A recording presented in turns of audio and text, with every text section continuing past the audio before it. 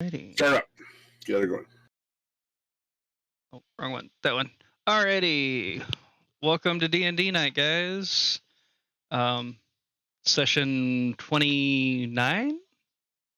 And Indeed. Dong Hei Fat Choi. It's Chinese New Yeah, Year. happy Chinese New Year. Happy Chinese New Year. Alrighty. Well, I'll turn this over to Mark. So if the fireworks go, that means look for the next. So we'll set off fireworks every time somebody dies. Good. It's the year of the rabbit. The year of the rabbit. Oh, I didn't make a killer rabbit. I can do that too. Okay. No doing the DM ideas. Kajira, that was the best face ever.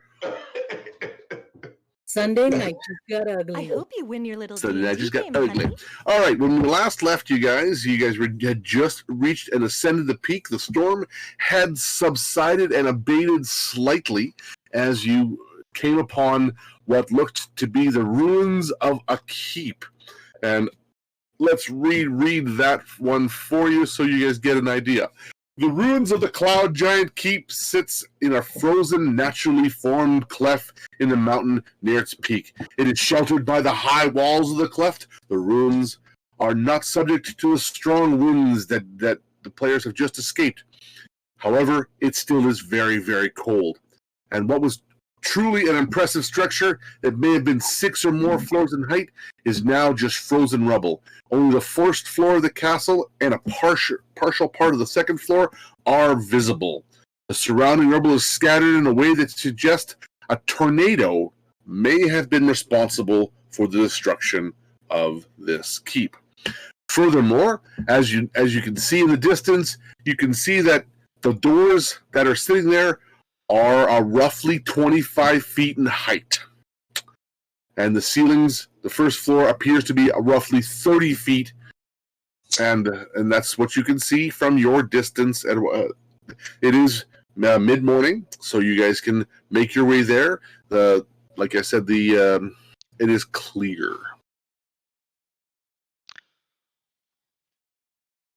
Well, I'm not going first. I will. It don't bother me. All right. Let's see, which one is me? Those are awful small. I know. I was trying to figure it out. Yeah, you can zoom into that as well if you need to. I just moved you. Okay. No, I didn't. This is you. You're down in the corner. There we go. Oh, okay. So right now we got if you hold down or if you hold down the control key, don't go that far up. Where you were was good. I'll move you back. Okay, I see how to do that now. So you hold down the control key, you can zoom in slightly, and then scroll your mouse button. Okay, as you come there, I'll give you another description as you enter the front courtyard.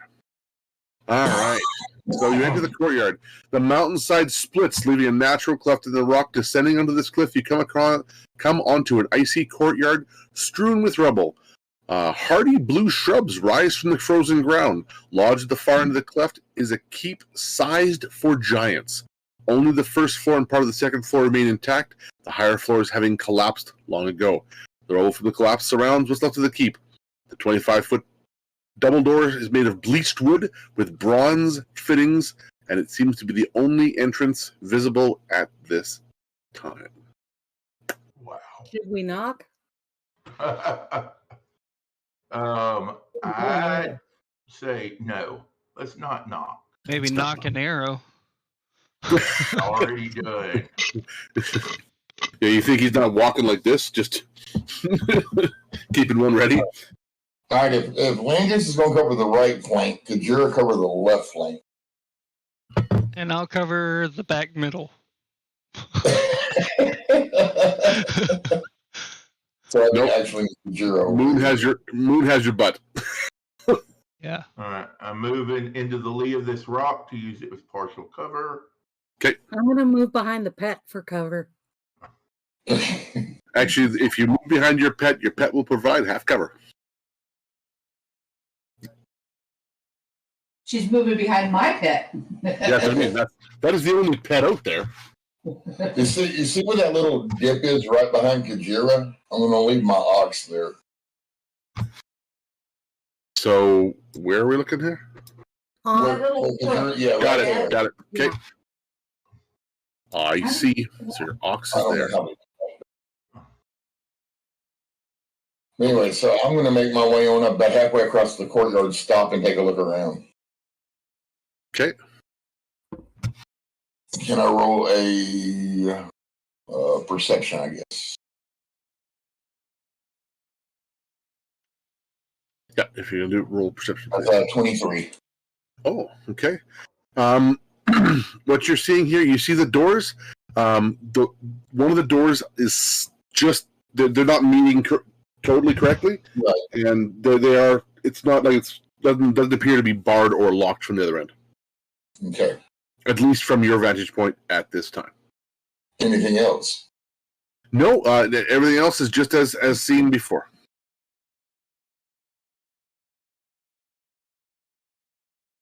Okay, if they've got me covered, I'm going to go all the way up to the door and push the doors open. Yep. You're They pull. locked-boarded and Except they watching. pull.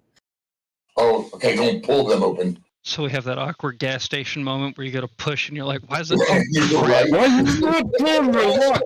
Get up here! Wait a minute, I'm doing. I'll try to pick the lock. You keep trying to pick the lock. You realize you're pushing and not pulling. Okay. And there's a sign that says pull. Oh, yay. Oh, All right. Is a couple of guys. Okay. So as you open the door, the ghosts of two cloud giants are wandering throughout the hall on a floor which is made of frost-covered white and green tile. A worn carpet leads from the entrance to the staircases going up and down. Two doors to the west lead to other rooms. Three giant-sized display cases along the east wall have things inside them, looking from this distance like paperwork.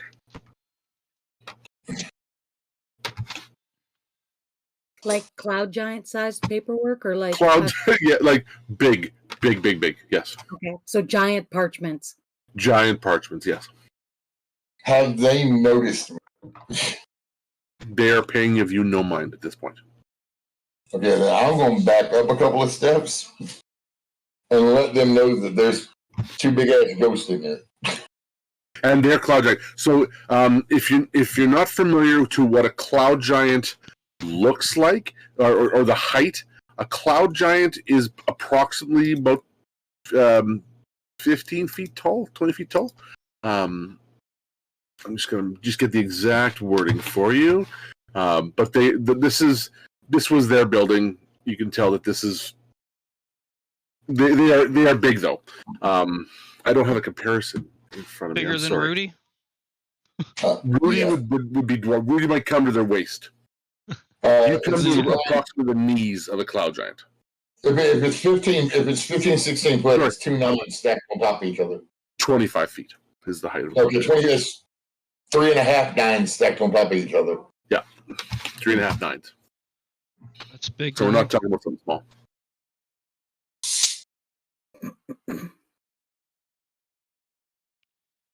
You need to think these guys are friends. They body artists. They're ghosts. They ain't gonna I be know, real. I'm kidding.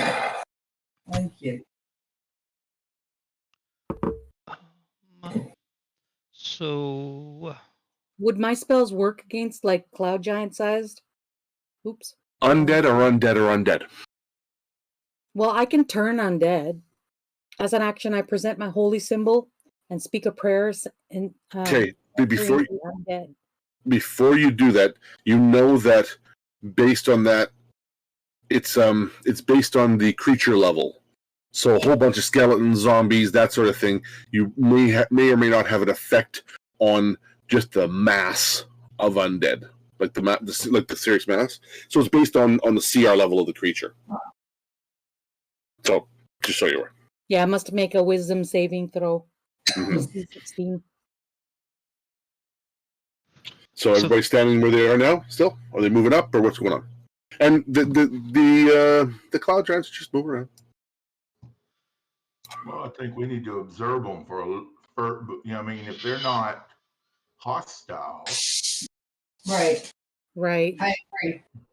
But something tells me that once we go through that door, they may become that way. I think they Oh, might there be is that. guardians. As long as we're out here, we're not a threat. Yeah, they're guarding their property. I mean, they were probably the guards of whatever papers they have in their cases, so they died doing their job. Really big people mean they could have really big spells. Right? Right? Really big spell scrolls. Yes. You read them like this. Yeah, it's like sitting in a small like shed looking at a 100-foot screen.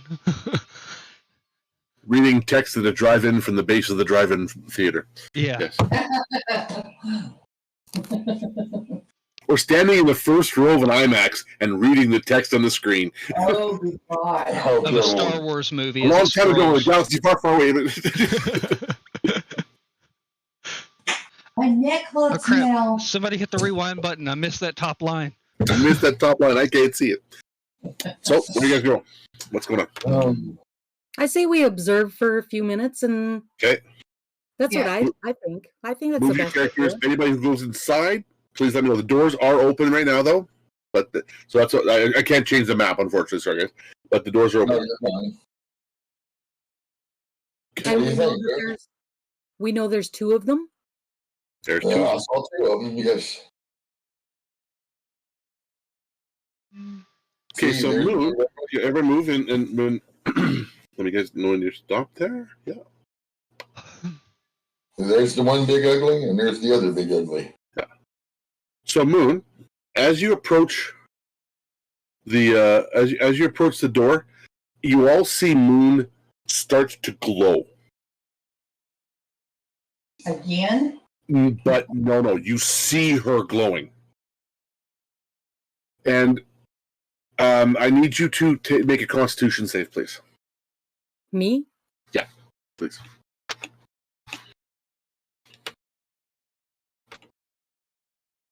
Bam. Be a gooder. 7. Okay, so Moon, you see her glow brightly, and then she grasps her chest, screams, and falls down, and she's unconscious. Oh, great.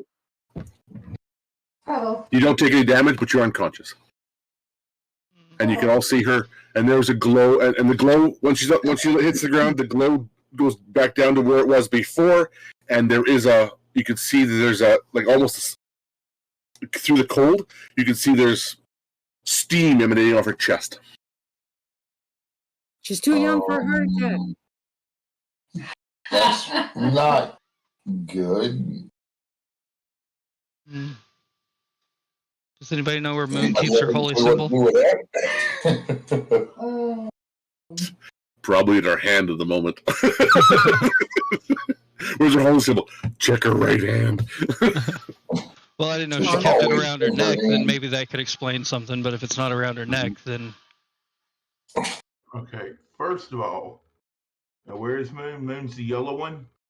yeah. Yeah, between me and Kajira.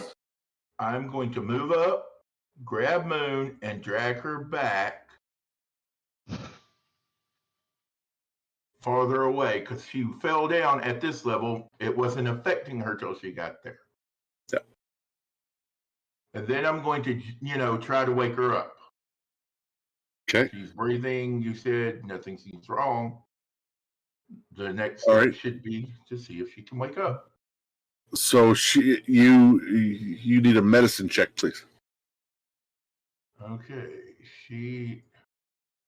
Or are you just going to do the standard fighter way of waking somebody up, which is the back of your hand and shaking her around until she wakes up? Shake her like a throw cushion. Yeah, Well, we'll try the medical first. good call. Is anybody else Uh, having problems 9. accessing a character? I'm having problems accessing everybody's character.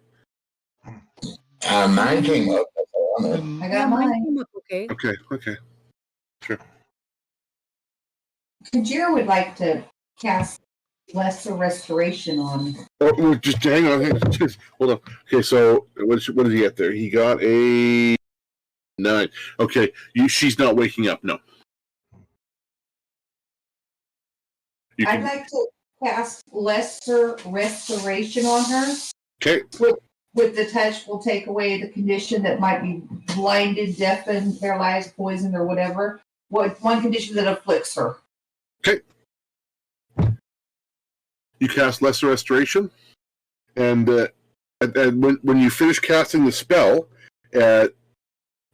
she wakes up, and you feel the energy from the spell hit her, reflect back, and you realize that the spell wasn't removed from your memory. So you didn't use this, your spell slot was restored during that casting, and Moon, you're awake. Okay.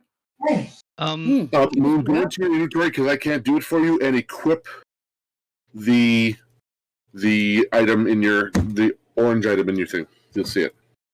It represents what's on your chest.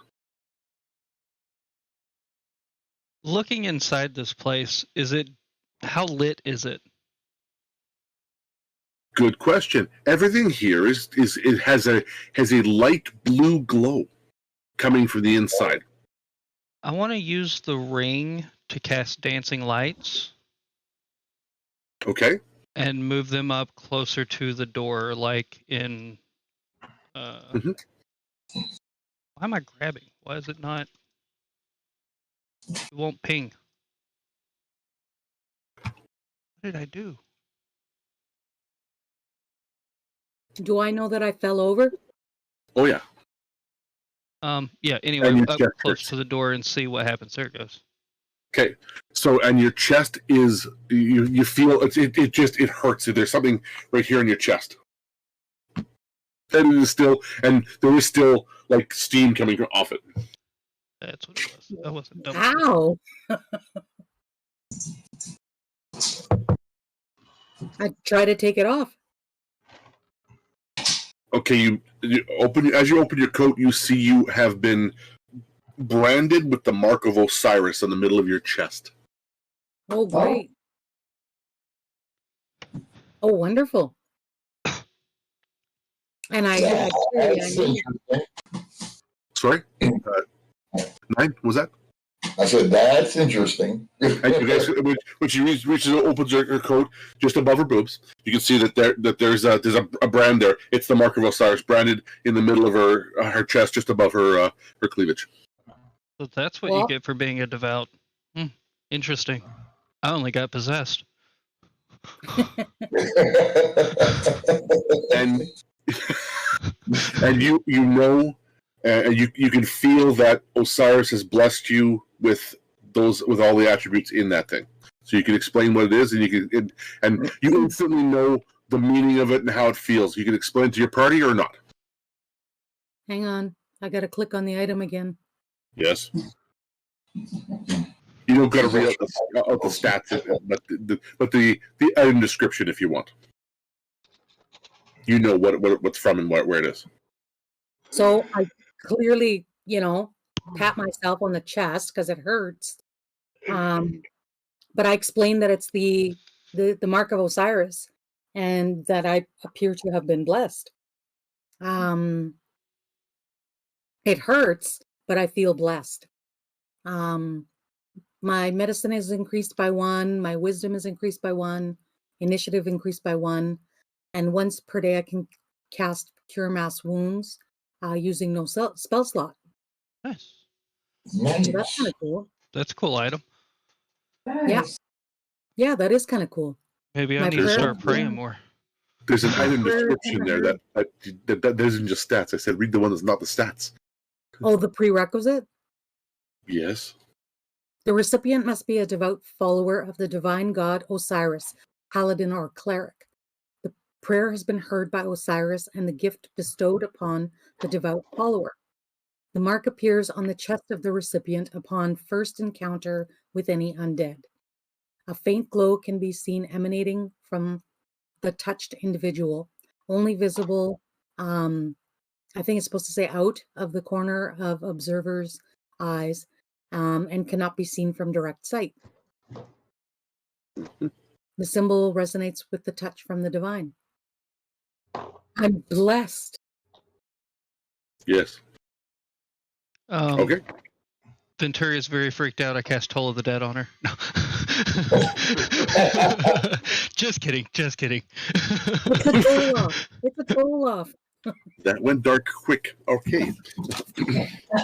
I mean, she saw an undead. It turned her undead. I'm going to toll it. Right. There's other methods that are a little less direct. Turn the undead first, maybe. I don't have that. I'm not an undead cleric. I'm an undead warlock. Right. All right, and that's at that point. That's where you are at this point. And the two ghosts don't seem to be affected, and they continue moving around and making gestures and just moving throughout the room. That's what you observe as well. Does the dancing lights go up to the door? Goes up to the door, yes. All right. I can push him in further and see if anything reacts to him. And it doesn't appear to be changing the light level in the room either. Oh, okay. Maybe it's magic. Maybe it's not like a magic threshold or something. Maybe it has no ceiling. True. Or a very high one. Well, they look like they got destroyed by a tornado. So.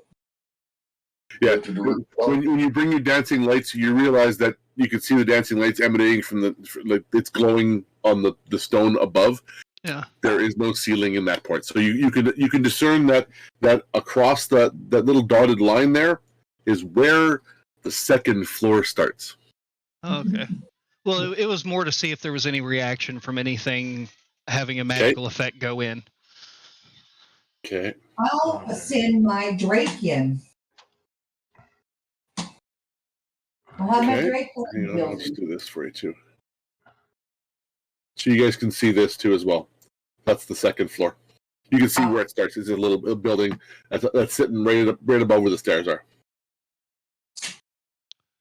Okay. Here, when your Drake goes in, they seem unaffected by it whatsoever. They seem to be going about their business with no regard for your Drake. All right, guys, y'all be ready. I'm going in. I'm with you. And I'm going to step right there.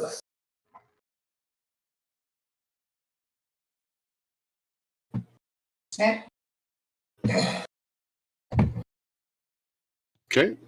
And they move around, and they actually don't go through you. They stop and move around you and keep going.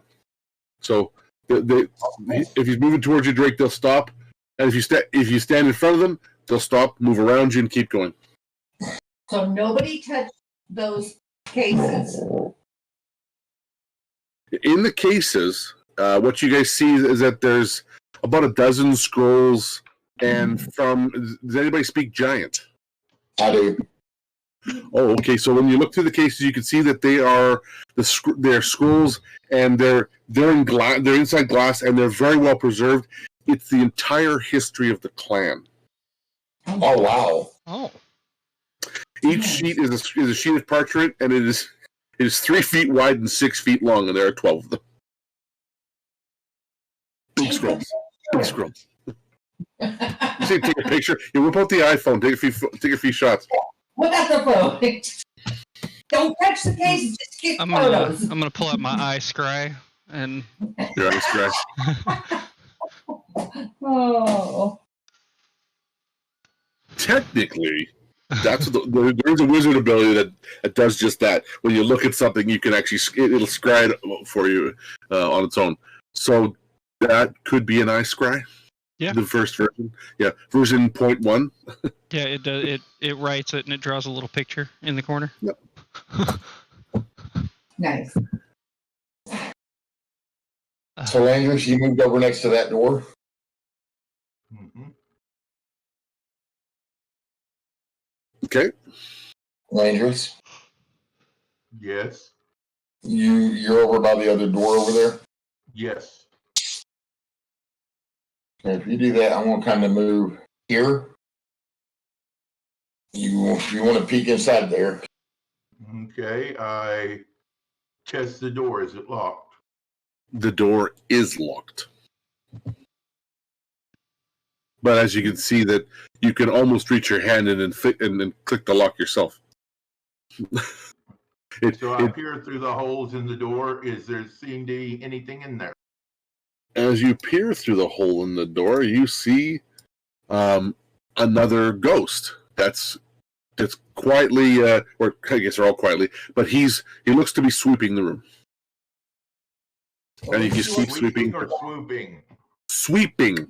Like there's no broom in his hand, but he's appearing to sweep the room. Okay. There's another one in here, guys. This one's doing maintenance. Maintenance ghost. Yep. What you can see also through the lock, you can see that the roof is missing in there, and there's a chest on the far side of the room. Very big one. There's a large chest in there, though. So do you want to go over the wall, or you want me to come pick the lock? Since the door itself is 25 feet high, and you at least probably 28 to give them a little headroom, plus a header of probably a foot or two. Yeah, how about you pick the lock? You could I'm throw just me. saying I could get you. I'm just saying I could get you over the wall. I wouldn't like how it landed. Yeah, I mean, you could always throw me again. Okay.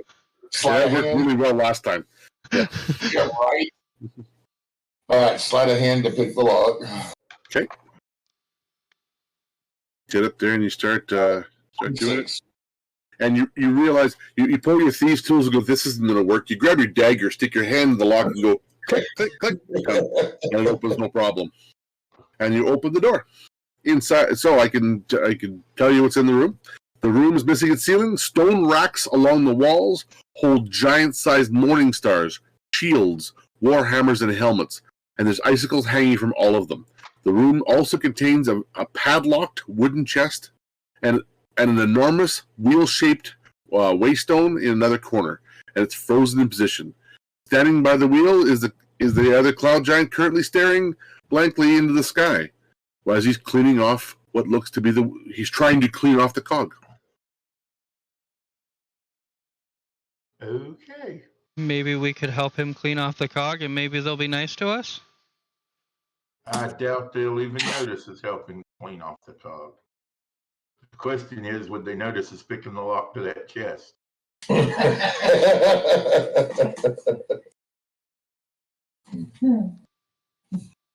you really want the chest that badly? Yeah. Yeah. Laura, the answer to that is the bear shit in the woods. Isn't it ready my turn on dead spell? Good call.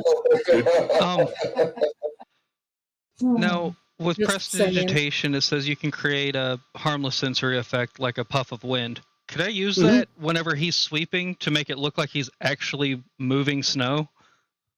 See if he does anything. Absolutely. Sure, you can do that. All right, yeah, I'm gonna be doing that because He's kind of, so you see Venturi just doing this and timing it, and now when he gets up from after cleaning the whetstone, he starts swooping again, and now you see Snow going. yeah. I want to make him feel like he's actually doing something. That's fair. Okay, how many people want me to see if I can get into that chest? Besides myself. Well, Go ahead. I'll just stay out here to make sure. Make sure what? Make sure you're not hit by the giant, right? Yeah. I'm going to roll a d4. Odds, yes. Evens, no. Oops. Wrong. Oh, it's a D8. Odds it is. Yeah, wrong screen. I just loaded out of my character. Oh, okay. no, I don't have the thing that gives you a +4 to ability. Guidance. We can try. All right. Okay, you roll it all right. We'll see if I can pick this lock. Okay. Charlie's not even paying attention to it. He's just he's doing this. He misses one and then goes back timing. Yeah. First thing I do is check the lid and see if it opens on its own. Is it locked? Oh, it's locked. You can see that. Okay. Pull out my dagger and pick 26. Like the lock in the other room, you realize I can see in the mechanism to see what's going. You're like, yeah, okay, click, no problem. And the lock pops open. Okay, what is in the chest? So you open the chest then? Yes. Okay, because it's padlocked. So you open the padlock. Unlock the padlock, you open the chest. Now the chest, when you go to try to open the chest, you realize that it's iced shut. It's just ice is frozen on it and it's shut. Because it's open to the elements, right? Right. There's ice, it's frozen shut. It's open, but it's frozen shut. Well, then we remove the ice. Okay. And chip away at it? Yeah. Okay, give me a couple. Build a campfire. Okay, that's fair. And what if it's full of explosion powder? There's that. It does look like a war room after all. That's fair. Maybe it's all wet. Hopefully. A blaze of glory. I mean, I could use prestidigitation to warm up the ice. Yes, you could. And I mean, it'd take a little bit, but I can warm one cubic foot at a time. Well, if I help you with that, I can use my dragon's breath. My drake has fire breath, so No, you have fire breath. No, the drake has flame damage on the bite. open flame. You can use your fire breath through the dragon, but the dragon itself doesn't have fire breath. Yeah. I don't have fire. I chose lightning. It's Well, lightning, then it's not fire. So you can breathe. You can use your breath weapon via the dragon, and because you're doing it as a distance via the dragon, you can change its type. So basically, you're throwing your voice. Just it happens to be a really bad, ugly flame voice. That's all. And I will reiterate, no open flame in the unknown chest in the war room. Fine then. Landers will have to tell that story later. We'll use prestidigitation and clear this thing of ice. All right. So you guys slowly just use prestidigitation, and you see it warming. And 9, you're trying over here. Yeah. And after about almost a full minute, so a bit of time passes. He's walking around, and for a second he doesn't leave the room. Just looks around the corners and comes back in. But the chest does open. Looking into the chest, you see that there are four potion bottles, giant size, so a little bit bigger than normal, and a rusty iron sphere. Sphere as in a ball. A ball. Yep. Detect magic? And it's not very big. It's only about 3 inches around. So like a little ball. Detect magic? Yeah. Yeah, the potions are glowing, so's the ball. I let everybody know that. Okay. Interesting. What kind of magic is the ball? Does it have You a would know school? that on Detect magic. Checking. It doesn't really have a school. Okay. Fair enough. It's magically enchanted. I'm sorry, guys. So the biggest would be an enchantment. Okay. What about the potion bottles? What school are they? I mean, I can identify them later. Mhm. Figure out exactly what they are. Yes, but you would have an idea right now. From the color of the liquid, they look like common. They look, from the color of the liquid, like potions of healing. All right. Let's take. I'm worried about that ball, but the potions need to go with us. Well, we can. How heavy are they? I give the other 4 each one of the potions. Okay, so you reach in the chest, and You take the potions out and roll for initiative. Oh, yay. As soon as the potion bottles hit the top of the, I'm going to move everybody where you actually are here, and you guys are over there, and the Kajira's here, and Moon, you said you were there. The Drake would have been next to Kajira, and that's where we're going to roll for initiative. Okay. I rolled a 9. I rolled a 13. 22.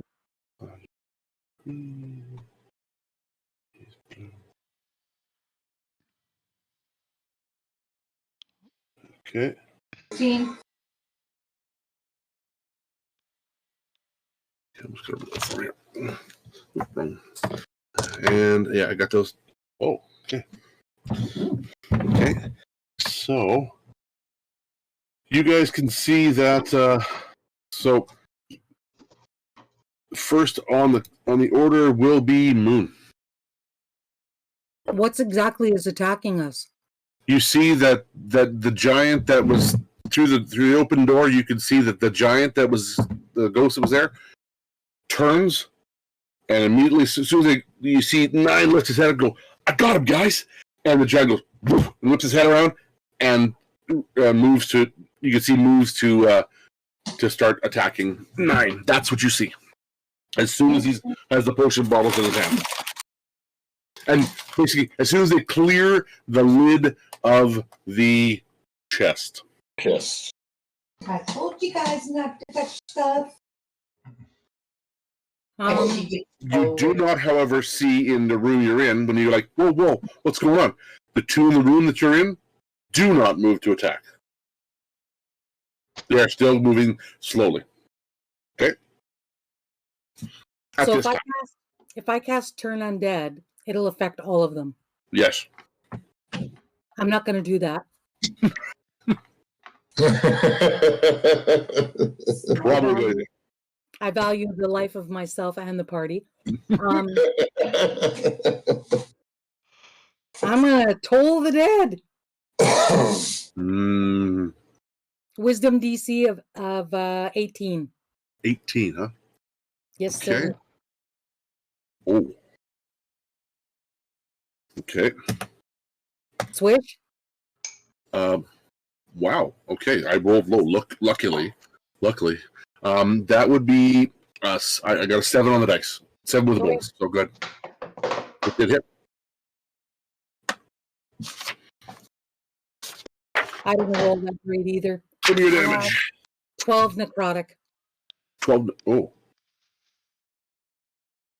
Okay. Okay. 12 And- necrotic? 12 necrotic. Okay. I'm going to tell you right now, you know that ghosts are immune to, or undead are immune to necrotic damage generally. Maybe you want to rethink your Toll the Dead. I'm going to let you recant that. Okay. So something else, maybe.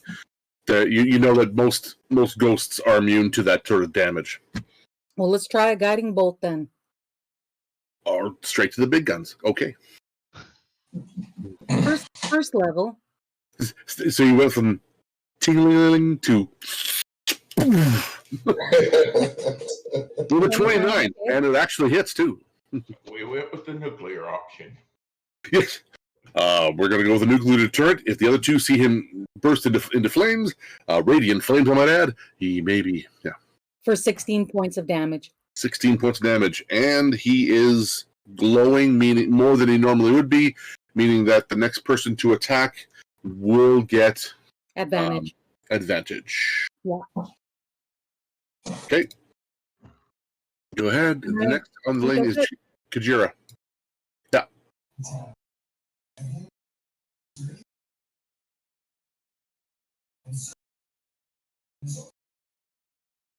Kajira? Yeah, She's working it. Well, what are you doing? You got to tell me what you're doing before you start rolling dice.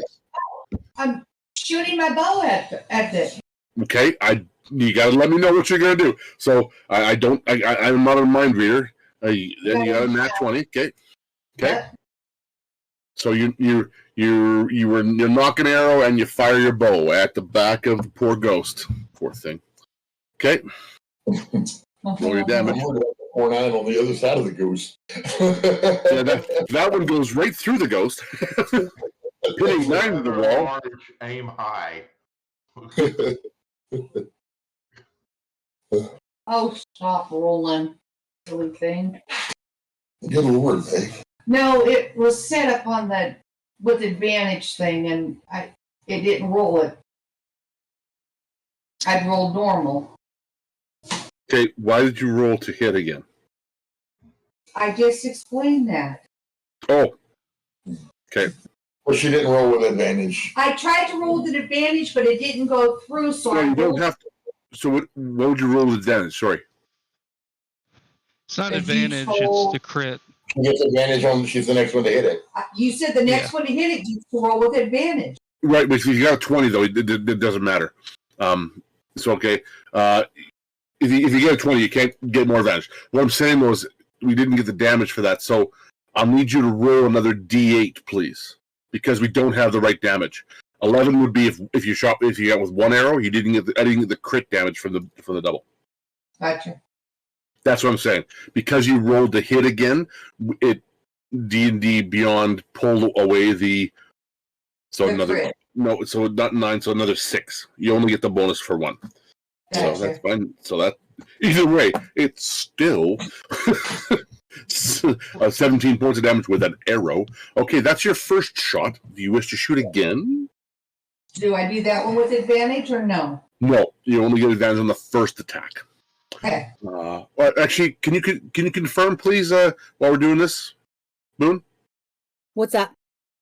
Is it advantage on the first attacker or first attack? I believe it's the first attack. Okay. Just confirm that, though, please. Yeah, we got 22. That does hit. If not, we'll let it roll to see if she gets a 20. And we'll just double it. Damage. I think it's just the first attack. Yeah, I'm pretty sure it's just first 11 attack. points of damage. Another 11. Okay.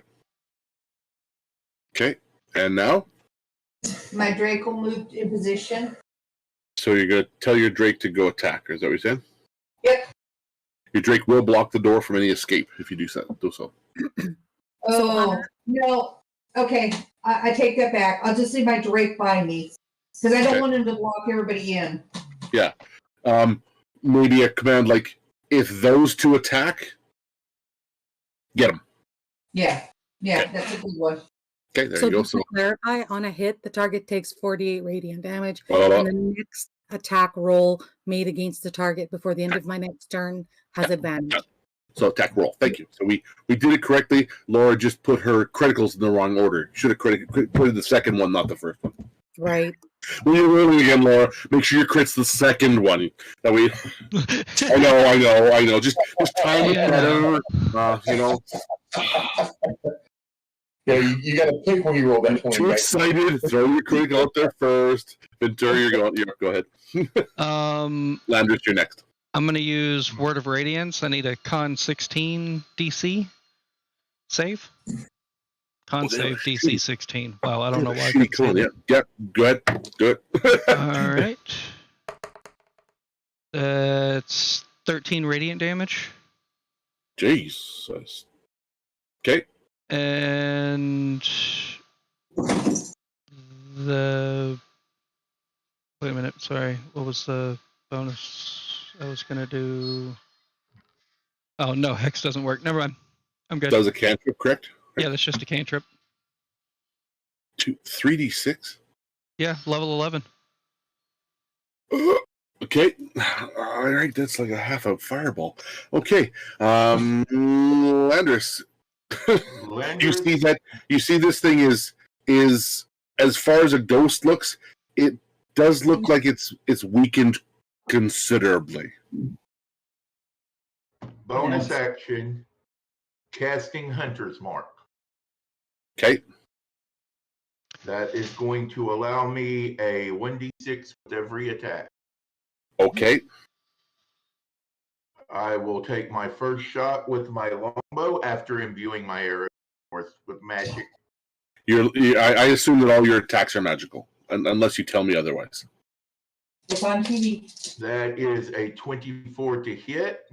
24? No. Yeah, of course it hits. Jesus. I am aiming up to get my strikes above 10 foot. This is a 25-foot ghost, right? Yes. Shouldn't be that hard. Bursting arrow. Let's do the damage for the longbow hit first. I will let you do that. Only because the ceilings are high, too. Then we're going to add the 1d6. So that is 9 plus the 2. That's 11. Then we're going to bursting arrow. That is 2d6. Yeah. And so that is 18 total. Okay. For that attack. Second attack.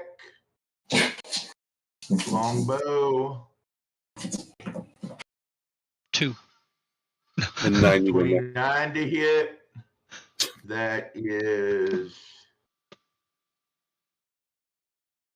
14 plus 6 is 1, so that's 15. I'm bursting arrow. I'm removing them as you give me numbers, just so I'm not too confused. Go ahead. Bursting arrow. Okay, you're done then. I'm fixing to burst the arrow. Okay. Burst arrow. That is 2d6 more damage. For 10 more points of damage. As the arrow bursts, the ghost goes. It's gone. Oh. He never got So to sleep basically, his what cog Ryan does is grabs the bottles, turns around, and goes, "Ah! Oh, Whoa! We got potions." You guys have to touch things. Get in, honey bear. You mind if I hold on to that metal orb? I don't care. I'd rather he holds on to the metal orb. I can identify it later. No magic. Yeah. Big giant balls. We're not doing them. Okay, so yeah, so when you stick your finger on one of them, you discern that they are 4 potions of greater healing. Woo woo. Okay, yeah. So for those who don't know, they will heal back 4d4 plus 4 when drunk. Okay. And the liquid is red and it glimmers. And when you shake it, it glimmers. That's how you know what it is. So it's a standard potion looking thing. 4d4? Plus 4. If you put them in your inventory as greater healing potions, they will show up and do it. And to make sure each one of them had one. Everybody has one? I have one as well. Okay. Everybody but me gets one. Oh, okay. I can't seem to access my notes. That way, when I go down, you could use them on me. That was my thought process, yes. That's forward thinking for the barbarian. Very wise of you, sir. Does Dad have the one show on for you? Probably so. There we go. Oh. Potion of greater healing and a magic metal ball. Yeah, a rusty iron sphere, technically. Okay. Now, I want to search the room, look it over pretty good. Okay, you can go through and you use the chest itself is massive. It's like 5 feet long, 3 feet high, and 3 feet wide, and it weighs about a little over 250 pounds. Everything on it looks pretty cool, and the items, most of the items are in pretty good shape. A lot of them are still rusty, though. This is the armory that easily you can tell this was the armory for the building. Okay. All right. How about we just chill here for a minute? If nothing's going on, we can take us a little short rest.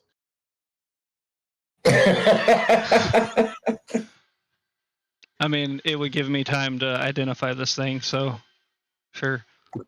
Sure. Okay. We're Have a taking second? this slow then, are we? Okay. So you watch the guys. Wow. Okay. Sorry. Okay, he's. I just got to change this here to 0.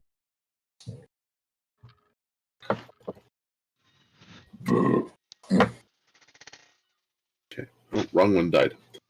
Well, you could just move the other one out of the. Yeah, maybe let's do that. That'll be easier. Okay. Orlando's gonna have a picnic on it. Okay, and then they're just chilling around there, and they seem to go over and they read the cabinetry, and then they'll stand at attention by the door, and then they'll move around the room. You guys are all going to go in the other room here? Yeah, while everybody else is kind of doing their thing, I'm going to not touch the stuff in the cabinets, but I'm going to see if I can discern anything further about it other than the fact that it's basically genealogy. Okay. Well, you roll a perception check. Okay. And anybody can speak Dwarven as well? Anyone? No. Yes. No. Okay. Yeah, Kajira, you also can discern enough of these scrolls that you can see what's written on them as well if you really wanted to read them. But what you glean from this after reading them, 9, is that they were an isolated clan, and they were content to live in peace, away from the squabbles of other giants and most mortals. And as they went through, they began to use magic to alter the weather, and it caught the attention of one of the Wind Dukes of Aqua on the elemental planet Air. That entity gave them access to powerful elemental magic in exchange for their fealty. And over the years, they harnessed the new magic, and they became a force of good for the region for roughly 150 to 300 years. Times moved a little slower for them, as they known. And some of the last entries show that the patron that was there was overthrown in a coup, and the enemies were all of this disposed Wind Duke wiped out this giant clan. And this is what the last entry was: the keep may fall, we will fight till the end. And apparently,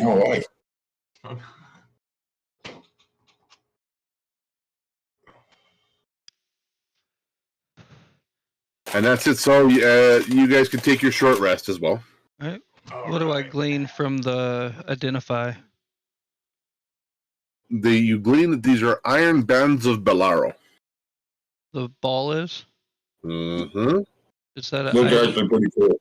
So I'll read it to you. So it's an item you can add to your inventory. Rusty iron sphere measures 3 inches in diameter, weighs a pound. Use it, and you know the command word from your identify spell. Use an action to speak the command word and throw the sphere at a huge or smaller creature you can see within 60 feet of you. As the sphere moves through the air, it opens into a tangle of metal bands. You then make a ranged attack with an attack bonus equal to your dex modifier plus your proficiency bonus. On a hit, the target is then restrained. Yeah, and then going on. There's more about it, but you can read that too. it's slaver's equipment. Check. Once they're used once per day, so they're usable once per, and they reset at dawn. Is it one of the things that you have to? It should be there. Yeah. What? Oh, you don't have to attune to it. You just have it. I don't believe so. Doesn't look to be tuned. You just throw it. Does anybody want this?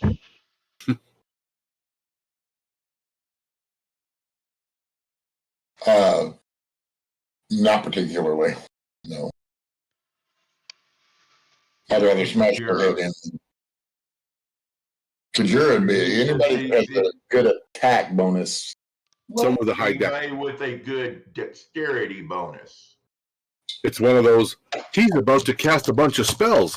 Throw it on him, and he's now restrained and can't use his arms to cast those somatic pieces needed in the spell. Useful. Yeah, with our group, Kajira might be the perfect person to hold on to those. And so the person can use a DC check to break free. But what's that? I was just blessed. I don't need it. Well, I'm just saying, if standard attack, Landers is doing his thing. I'm running up to the front. You're getting your spell. You two are getting spells ready.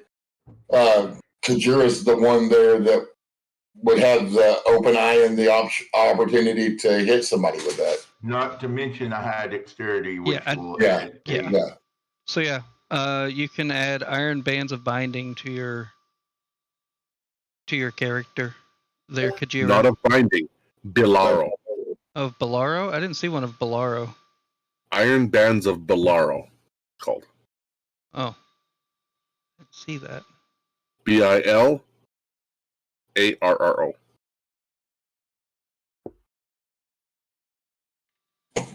Iron bands. And in the candle keep, there will be a picture of them. Let's see it. Yeah. I don't have the bands of Bilaro one, but I have the iron bands of binding, which says the exact same stuff. 3 inches in diameter, 1 pound, DC 20 strength check to break the iron bands. Add it to your sheet, that's what comes up. Yeah. Okay. Well, yeah. If the other ones work, that's what it is. So we're good. Range attack bonus equal to your dexterity modifier plus your proficiency bonus on a hit. Target is restrained. Yeah. All right. So as long as you got something that works for it. And it only has one charge, so. Well, take that off. Put iron bands. This one resets, as the other one does not. Actually, Sean, if you go for the weapons, for the filter, type in iron, and it will be listed as a magical item. Okay. Did you hear that? Those bands are used. They cannot be used again until the next dawn. So yeah, at dawn they. Okay. So delete, and she has them in her inventory now.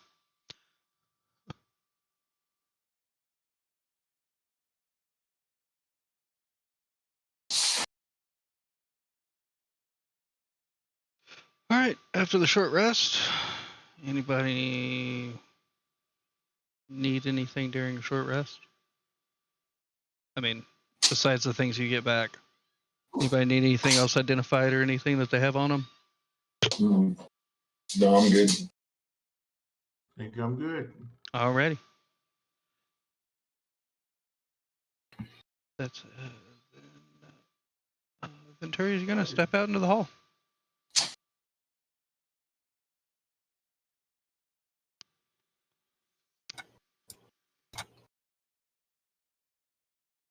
Okay.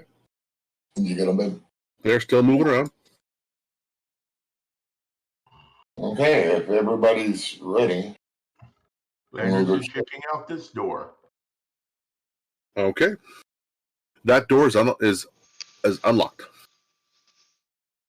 Okay, Landers steps in and looks around. You open the door first. Okay. Okay. As you open the door, you see, and I'll tell you right now. Okay, you see 3 more ghosts. Oh. Okay, so the 3 ghosts, see 3 cloud giants ghosts. The room has large fur carpets on the floor, sturdy tables that can seat a dozen or more cloud giants at mealtime.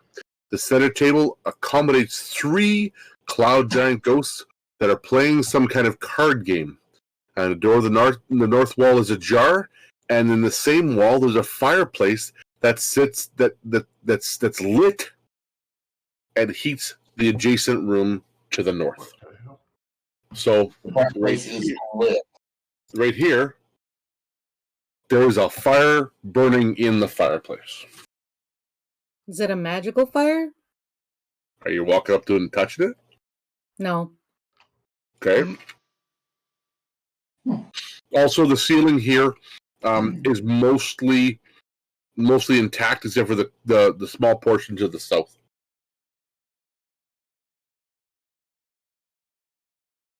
Okay. Okay, So these ghosts you see that are very intent at the game. Okay, I'm going to ease around their game and then check the rest of the room out. Good. Are you going stealthily or are you just walking around? Stealthily. Roll stealth, please.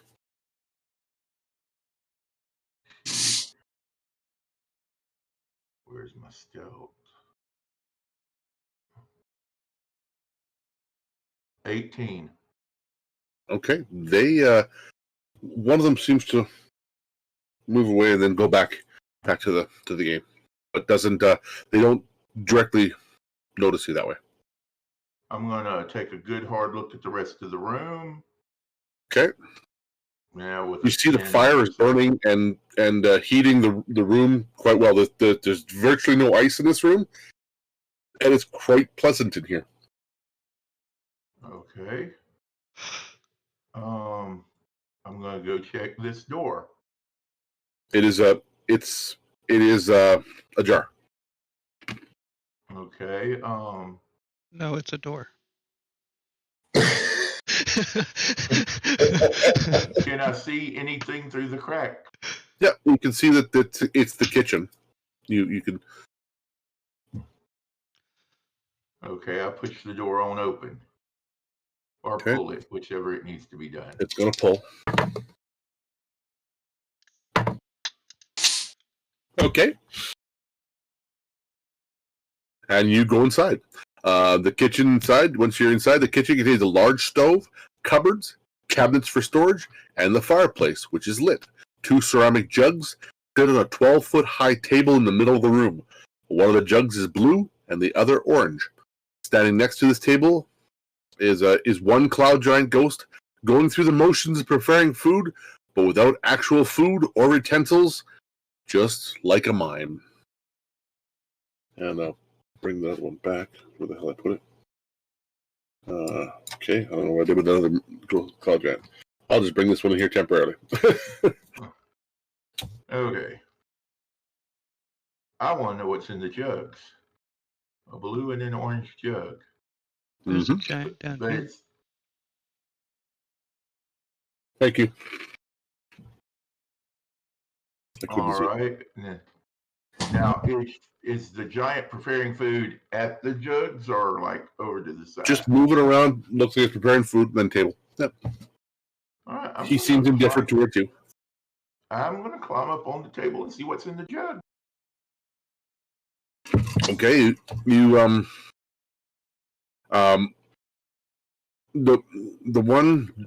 blue jug, you look at it and you give it a little swish and pour a little bit down on the ground, and it's boiling hot tea.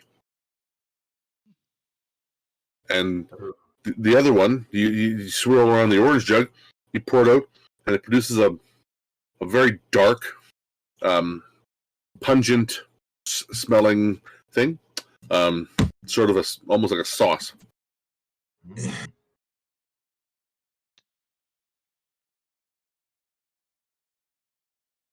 Okay. Anything else about this room that's interesting? Other than that, not much. All right. I am going to go back slowly, carefully. Are you taking the jugs with you? No, not at this point. Okay. I'm going to go back out here to my crew and tell them what I found in the kitchen. Hang on. When you go back through the room,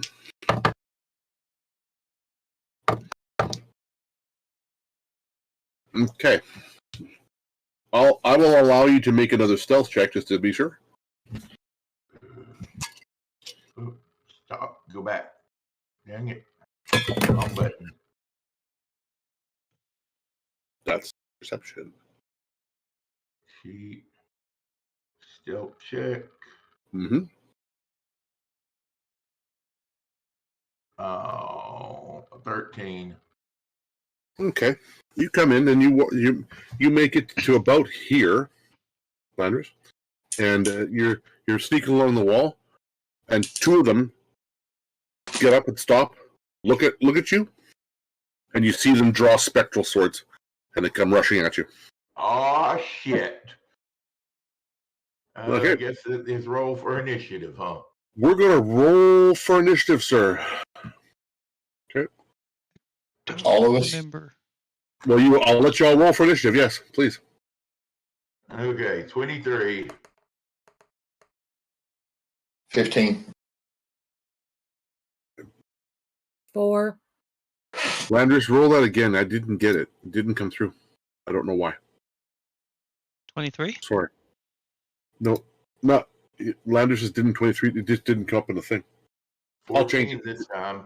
Yeah, no, I'll put back to 23. I can change it manually, but I have to wait for you to put the number. Yeah. Kajira still beat you. Sorry. Okay, kills and keep 2. Yep. Okay. Boom. Sure, I'll get to go for it. Woohoo! Okay, that was that one there. Sorry.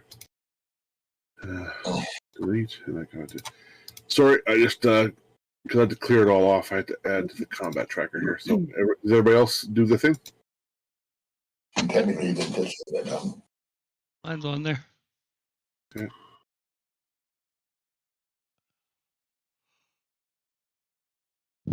Okay, top of the order, Kajira. You hear a table fly back against the wall and crash, and a scream from Landris. Well, I'm like, oh crap, from the elf. Go out. What are you gonna do? Sorry. You're in the other room right now. What are you doing? Yeah. So you're just reading up on the stuff you're going because your dwarvish is kind of rusty. You're like, okay, was that a giant? Okay, and you're refreshing the dwarvish that you haven't read in a long damn time. Okay, so now you get that wall. What are you gonna do? Move to. I'm going to move 2 with bow out. How far can I go? Well, you can get to the back of 9. Back of 9, yeah. And aim at the first guy. Okay, so if you're aiming through the door behind 9, you're going to aim with disadvantage. So please roll with disadvantage. You're firing around someone through a door, trying to hit a moving target on the other side. She's firing up at the giant. She's above 9's head. Okay, if you're going to run to there, through the door, you're trying to hit a moving target on the other side of the door, though. Okay. Don't hit me in the back of the head. Don't hit me in the back of the head. Do it. Do it. She's going to roll a 35. I mean, it's just, she won't miss.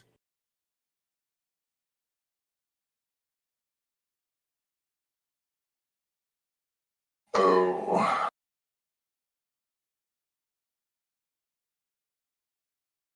Okay. Wow. There's with the 10 or disadvantage. 11 is still at 22. Okay, you hit.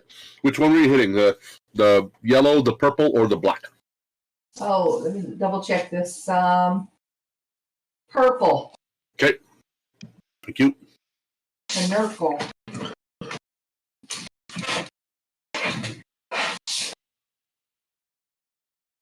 Come on, baby. Yes. That'll be 14 points of damage on the first hit. Oh, Jesus. Disadvantage on the second shot also? Yeah. Until 9 gets out of the way, anybody who's trying to shoot through the door will get disadvantage. Just so everybody's aware. I just want to make sure before I hit the buttons. Mm-hmm. There we go. Another hit. Same one, I'm assuming, right? Yes. Okay.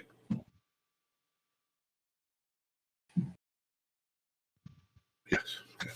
13 more points of damage. And my Drake is going to stay out here and just be on lookout in case something else happens. Your Drake would be able to fly over and into. The roof is missing in the corner there. Oh, that's right. I forgot about that. Okay, yeah. Fly him over to go next to Landris. I think who was over there. Start killing this guy here. Okay, gotcha. Guy over here. Okay. Yeah. So he's going to go. What? It can make it to right in here and still attack. Okay. So not exactly where he wanted to. He's above them flying. That's fine. Lander should probably hit him with an arrow anyway. Just saying. He's killed him before. Okay. He does not have disadvantage though because he's just standing behind him biting him. Yes. And Gave himself a big old mouthful of ghostly butt. for 9 points of damage. Okay. Okay. You done there? Yes. That's your 2 actions and a bonus action. Yep. Does she get the, okay, when she bites, she can do the fire add-on too, correct? Yes. Okay, so let me roll my fire add-on. Sean, when you get a chance, can you add that for her so it does both? Yeah. Yeah. 6 more. And that's 6 more. That'll be the 6 that makes the difference too. Okay, so Landris, as we stand by, okay, we better clear your throats. Are you ready now? So now you see three of them now. The first 2 advance quickly. The next one gets up and throws the table aside and comes directly at you, and you go, "Oh crap!" And from breaking your stealth, as you know you're not stealthy anymore, a couple of arrows fly through the door, and immediately you're being supported by the Drake above the head of the guy on your right. Go ahead, Landris. Attacking the guy who you called Black, which turns as a rusty red brown to me. Sure. I am going to bonus action Hunter's Mark. Okay. Then I am attacking with my longbow, I assume at disadvantage for the distance. You're disadvantaged because you're in melee combat. Yeah. Your disadvantage, you'll only roll a 21. 27 to hit. Well, Yes. how did that work? Because it's that you rolled a 14 plus 13. Because you have a plus 13 to hit. Right. 27 to hit. I assume that hits. Basically, freaking added the 2 together. All right, go on. Yeah. Disgusting. For 8 points of damage. Bursting arrow. I'll let you get the first. I'll let you pick 2 to get the burst around. Not all 3. They're just too big. You can burst and get 2 of them, not all 3 of them though. Okay, bursting arrow will get the 2 closest to me, I assume. Okay, 2. Yeah, but you can put it between. You can put it between 2 of them. It'll hit both of them, not all 3 though. So if you wanted to hit the guy in the back a little bit too, you could do that. So I'm hitting the first 2 closest to me. Yes, sir.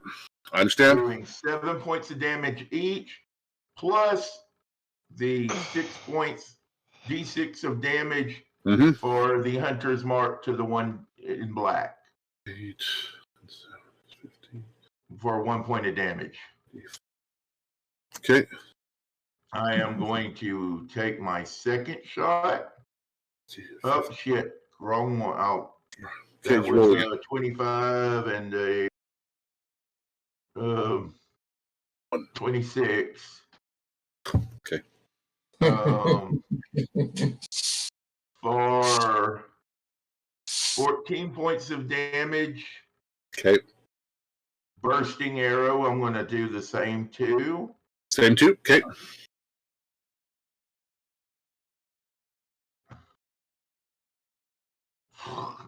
For 2 points more of damage each. Okay.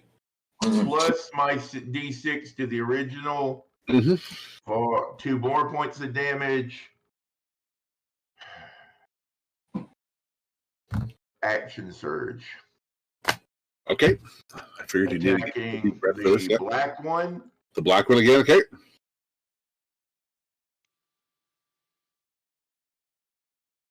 With a 24 to hit.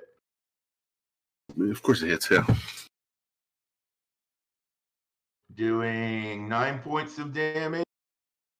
And my fourth and final. Oh, crap. I keep getting it wrong. Ooh. Might miss.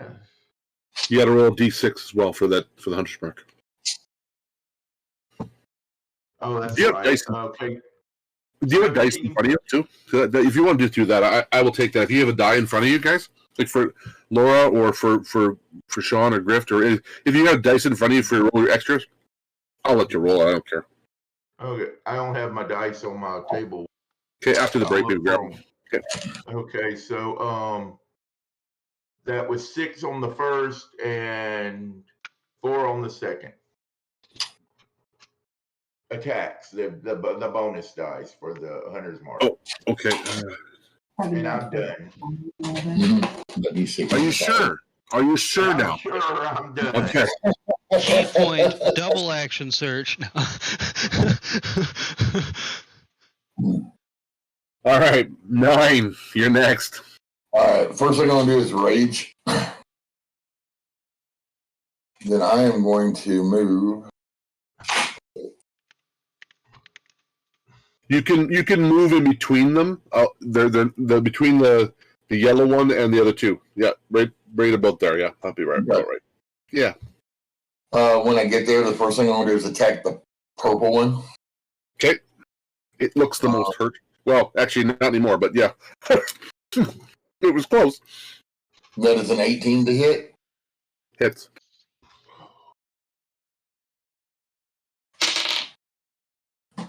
I guess 7 plus 10 points of poison. That probably doesn't help. Ooh, that's a good question. Oops, sorry. I rolled damage instead of to attack. On my second attack. The poison does not help. Yeah, I know. I rolled the wrong button. I forgot I put that button on there. 20 to hit. And that is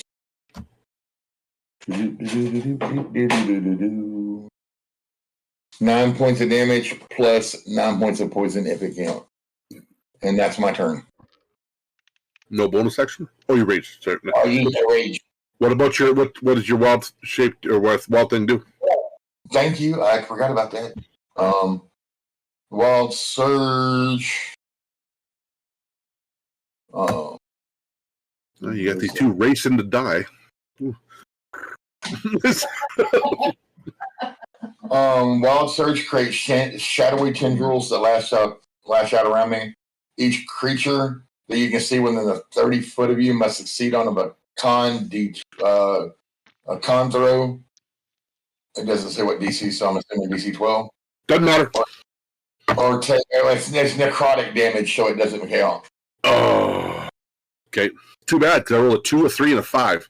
But I get D12 temporary hit points, so I'm going to roll that real quick. Right. Question: my Drake is in there. Is it affected by what he just cast? No. Targets that I choose. Okay. So I get 2 temporary hit points. Okay. Okay. 2 is better than none. Yes, it is. And it's better than 1. It's 2 less that Moon has to heal later. That's So, right. Much later because she rolled a 4. How does someone with a bonus to initiative roll a 4? You got me. All right. She has no dex and a bonus to initiative. Did you roll a 1 or something, Bernie? I did. Okay, that's why. All right, so now, Captain Purple. Or sorry, are you done, Sean? Yes, that's all I can do. All right. Okay.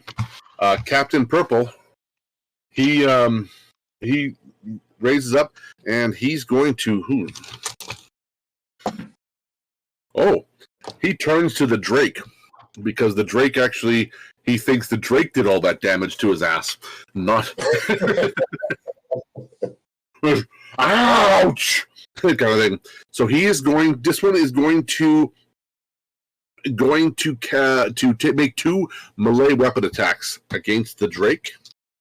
Okay, And that would be on the dice. That's a 19 and a 24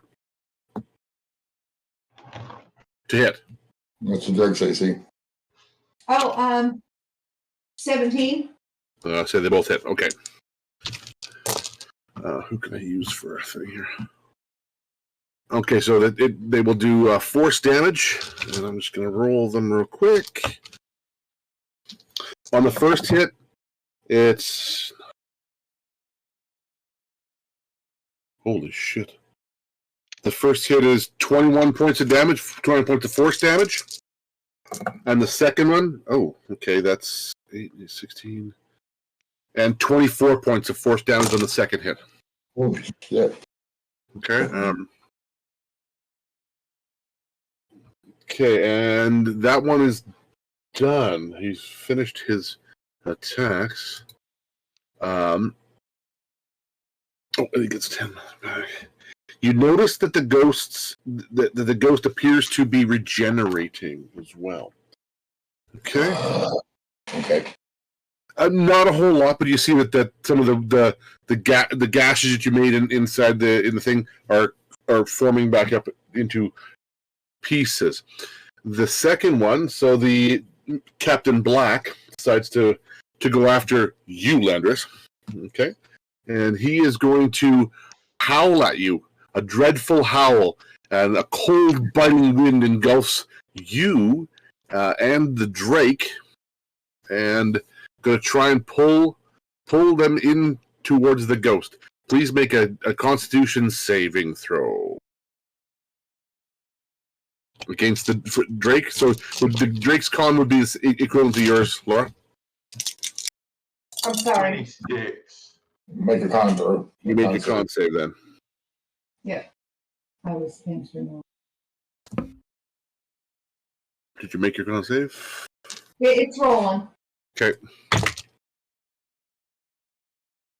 Landers, you're going to take 9 points of damage, and Kajira, your Drake will take 18 of cold. Of cold damage. If you're wearing cold weather gear, you'll take half of that. So my Drake just went poof and is gone. Oh, okay. So your Drake is gone. So if we have our cold weather gear, we take 5 points. Not cold weather gear, magical cold weather gear. That's what I'm wearing. Yes, then you take half of that as well. Okay. Okay, I'm just going to move him over there, Laura, just to get him out of the way, so we keep him there. Okay. Okay, so the Drake's gone, but you haven't summoned him today, so you could summon him again immediately, Laura, or later, so if you so desire, because that's a daily thing. All right, and the last guy turns to you and tries to take a couple of swings at you, 9. Bring it, sister. Bring it, sister. Okay, I see how that's going to roll.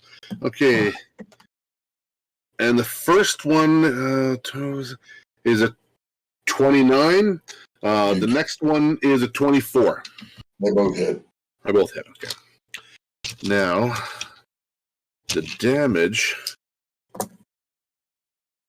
Okay, I rolled minimum damage for the first hit. I can't even make that up. There are literally 3 ones right here.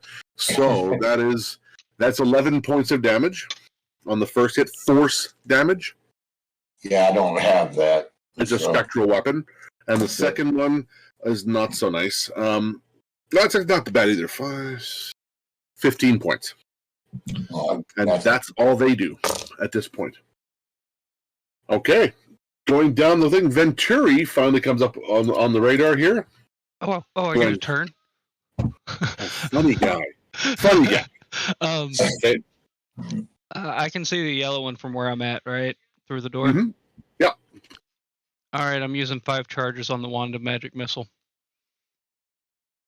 Oh, okay. And that's 7 darts. So you roll that. Kajira, you will not, firing through the door now will not impose any sort of disadvantage now. You can roll with standard. Okay? I'm just going to roll 7d4 plus 7. That's fine. Because that, instead of rolling each one separately. Yeah, if you want to do that, that's okay. 16 plus 7? 20, 21, 22, 23? On the fourth one.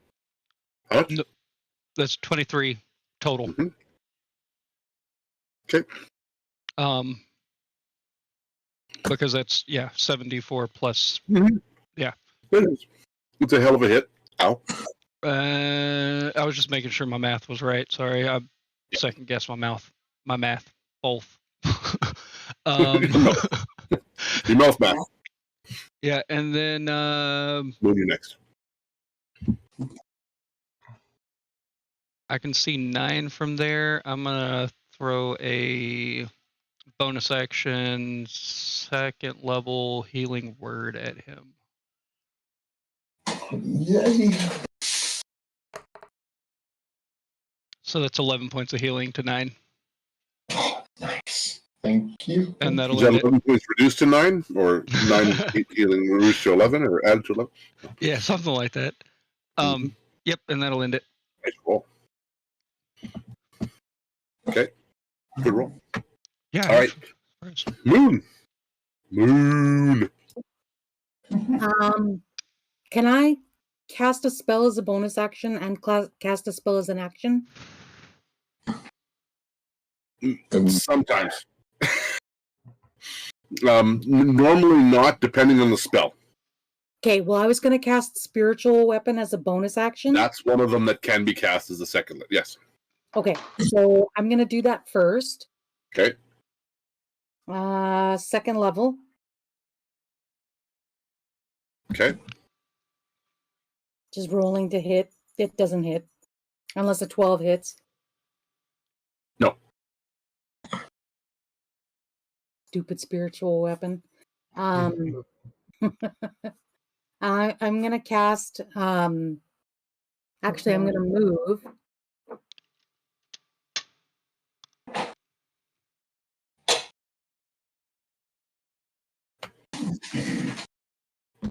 From where I'm standing, can I see Mr. Purple?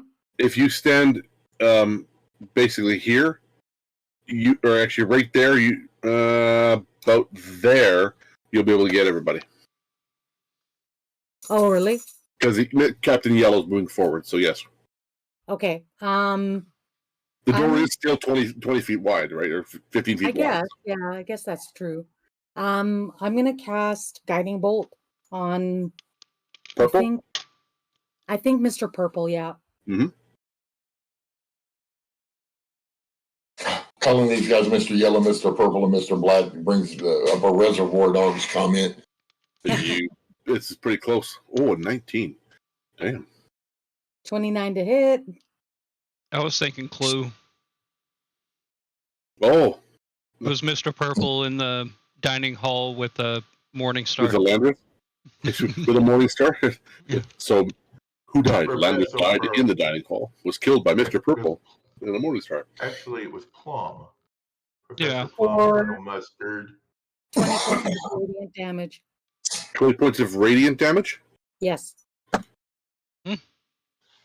Booty, I'll take that. Put that in your pipe and smoke it. I accidentally cast second level. That's fine. And it goes into poof. Good.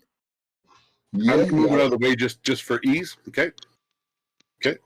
And that would be... That's my turn. That's your turn. So that one's gone, right? Yeah, that was gone. And we're back up to Kajira. You could fire through the door with impunity, Kajira. Gonna fire at the yellow one. Okay.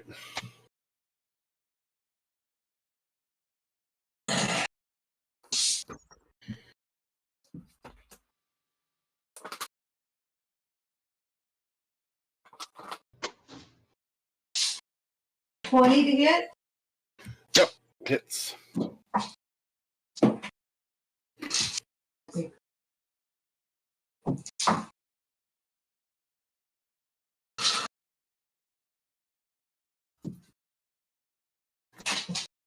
$13 damage. Yep. Next shot.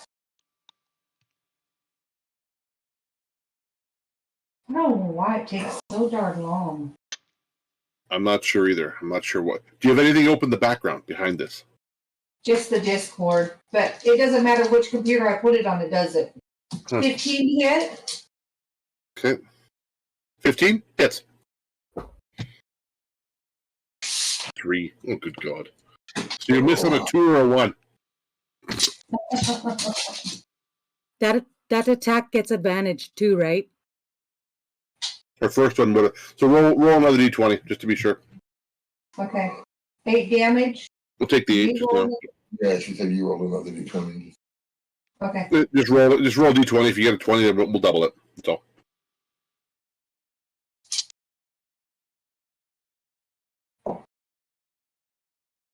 It's rolling. As your bonus action, what are you planning on doing? So you can walk. You can talk through it. No, No, it was a 19. Close. Okay. Okay, what are you doing with your bonus Your action? bonus action, if anything, what are you doing? Nothing. Okay, I'm done. you're done. Landris. Bonus action. I take my dancing grapes from my back and throw it at Mr. Black. Okay. That is a 22 I'll let you to hit. I'll let you use that right there as the outside of that. Okay. What is that? And the damage is points of damage. Then I'm going to make my first attack with my longbow at disadvantage. Okay. Oh, natural 1. Oof. Roll it again.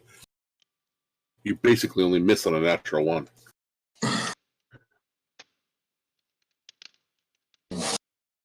$14 for 27 total. Nope. Nothing happens to your bow, and you do not shoot 9. I am curving the arrow to try to hit Mr. Yellow. All right.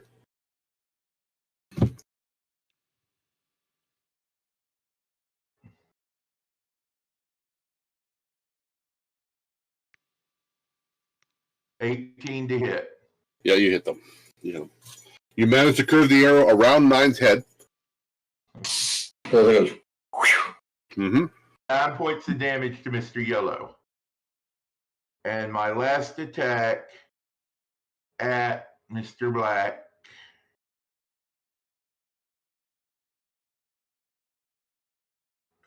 Yeah.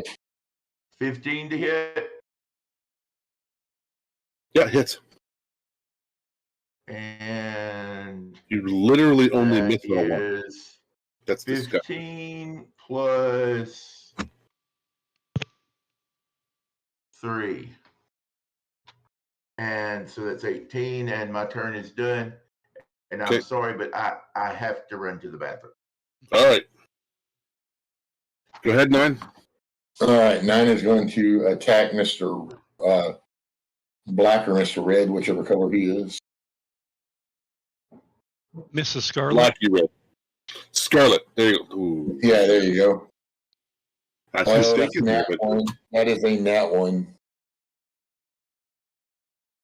2 in the same round, really, guys? Okay, go ahead. Yep. Rolling the d20 now to see what happens.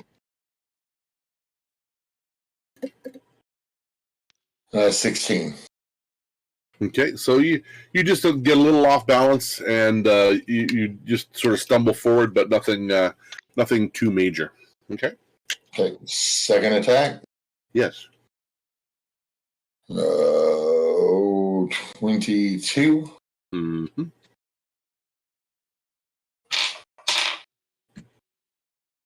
That is 5 points of damage plus 3 points of poison. Bonus action to attack with my offhand. Mm-hmm.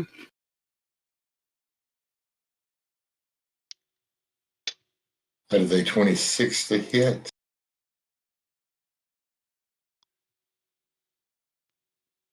For 5 points of damage. And that's my turn. And you were hitting yellow, or were you hitting? You said red. You said red. Okay, yeah. No, you said you told me. I wrote it down right because you told me the right color. Okay. So he is just barely alive. So yes, technically, yeah. Sorry, just barely dead. That undead joke. Barely existing. barely existing, if you will. Okay, Same. and the first one is going to turn and take two swipes. So that's Mr. Black, or sorry, Mr. Scarlet. That's a good Landorus. Take 2 swipes at him, and the first one, that would be a 17 to hit. Landorus? 17 to hit. Does that hit? 17 does not hit. I Okay. have 19 armor class. Perfect. Spectral blade goes winging by you, and you're like, move your bow out of the way real quick, and you don't get smacked by it. The second one, when you're going, whew, that was close, and the second one comes down on you from above with a 26. Ouch. Yeah. 2 hit, I mean. Okay. Yeah, that hits. Okay, for 32 points of damage, of force damage. Okay. Ow. And on you 9, you see him as he goes to swing and hit you. He ends up. He goes to hit you, overextends, turns ethereal, and floats through the wall. All right. I rolled a 1 followed by a 1. Ow. And he's no longer in the building. Okay. And, Love the building. Captain Yellow has left the building. Venturi. So I can't see Yellow because Yellow's gone now. I'm going to move up here. That's right. And... You can see Scarlet. Oh, hello, Miss Scarlet. We meet again in the dining room. You know what? I haven't done it in a while. I'm just going to Eldritch Blast it. 3 beams. I've done a lot of things besides Eldritch Blast lately. So, 16 to hit. Hits. For 7 damage. Okay. A 26 definitely hits for 9 damage. And as you're about to cast a 3rd beam, you realize that the second Eldritch Blast hits it, and it just dematerializes, and it's gone. Oh, so the 11 just hits the wall. The 11 hits the wall. Yeah. Misfire. Okay. And bonus action, Cure Wounds. On can I see Landorus from where I'm at or no? No. He's still moving. Yeah. Moving around there. Cure Wounds and 2nd level cast. 8 healing. Thank you. And that'll end it. Okay. So the 2 in the room here, that are in the room with you guys, they turn and start polishing the cabinets. Okay. Paying of no mind. There's one in the kitchen. I don't know how to help with that. Here are other things. There's also a bottle of boiling hot tea and another bottle of some kind of sauce on the table. Was there any indication of who might have built the fire? Who's keeping the bottle of boiling hot tea going? Because it's just Probably sitting on whoever the built table. the fire. I don't know. We didn't start the fire. It was always burning. Since the world's been turning. Yeah. Gather ye round. I'm going to do a mass cure wounds. All right, I'm gathering me round at this table, putting my feet up next to the What? fire. I just got to find the spell so I can cast it. Here it is. Scroll down your spell list. It's there. Yeah, I found it.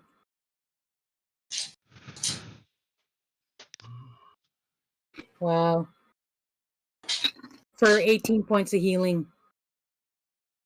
Ooh, Thank you. that's Welcome. nice. And was that cast from your mark? Yes. So the glow emanates from the mark on her chest when she casts it. I feel better. Kind of like a shirt with glitter on it. Oh my God, yeah. Yeah. Okay, so TSA will definitely be one to check that out. so you guys, I'll let you guys go through here, and once we finish in this, we're going to take a quick break here. But we'll finish exploring this room.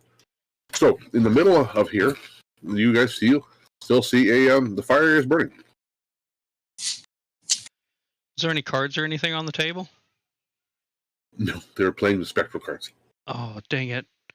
Love to have a spectral deck of mini cards. Wow. I'm gonna just investigating the fireplace. Rather have the money than we're betting, you know. How thick? Too big. How Hey. Too big. Okay. How thick is the wall? About 2 feet. Is it like stone? Is it? It's stone. Yeah. I'm going to move my butt over to the opening of this room and cast Eyes of the Grave. Okay. Doing As what? an action, I know the location of any undead within 60 feet that isn't behind total cover, that isn't protected against divination magic until the end of my I've next already turn. been in that room and they're cooking nothing. Okay. But is there something else that we don't know about? Good point. Good point. It's just a skill, and I can use it 5 times per long rest. So Might as well use it. Right. Yeah. What you do recognize is that there is another, because there are cracks in the floor. You know there's an undead above you. There's one over there, and you know the other two in the other room. So you know there's one on the second floor right above you, in the room above you, and one okay, in the room. I share that with the party. Okay. What's on this? I thought there was something on my screen. I was investigating the fireplace. I rolled a 17, just kind of see if I can glean Fire Okay. hot. how long, if it's been burning for a long time or whatever information I can get. Okay, can you actually can you make a as you roll that roll me an Arcana check, please. I'll help him check out the fireplace. That's Mhm. allowed. With advantage. 15. As you look, you're like looking and checking out there, and you realize as you're staring into the fire, because you're like it goes through both rooms. You're looking. There's no real soot coming up from this thing, but there's heat coming from it. It doesn't make sense. And you go, I wonder. And as you talk to the fire, you see almost a pair of eyes come over and whip around and look at you. Well, hello there. General Kenobi. Sorry. And it looks at you as best you can determine with almost anguish in its eyes.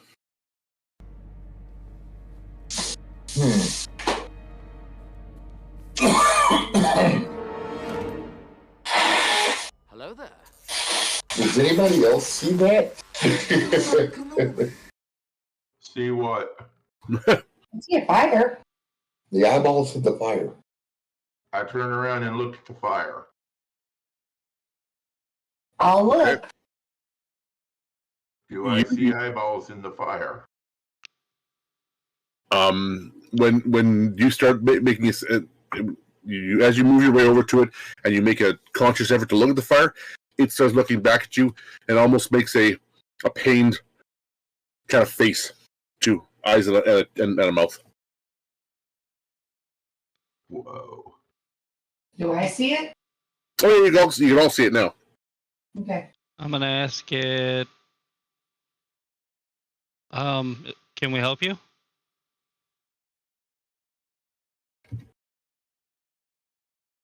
Does anybody speak Ignan? Does it happen to be a mixture of Abyssal and Undercommon? I don't. I like the way you're speak thinking, but Ignan. no. Dang it. No, it does speak back to you in a crackle and pop and a hiss kind of a thing. It is talking to you and communicating in a crackle, pop, hiss kind of a sound. Comprehend languages. Well, somebody has a helm that does that. I don't remember language. That's right. I have a spell that Somebody does it too. We also have instead of wasting a spell slot, we have an item that you guys did a whole quest to get. So, what did Mr. Flameball say? So you go, what? You know, oh right. Yes, again, please. And it says, trapped for ages. Mage Zikram trapped me here to produce flame. Years. Kill me. And it's just screaming in incomprehensible, not even its own language. You can tell it's been stuck there long enough. It's been driven quite insane, and you're speaking to a fire elemental. What was the mage's name? It wants to die. So, how do we kill it? Get some water. On it. For most questions, fireball is the answer. I don't think it's the answer here. I don't have dispel magic, so yeah. I've create water, but that's gonna make a 30-foot radius of snow or sleet. No, you're inside. It's warm here. You can create water here. Oh, okay. All right, so while we're thinking about that, let's take a short break and everybody think on your own. We'll come back with ideas after the break. How's that? That sounds like a plan. Okay, we'll come back in 15 minutes, guys. Okay. Coffee. We'll kill it with coffee. We'll kill it with coffee. Exactly.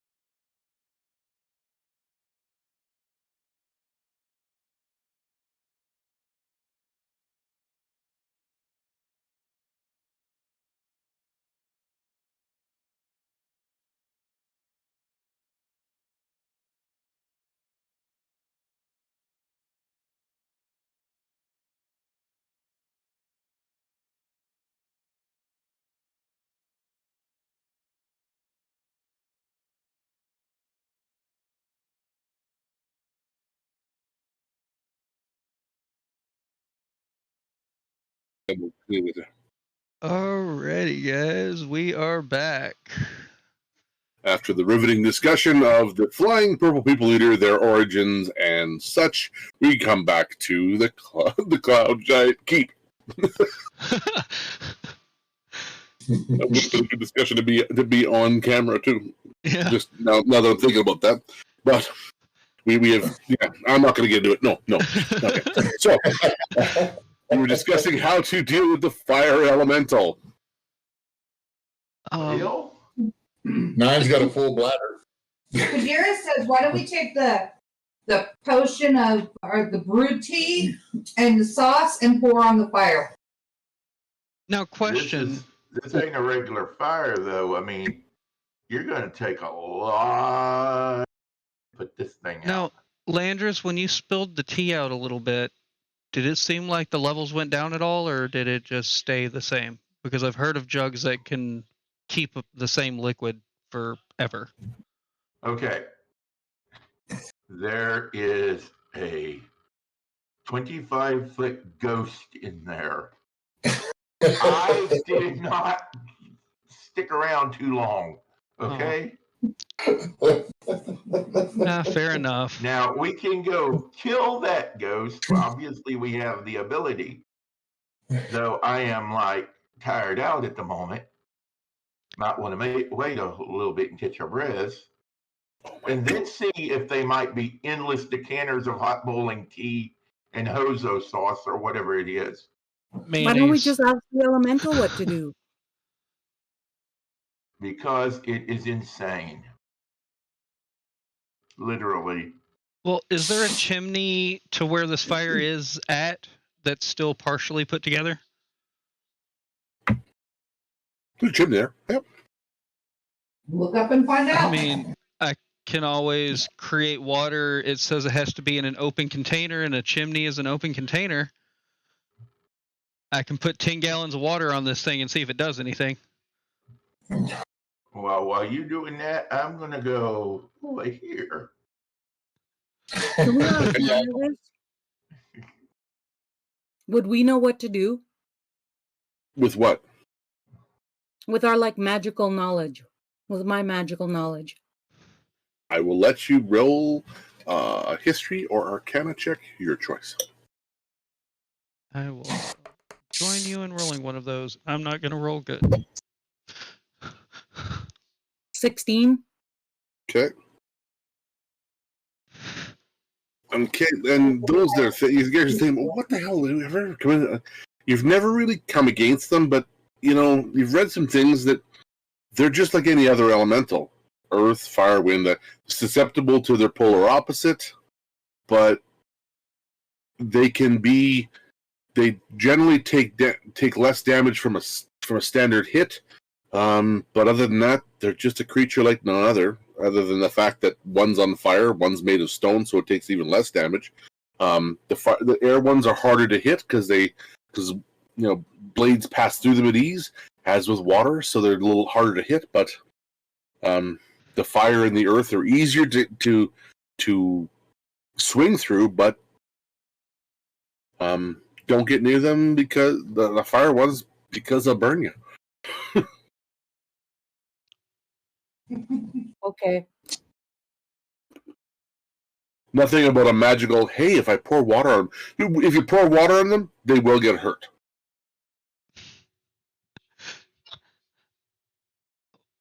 That's all you know.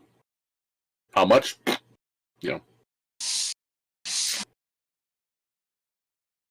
mean, if we kill it, then it's out of its misery.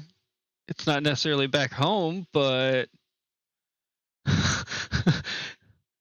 I mean, it didn't ask to be sent back home. It asked for us to kill it. Well, I guess I'm And then it gonna started screaming. create water in the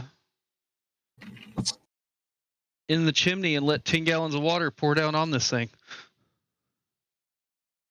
Okay. So you're going to create it just above the fire itself. Yeah. In the chimney to where it'll fall down out of the chimney, because it says it has to be in an open container for it to be that way. Otherwise, it's a rain cloud. Okay, and it does keep it contained. Okay, where's everybody at this time while he's doing that? I moved back into the corner there. I'm going to stand back because it does have a distance of 30 foot. Okay, I'm going to say you're going to need to, because it's up, the chimney's going to be about 10 feet in the room. So I'm going to say you could be 15 feet away from it to get into the chimney. So move yourself accordingly, guys. I can't move myself. I can't move myself. I got you. If you can't move yourself, you need to refresh your page and or get out of it and start it again. No, you need to click select on your doors area. Like like Sean said, like any standard kind of a drawing piece. If you don't have the select up in the far left-hand corner, I've done it before, and that's why some guys, when we're doing this here, you'll see the guys will put a bunch of green dots on the ground. That's just because we have the wrong thing selected. Not saying we're not all immune to that. That's why I couldn't ping earlier, because I was on the ruler. There you go. How are you ping anyway? Double click. Double click the spot. Give it a try. I'm trying. Double click somewhere that's not a player. Yeah, there you go. If you double click on a player, it'll ping that player.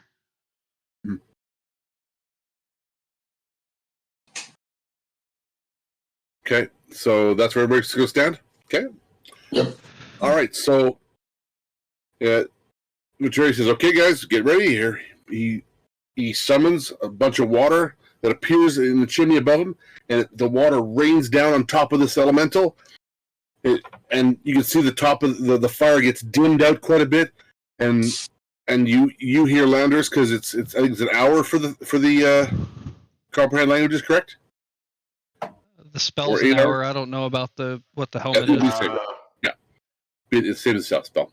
So you hear this, monsters, but I am free. And we're gonna roll for initiative, guys.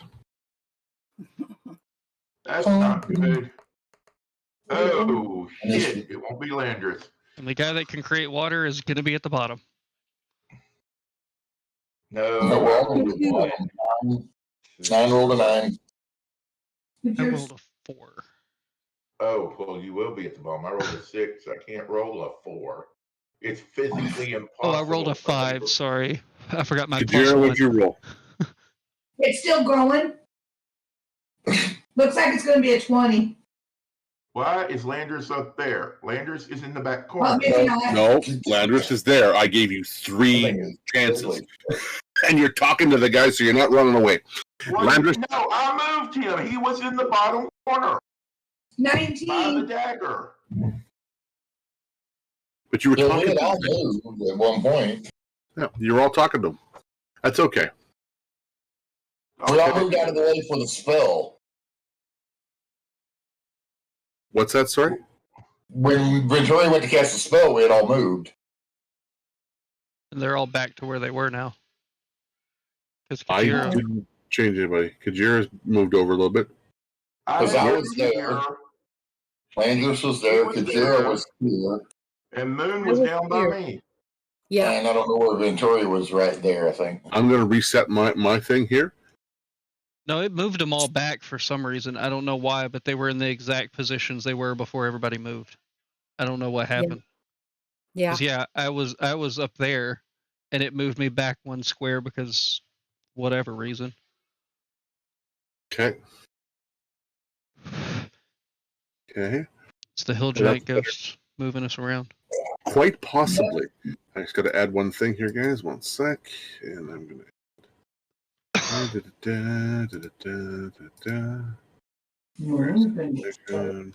We could have just left it and been fine.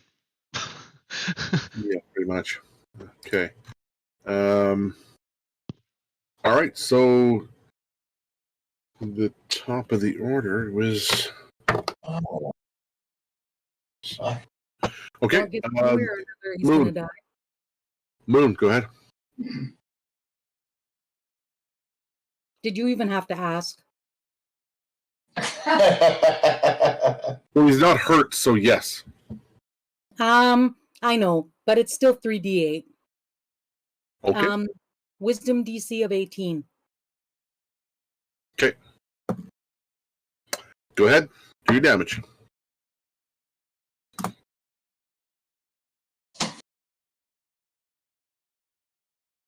Ten points of necrotic damage. Right. Okay. Okay. And my spiritual weapon wouldn't be up anymore, right? No. Okay, that's fine. That's it. Okay. All right, Kajira. Yep. Gonna shoot arrows at it. Mm-hmm.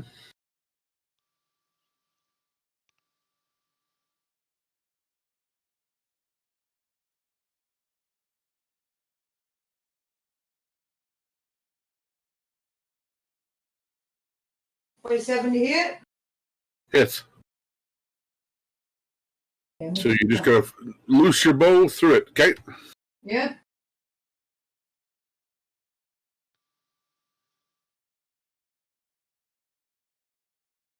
.7 points. Nope. Yep. 8. Hold on. 13 points of damage. Okay. Did that do anything? Your arrow disappears in the fire and is gone. But so yes, I'm assuming. You can assume it is. Second arrow. And the fire has taken on a slightly humanoid shape at this point. Okay. Okay. So it 21 becomes hit. it hits. It looks kind of like that now. As it's looking deep into Venturi's eyes longingly. Oh, it's the love of Venturi. Great. 9 points of damage, and I'm done. 9 more. Okay. All right. Okay. So it decides that it's a good idea to come out and try and go after the good Venturi. So Venturi, it's going to take its arms reach out at you. It's trying to reach out and touch someone. Okay, I've got a 10 to hit and a 20. The 10 doesn't, but the 20 definitely does. The nat 20? Okay. Yes. Okay. Is that a crit? Yes, it was. Yep. I'm going to cancel that. Cancel. How so?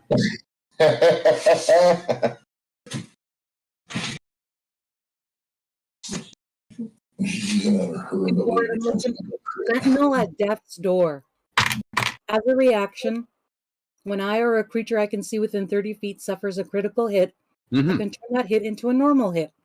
Oh, okay. And That's if good. executed by a critical hit are canceled. I can use this feature 5 times per long rest. So there. So it would have sounded like this. Now it only sounds like this. Yay! So, yeah. So that is 10 points of fire damage. All right. And unfortunately, it's like napalm. It is stuck to you. You are on fire. Okay. I have a condition for that. Sure you do. Burn, baby, burn. Go ahead, 9. 9 saw Venturi catch on fire and is trying to figure out exactly what he wants.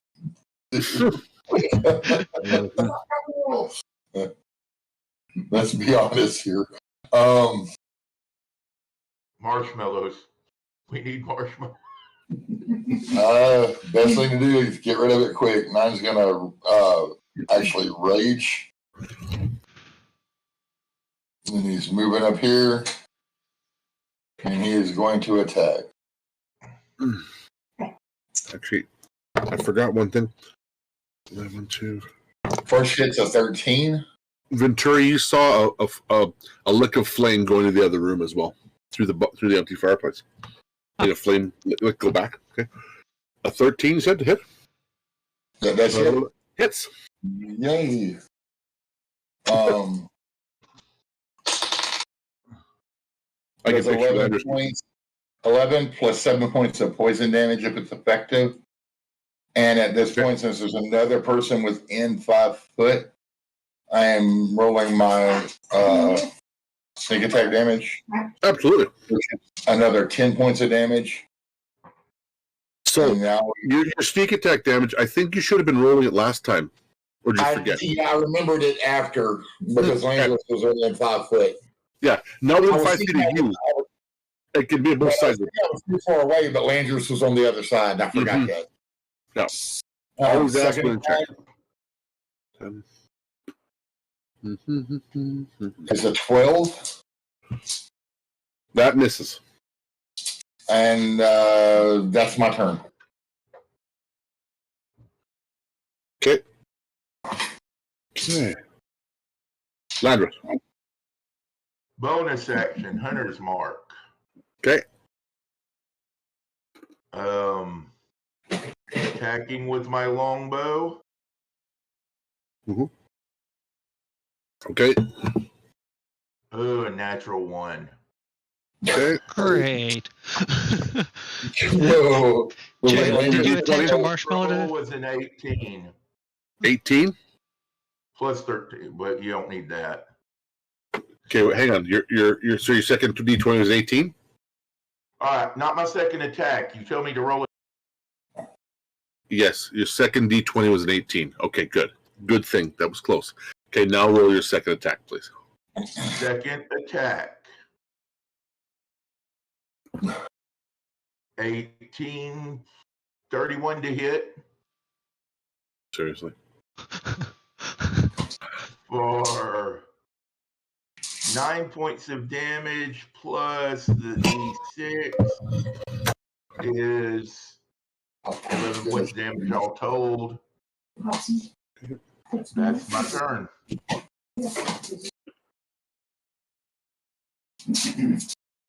Okay. All right. Venturi. I need you will take, hang on, I'll tell you right now. You're going to take a whopping, a 1 point of fire damage as you are on fire. All right. Ow. First I'm going to turn back to Lantern and say, just because you put a marshmallow on the end of an arrow doesn't make it a safety arrow. And then I'm going to... That's why he missed. Yeah. He was more worried about roasting the marshmallow on me than he was hitting the guy. Yep. Priorities are important.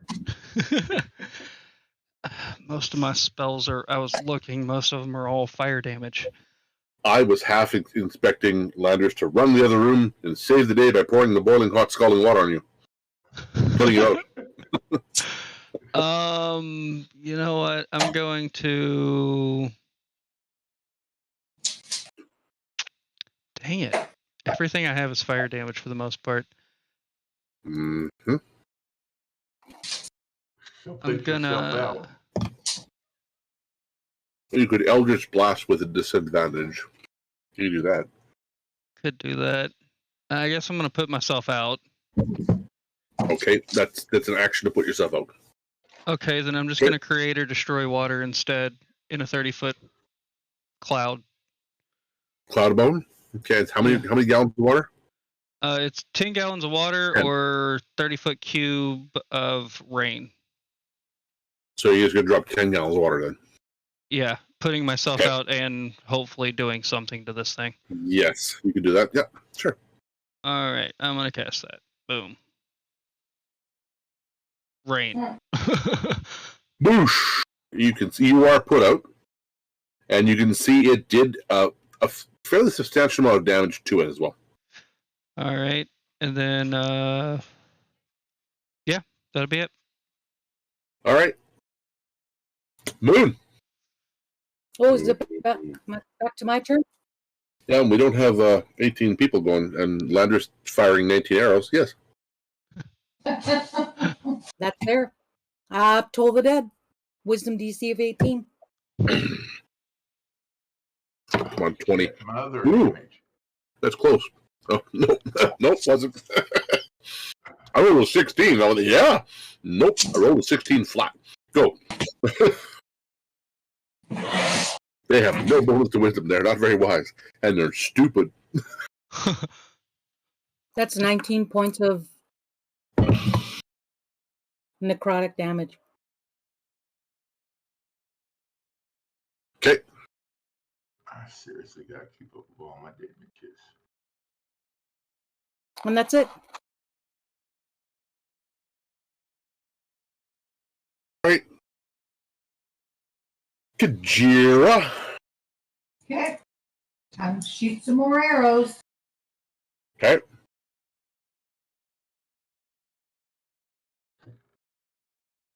Wait for it. Wait for it.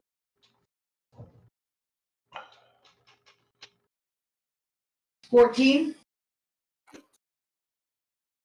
14 hits. Okay.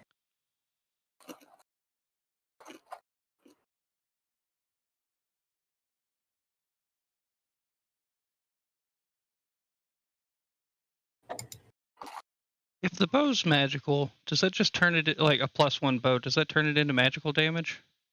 Yes. Okay. 8 points of damage.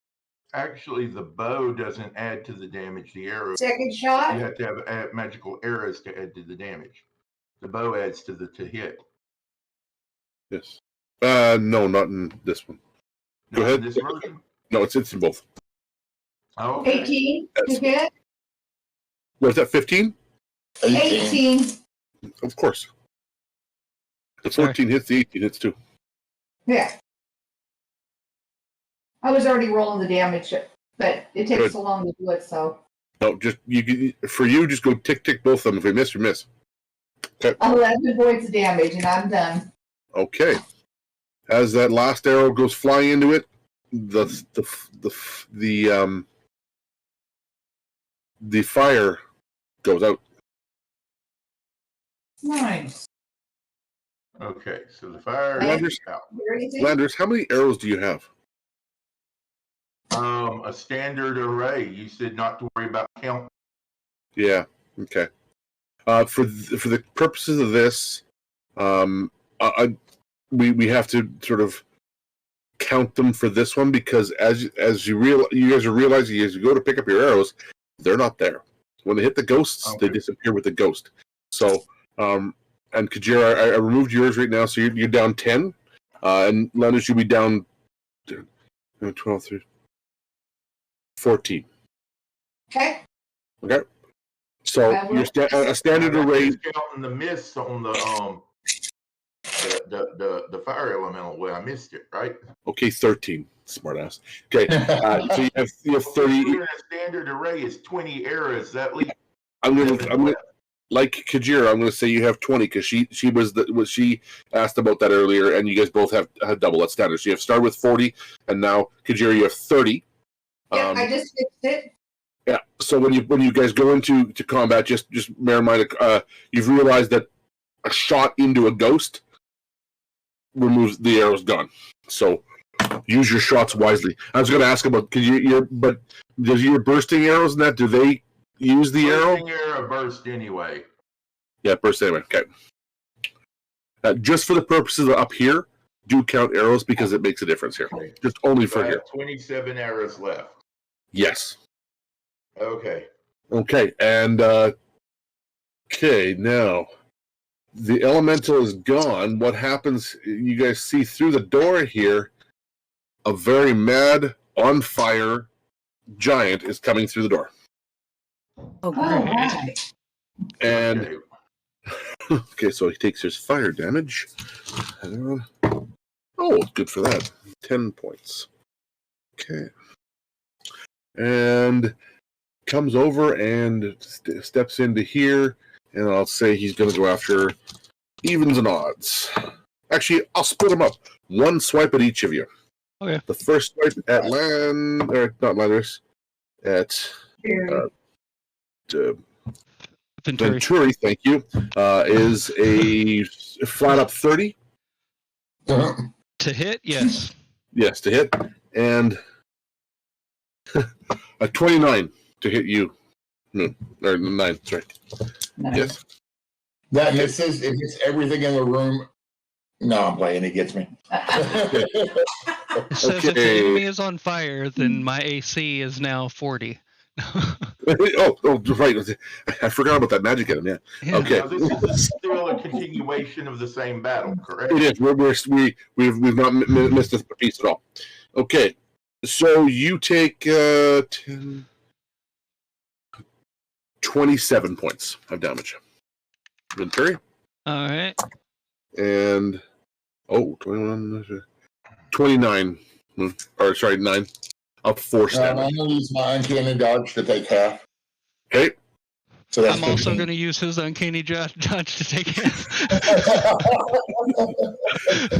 I'm going to use the ogre hand the arch put in front of me as a shield.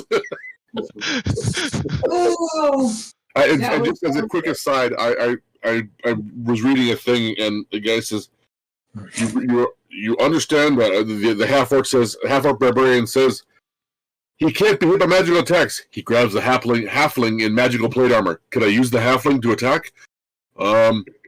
It's unconventional, but I'll allow it." So, okay, so that was the 2 attacks for that, and now we're going on to 9. 9 is going to attack. Mm-hmm. Big ouchies. That is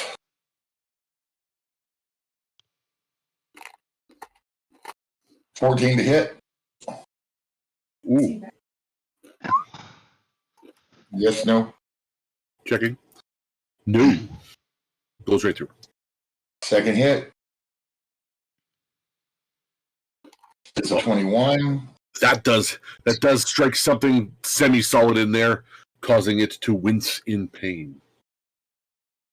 That's 8 plus 10 points of poison damage if it counts. Bonus action. I'm going to attack with my offhand. That is What was your rage? Did you tell me? I thought the rage was still been up from the last battle. No? That was some minutes ago. Okay, I did not rage. So Oh, I thought you raged. no, I raged before the fire elemental. We're still in the second round of that. What Yeah. was your? Yeah. What was it? What was your wild surge? Oh shit! I keep forgetting to roll that one. No, I just because if it's not necrotic, it may actually do some damage. That's why I'm asking. Okay, I mean His wild the wild surge. Yes. Wild surge. Yeah. his wild Always surge forget is about that. always attacks Venturi. Uses Venturi issue. It uses one weapon that I'm holding until the rage ends. The weapon's damage and type changes to force. Okay. And that's it. Okay.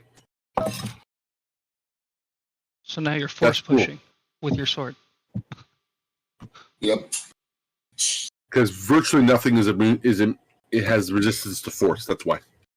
You Okay. force 9. So there's force damage, and I'm going to attack with my offhand, which is not that sword. Okay. So you hear from the back, the moon says, "Use the force 9. Use the force." Right? Thank you, Moon. 16 to hit. It hits. Stay on target. Stay on target. You're too close. Stay on target. Loosen up. For 4 points of damage plus, since Venturi's within 5 feet, Where do you see 4? I rolled 4 points of damage, right? But it's 8. It's Oh, 8. okay. Never mind. Plus 4. No, it's not. He's To the right. top. I'll just shut up and I'll let the DM's dumb. Go ahead. And what's your sneak attack? 8 more? Okay. Yeah. Got it. You got it. Got it. That's my turn. That's your turn. All right. Landris. You see. As bonus action, I am transferring Hunter's Mark from the elemental to the giant. I'll allow it. It's part of the spell. No, but it's dead. Yeah, but the hunter's mark remains though, because once you kill something, you can always move it over to another one as long as you're in the same combat. Mm-hmm.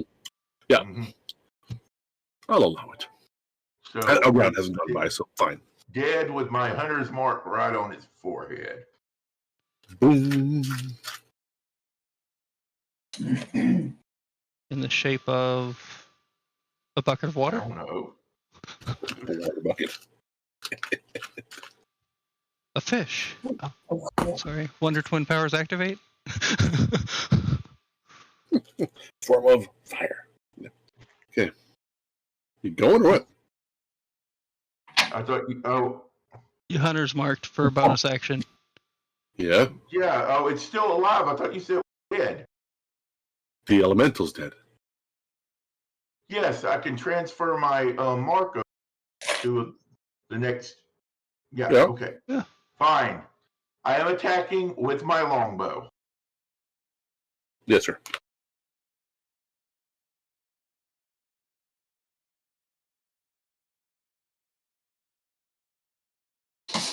For a 25 to hit. That's Now that is 8 points of damage plus the 1d6 because of the so that's 6 more points of damage plus the 1d8 because I'm a Colossus Slayer. Aha. Funny what you remember on the third, on the what's 4, 1, 2, 3, 4, 5, 6 guy you kill. Funny what you remember, huh? Yeah. Yeah. When I look down at my cheat sheet. Wait a minute. I can hit you harder. Okay, go on. Okay, next attack with my longbow. Yes, sir. 29 to hit. So in future, guys, everybody, don't wait to hit. Just roll your attack and roll your damage right afterwards. Okay. For a grand total damage of 19 points of damage. 19 more, nice. And that is my turn. Shit. All right. Okay, so Venturi. All right, I'm summoning my wildfire spirit here. That's going to be Dex saving throw of 15. DC 15. Okay. Are you stop reading my popcorn dish? If it fails, that's 7 points of damage. Okay. And then I'm using the old get the hell out of there trick and fiery teleportation, telling it to teleport us. And we're going to teleport 5, 10, 15. And it's another dex save. DC 15. It made that. Oh, it made it, then nothing. Mm-hmm. And that's fire damage that it took the first time. Yep. And that'll be my turn. Okay. Top of the moon. I'm going to guiding bolt. Fly me to the moon. Send that guiding bolt to thee. Bring down that big damage to you. Let's just see. 27 hits. In other words, almost a crit, though. 19 points of damage. 19 points of damage. The thing glows and total. So I'm gonna need a 9 roll for the ectoplasmic spray. I'm just kidding. He's flying. He's flying me. Yeah. It's flying. Okay. And at that point, guys, we are now out of initiative. And the two in the back there are still cleaning up and polishing the walls. All right. got my little flamey dude for an hour, so. Yeah, that's fine. Okay, So unless you guys do anything else, go ahead. Yep. I'm going to go into the kitchen to re-examine those bottles. All right. I'm following. That one there is still, when you pour it out, steaming hot tea. And the next one is a black liquid that has an odor to it, almost a kind of salty smell to it. Okay. How big are these bottles? 2 jugs. Jugs, regular jugs. Yeah. When he pours it out, does it seem to stay with the same level of fullness? So he pours it out on the floor because now it's starting to get cold in the room. You pour it on the floor, the water hits the floor, put it back, and you put it back in the thing, and when you set it back down, the water is full. Tea. You said it was Tea. tea. I think we need to take these with us. I think so. If it's never-ending tea and whatever this black sludge is. Well, it's not sludge. It's a liquid. Taste it. I taste the liquid. I don't know. The last time we tried to take something. But the ghost's already dead. We already killed it. All right. Well, it was already dead anyway, but I taste the black liquid. What does it taste like? Tastes exactly like soy sauce. Oh, keeping this. Never-ending soy sauce. You And can't never. have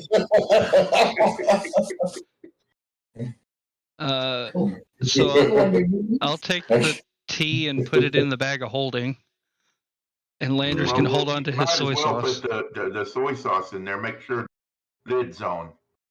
Yeah. Don't want to come back to a bag full of soy Bag of sauce. holding. Well, luckily we found out that they're all subjugated into different compartments within it. So Yeah. Yes. What What flavor tea do you have? what type of tea is it? Yeah. Oh, it's like just this like I don't know, gray. Just a regular tea. Like a southern sweet tea? And It's hot tea. you realize that because it's a hot tea, this will help you. You won't have to start a fire, and you'll be able to be a little more stealthy on your trek down the hill. Okay, so is it never-ending tea and never-ending soy sauce? Right. Well, yes, to an extent, obviously. Well, yeah. When you realize We're that not as you going go, to use this. We're not going to go start a business selling hot tea.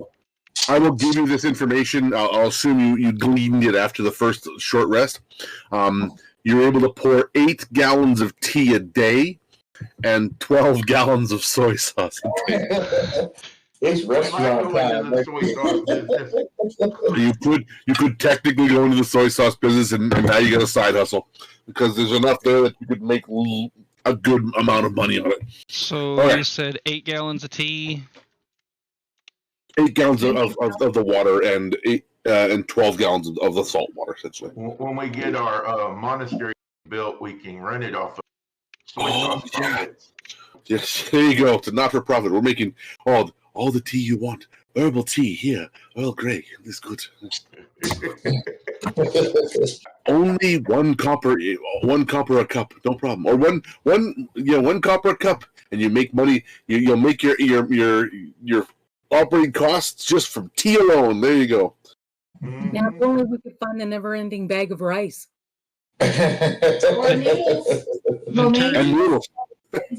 Yeah. I have a feeling that Venturi's going to want to get in the kitchen whenever we get Abbey built. Okay.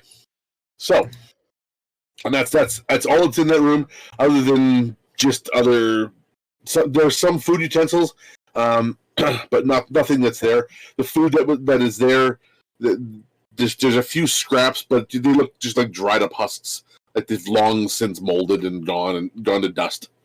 Okay. So now we need to take upstairs. I'm just going to go through the fireplace. how about we just rest for a little bit? Take a breath. Oh, maybe rest. Try possibly maybe have a cup of tea. Use a hit dice. Yeah, just saying. My little dude's going to end up disappearing in that time, so I just moved it over to the side of the map, just in case. Is that if you guys are you taking a short rest, or you go upstairs first and then taking a short rest? Take a short rest right here. where we have tables to sit around to drink our tea. All right. Okay. The chairs are 10 feet in the air. Okay. Whatever. Okay, you're sitting there. You guys are. It took me a minute. All right, but I you don't do know it. why I did that. Okay. Now I can cast Mass Cure Wounds again, right? You can Once- cast it once per day, or you can use your one of your channel divinities to do that as well.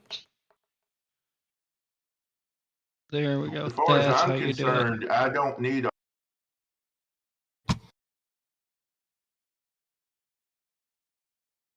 Yeah, I'll just use hit dice because we can save that for an oh shit moment. Okay. Good call. So we're taking a short rest. Sounds like it. All right. Okay, so you guys sit down and start having your tea. And, yeah, at this point, there's, you guys hear... Didn't add any hit points. What's that? It didn't add any hit points, and I used... No, you have to add them manually. Okay. Or there's a way that you got to select it, and then just add it manually, that's fine. Okay. Oh, good rolls, guys. Venturi with the big old double eights. Nice. 9, Yep. 11. Oh, hell. I'm I back up only to full needed now. 9. There you guys go. Okay. And you guys leave the door open, I'm assuming, just so you can keep an eye on the two ghosts. Oh, And yeah. And they mull around, they look at you, they keep going. But they are not interested in you at all, just going about their wandering around. And they do not enter the room. The They stairs. do not enter the room. Yeah, till we try to go up the stairs. Well, we really Well, want we to have send to one or don't two like- people up the stairs So and this then, so we can hit them from both sides. I Right, believe they're so- just guarding those scrolls. so the staircase on the back wall, the stairs on the right are going down, the stairs on the left are going up. So do we Well, want to go to the basement first or up to the I second say- I say floor? we We go know up. there ain't much of the up, so let's go check it out. Yep. Okay. So we have a successful short rest. You do have, please continue your successful short rest. Thank you for asking, Moon. I appreciate that. I don't have anything to. Well, just in case, that the stairs could be a mimic. Shush. No, the You whole, wouldn't find it anyway. Don't worry about it. the Need whole to be the second chair that floor 9 is. sits on. Just walks in a room, sits on the only mimic in the whole room. I know who does We that. don't discuss mimics. Yeah, this tower doesn't actually have a second floor. The second floor is just one giant mimic. Yeah, it eats you. Yeah. Wow. Would you shut up? Hey, not to give you any ideas, but when that fire was going, we weren't taking any damage from all our hot weather or cold weather gear, were No. we? No, because it wasn't that long, but you realized it had you. Good question, but had you been in there for a long period of time, you would have need to have disrobed. Oh. Okay. No, not like that, Venturi. You sickle. No. Oh, Leave the Yeah, room we as should give like- everyone their brand. yeah. Okay. So you head upstairs? Or about here? All right. I think 2 of us need to head up the stairs, and 2 of us need to hang back. I vote for And hanging back. I'll stay behind. I'll go up. I'll go up, and that I'll leaves. stay behind, make sure that our spellcasters are covered just in case. Okay. So Go to the ready second to go, floor. 9.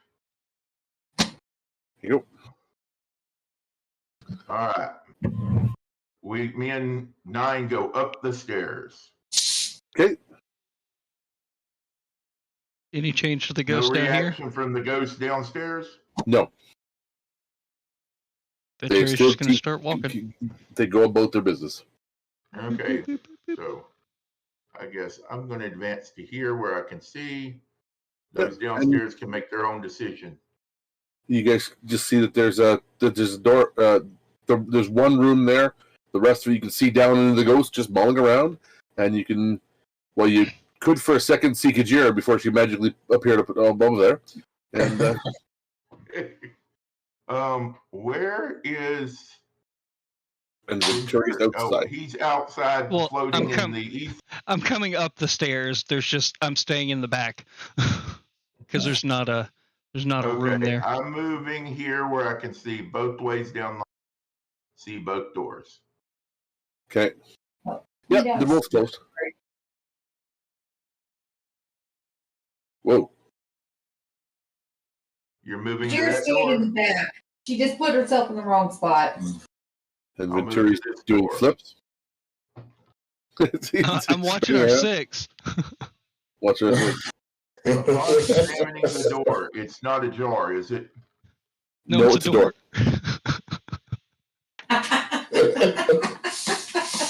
You beat me to it.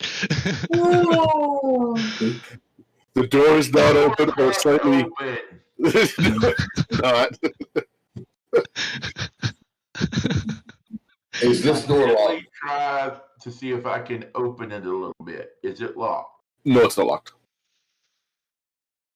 Is this door locked? Go back over here and tell 9 that mine's not locked, and on a slow count of 10, I'm going to open it. Okay, I'm gonna check see if mine locked. No. Okay. Slow count of 10. 7, 8, 1. 10. I open the door. 4, 5. Okay.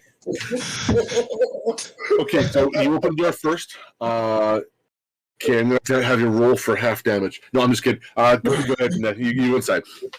Yeah, the door falls over. The door falls over on you. It was barely hanging on. Roll for crushing damage. No, I'm just kidding.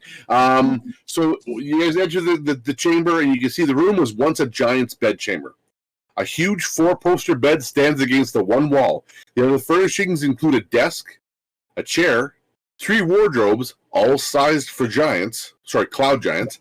At this desk sits a spectral cloud giant wearing a very fancy housecoat. It appears to be in the act of writing something, but without paper or pen. And you can see it's just miming it out. I am going to check under the bed.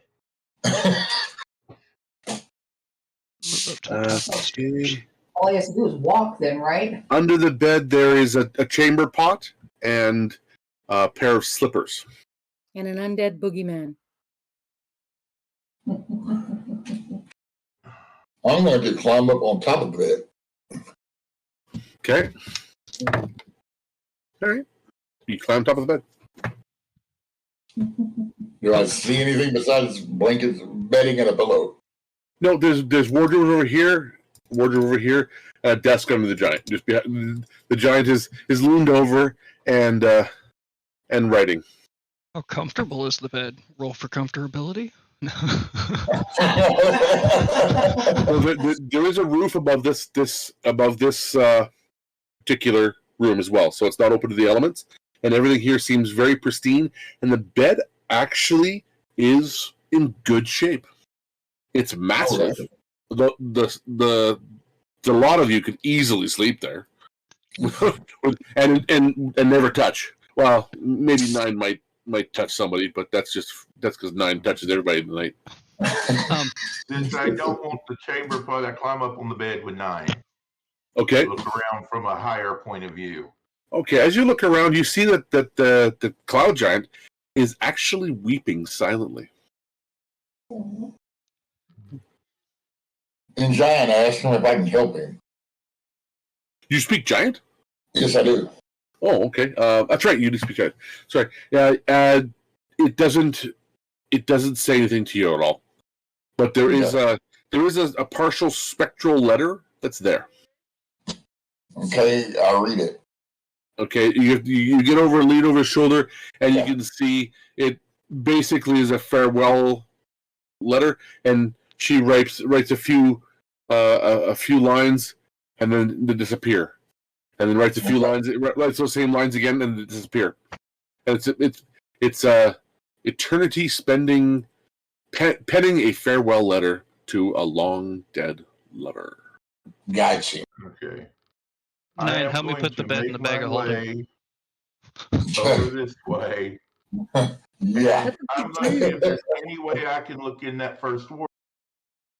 Oh, you can look in the wardrobes. You can open them up. No problem. Okay. And the wardrobes themselves contain clothes that would fit a female cloud giant, but of noble status.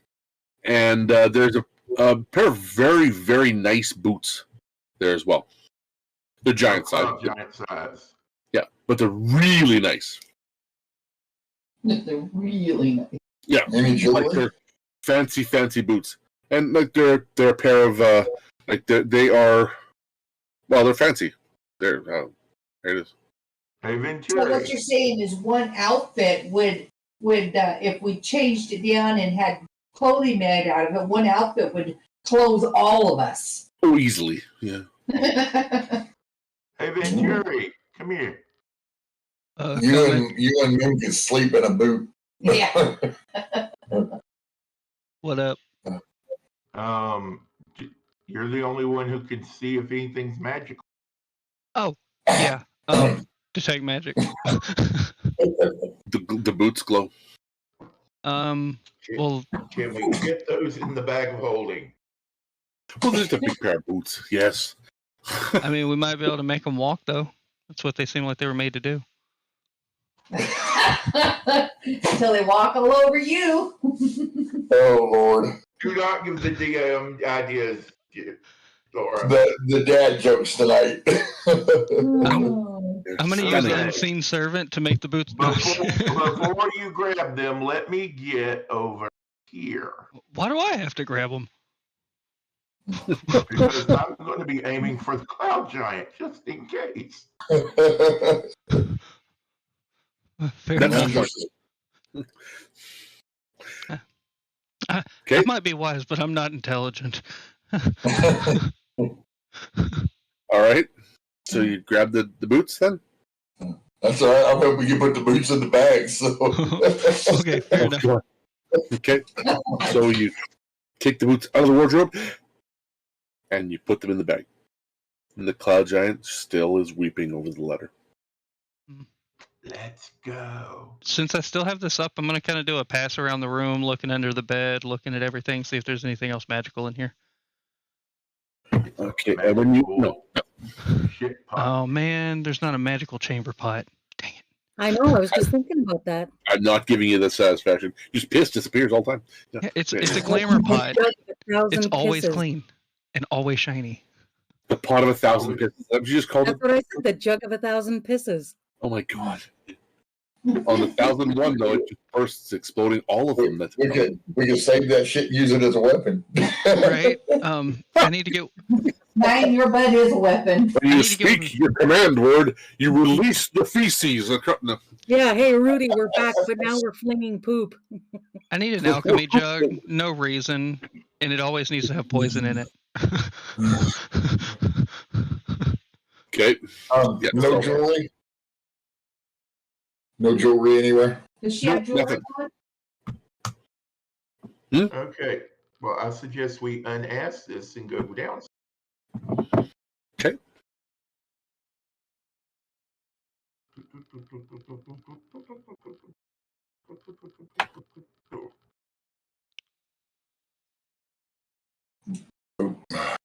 So you guys are going to go downstairs then? Work your way down there? Yeah. I'm working Looks my way. like. Okay. Okay, as you come downstairs, let me know when you come around the corner. I will show you, I'll tell you what you see. Dun, dun, dun. I'm there. Okay. Okay. Anybody else? Move where you're going to move. Hang on. I want to cast something here. Uh-huh. Just not letting me. Before 9 decides to go rushing into the downstairs abyss. I'm going to cast Eyes of the Grave. As an action, I know the location of any undead within 60 feet of me that isn't behind total cover and that isn't protected from divination magic. You only from where are you? From there? Top of the stairs, middle stairs, bottom of the stairs, where you go? I will be right there. Yeah, put yourself where you could be if the stairs were existing on the bottom. So that'd be over to the right there. Or you're gonna be you can go 2 abreast. The stairs are only 40 feet across. So yeah, from there you can't even detect the ones upstairs. Oh, okay. Because they're behind total cover at that point. But nothing in the room in front of you comes out there. So when you get to there, though, now you see that it is a large room. And sitting in the room over here is, I'm clicking like hell. I'm not moving anything because I pulled the same thing you did, Laura. I'm like, why is it clicking? Oh, yeah, right. Laura told me why it's not clicking. Okay. And what you guys see, you see a faced or a wind with a face and arms on the far corner, which would be the upper left-hand corner. The bottom right-hand corner, you see a water elemental. And standing next to what looks to be a very large cannon that looks oddly familiar to what you actually had taken a rubbing of. Yes, I recognized it immediately. You recognized that immediately. And you see a gentleman that looks like a blue-looking kind of. Well, he's a blue-looking water-based creature. Yeah. And that's the guy standing there with the cute little face on him. If you zoom in, you'll see his face. He's so pretty. What's the rest of the room? And okay, so I'll read you the room. Okay, so this high-vaulted basement room is full of equipment similar to what you saw in the abandoned laboratory. A bed, a chair, a table sized for a person of human stature occupies one corner of the room. Stone tables arranged about the chamber are covered with half-finished machines. A large dais built into the far side of the room holds a cannon mounted on a swivel. A dull blue glow emanates from inside the cannon's barrel. In the middle of the room is a glimmering white crystal, 8 feet tall, 4 feet wide. It pulses with arcane and elemental energy, filling the room with winds and biting cold. And standing next to the crystal, sorry, he's a little closer. He should be here. My bad. He should be there. And he standing next to that crystal is what looks to be a, for those that understand it, is a water genasi with turquoise skin and blue robes. And that's what you see. Okay. Well, that's weird. Yeah, roll for initiative, please. Obviously. So roll for initiative, and we'll do everything based on initiative, okay? 11. 20. Lucky 13. Okay. Combat tracker. 20. 25. Damn. 25. 25, gotcha. Okay. So, as you enter the room, as a reaction, the cannon pulses to life. And you see him go, and pushes on a handheld device, and the cannon fires a large bolt towards the first person on the stairs. Yay!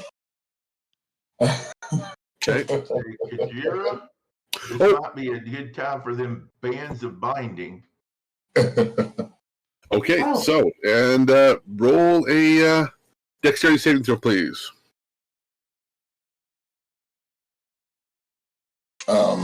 Yeah, working on it.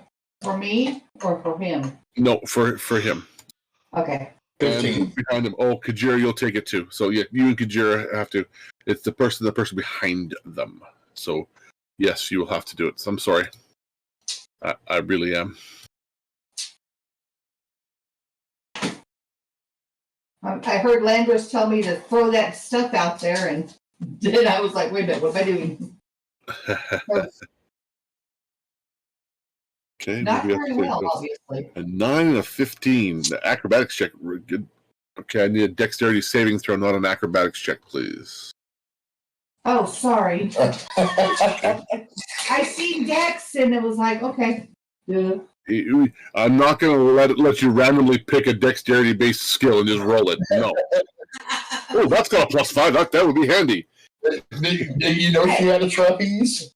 And besides that, that's better anyway. How do you have +9 dex? And only a +5 acrobatics check? How the hell's that happen? Proficiency, maybe. Proficiency, yes.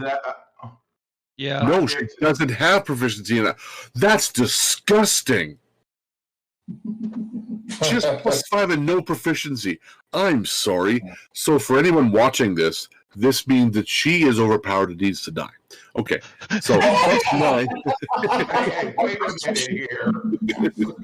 Okay, wow. Okay, so you're only going to take half damage from this. Damn. Okay, so I'm going to roll with Chai's character sheet because that'll be funnier on the damage. I'm just going to make sure it's the right number That here. gives. Then, whenever Chai comes back, miraculously, we have a reason to be mad at him. If you can, yeah. Hopefully that's good. And You shot me. Roll for everyone. Okay. Do you see that roll in Avery? Yes? Yes. All right, Avery. I mean, I don't have Avery. No, it didn't show up in Avery. It just showed Didn't. up on the. We always had issues with his for some reason. That's right. I'll try that. Let me try it from Kajira so she can kill herself. Hey!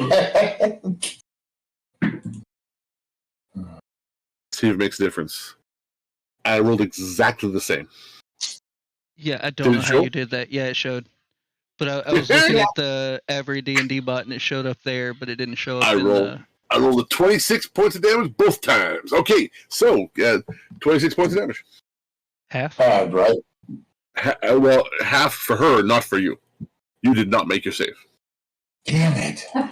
Good try, honey. However, it is cold damage. Does anybody have resistance to cold magically? I do not. Okay. You have the three people that have resistance to cold are in the back. Gotcha. Okay. Yeah, we weren't allowed to have them. You should throw Landers in front. That's all. Okay. Landers won't stay in front. Now we're going to start the initiative count. Right. Okay, so we are going to... I need to use that, whatchamacallit on him. When your turn comes up. Yeah, and that's not what my question is. My question is, do I have to have it on my action bar, or do I have to pull it out of my backpack every time? You should have added it to your inventory when you got it. Yeah, once you add it to your inventory, you can click the little button to have it equipped. Yeah. Okay, that's what my questions are. Okay. I'm here, sorry. Okay, so then we're top of the initiative order. Go ahead. Should show up. Go ahead, Kajira. Give me just a second. I gotta refresh the page. You just roll an unarmed attack. If you're throwing that ball, right? Yeah, I'm trying to throw the ball. Let me just remember how it works here. It's attack roll equal to your dex modifier, so +9. Just a basically a range attack roll. So yeah, a dex attack roll. Unarmed, it's fine. Oh, okay. No, well unarmed, but you're gonna get +9 with it. Yeah, Okay, so I'll just do a dagger roll. How's that? Because it's a +9. Sure. Okay. However you want to figure it out, that's fine. Got it. Eats the rolling. Hey, what are all the little other things that just popped up? Once the cannon fired, the room glowed, and you were able to see them attached to the walls. Okay, that's a 16. 16? Yes. Okay, that's going to miss. Oh. So the ball hits the ground, and then rolls to the corner, under the bench behind him. Oh, crumb cakes. It explodes into a piece, and then it goes over, misses, hits the ground, sucks itself back together, and just rolls harmlessly away. Gonna take a shot at the big guy then. Okay. What is he again? He is a water genasi. Thank you. Does a 14 hit? No. Okay. And by the way, you can't roll your hit and your damage at the same time. It won't allow you to. Your dice stops moving. Right. Just do it quickly though. Don't wait for it. Yeah. Okay. Okay. For my bonus, I'm going to take call forth my Drake. Can you do that on a bonus action, or is it an action to do that? If it's like my flame It familiar. says Drake commands under my bonus action, so. Oh, okay, then yeah, I wasn't sure if it was an action to call. Yeah, that's fine. The bonus action. I don't. Not that it matters that much. So go ahead, and we'll bring where you bring your Drake into existence. If you bring if you call your Drake, it will appear behind everybody stuck on the stairs. So you want to move forward and call your Drake into the room? Yeah. Okay, so if you move to right here, you can call your Drake in next to you here. Okay. Okay. There he is. There you go. Okay. Yes, sir. All right, so then it is Kajira Landris. Landris, as a bonus action, will cast Hunter's Mark on the water elemental. On the water elemental. Okay. He will then attack the water elemental with his longbow. Okay. 18 to hit. On the elemental. Oh, geez, I'm sorry. That hits. Yes.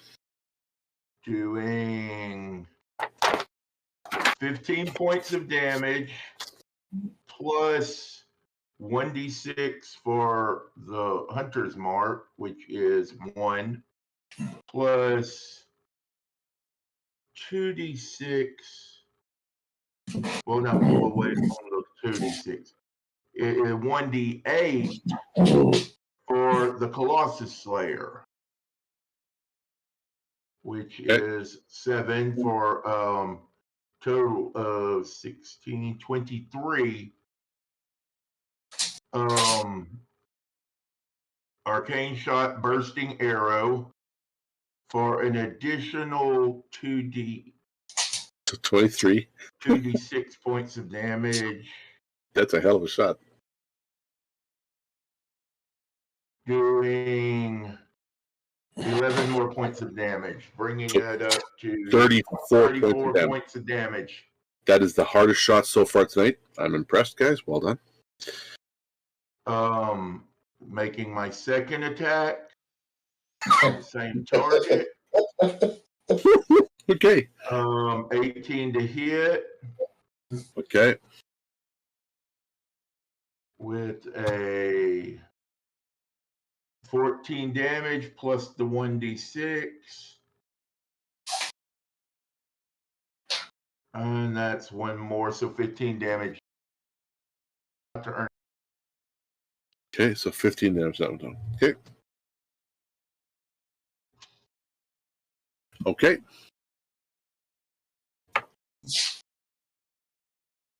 Okay. Anything else? But I'm ending my turn. Right? Oh, and wow, no action surge yet. Not yet. Okay. All right. So that's Venturi. All right. I'm going to move behind 9 to where I can see things. And I'm going to cast. Said nobody ever move behind 9 so I can see. I'm going to cast Hex on her. Him. Sorry. Okay. I didn't mean to roll the damage. I just meant to cast it so that it took the thing away. Okay. That's fine. And then that's bonus action, and then I'm gonna Eldritch Blast. Okay. So that's probably not gonna hit with an 11. No. That is a 1. So let me roll a 20.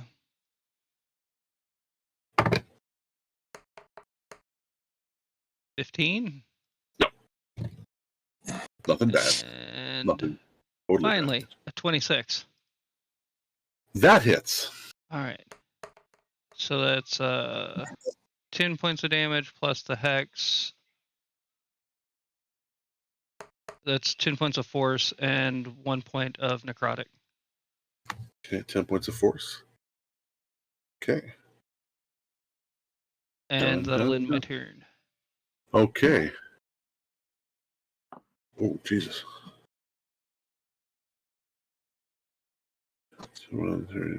Apparently I couldn't see around 9. Not very well.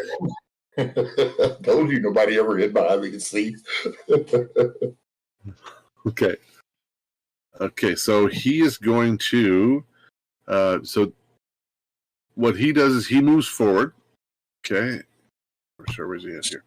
So he moves not forward, but over here. And he then is going to cast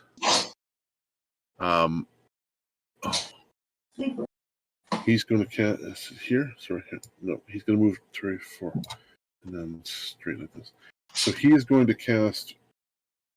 Where the hell is draw? Sorry, I got to just do an AOE kind of a thing here. Oh, great. From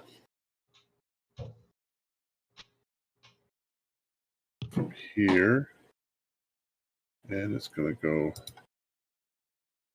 How the hell do you make it go longer?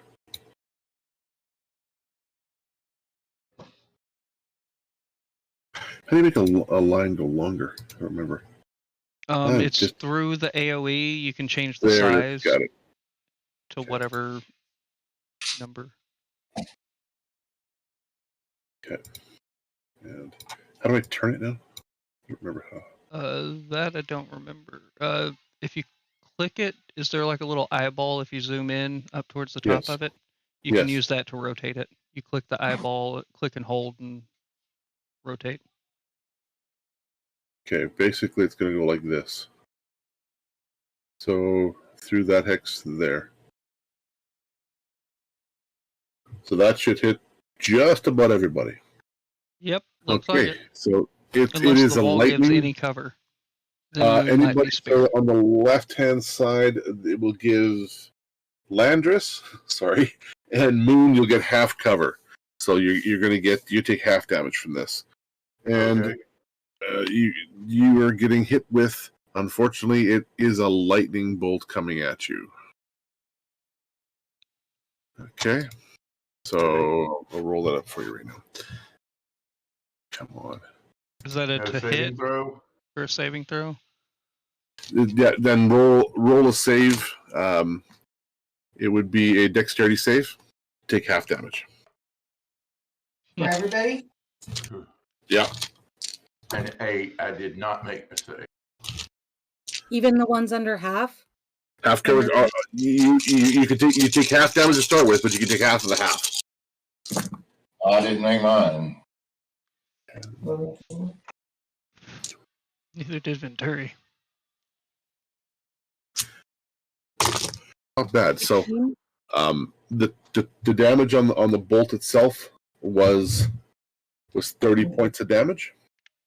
So I take 15. And if you made and the only person, if Moon, you make that, so you would take 7. Okay.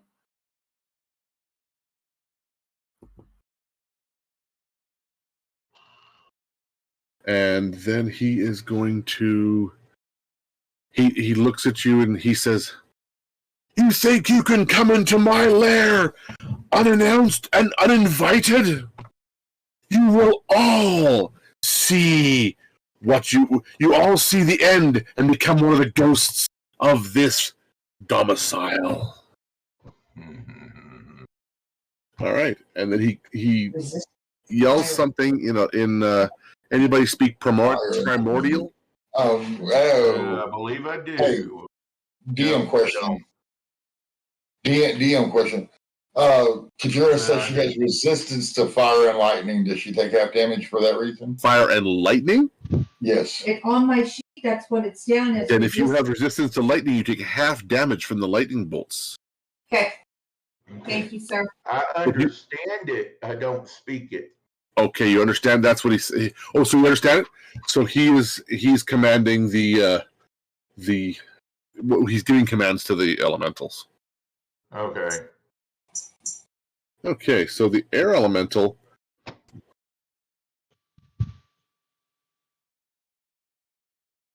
And it moves on and surrounds you and your Drake, Kajira. Okay.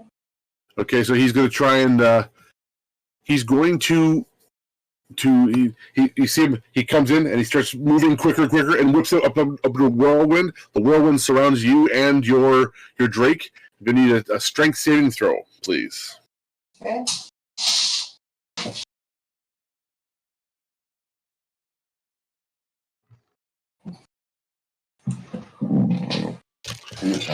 As the wind's ripping around, it's not very hard. 24. Seriously?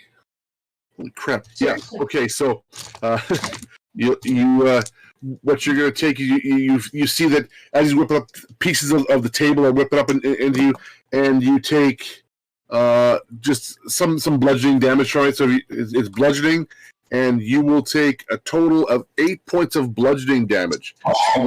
What about your Drake? For myself and my Drake? Yes. Okay. Making sure I heard you. He coughed. I couldn't hear what you said. Does your Drake make it? It's not a very high number, but he's got to. Did you roll save for your Drake? Strength save? Who's that? Grifty? Okay. And Moon, you're next. Okay. Okay, what we got? I don't know. My Drake got a 9. That. So your Drake is flung in the air, and because he can fly, is able to propel himself away from not hitting the wall. So the Drake is flung. I chose the direction, and the Drake is flung over here, but doesn't take any bludgeoning damage off the wall because as soon as he's about to hit the ground, he goes out comes the wings and he goes down. So he gets flung up in the air about 20 feet and down 20 feet around. So that's what would have happened to you, but he does take 16 points of damage. 16 points, okay? Yeah. And that is the air elemental. And does that recharge? Oh, it does not. Okay. Moon.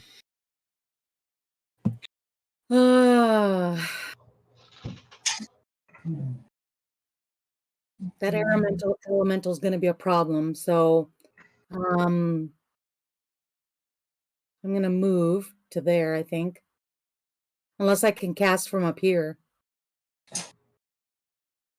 Okay, you notice that the first 2 creatures cast AoEs, and you're all in one little bunch. Right. I'm just pointing out the blatantly obvious here, that AoE is not your friend, and you're all standing together, huddled in a cute little mass on the stairs. Yeah. Okay.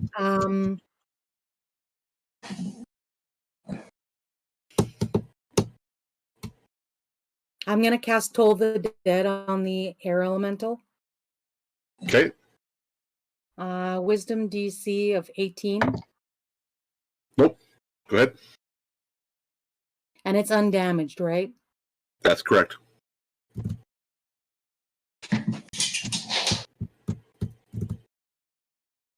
What kind of damage is that? 16 points of, I believe it's radiant? No. Mm-mm. Necrotic. Toll is necrotic. Hey, Necrotic? Okay. Good deal. So how much damage? 16? Okay. leave her alone. Okay. That's your action? Yeah, and as my bonus action, I'm going to cast my spiritual weapon. Okay. I'll give you a number that'll be easier to follow. 20 to hit. I should give you a letter. It'll be easier. There you go. There's your spiritual weapon. Where do you want it? I want it on the air elemental. Okay. 20 to hit. 20 does hit. Yeah, for 13 points of damage. Okay. Okay. And that's it. 9, you're next. Go ahead. 9 is going to move here and position himself directly on the opposite side of that glowy crystal from the cannon. Okay. And then he is going to hurl his metal spear at the... You notice it tracked you. That might be why I'm the best. As you moved, the cannon did track you, and you happened to see that because you were looking for that. Okay, so you're throwing what, sorry? I'm attacking the water genasi. The water guy? Okay. With a metal spear. That's Zikrin, by the way. So That's a 26 to hit. Hits. And this is Zikrin. Yeah. Shit. 5 points of damage. Venturi, I forgot to mention as well that the book is just he's freaking out. He's end him is what you're hearing in the background from the book. You're like, shut up. You're smacking the book on the side there. Okay. Then anything else, 9? Bonus action of anything? Rage, possibly? Rage. Yes, I will rage at this point and be done. Okay. What do we got? What are we doing? Because you're close enough, you might still be able to get. What's your wild surge? Oh shit! Sorry. Laura, staple a note to AK's forehead. Wild surge. Wild surge is.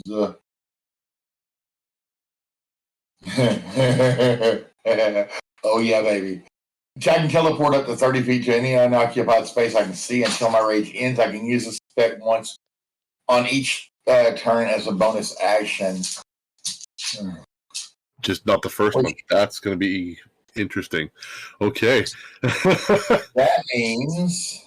Well, you can't use it yet because you just raged. Because you used your bonus action to rage. So next turn. Yes. Just bear that in mind. Okay, so... And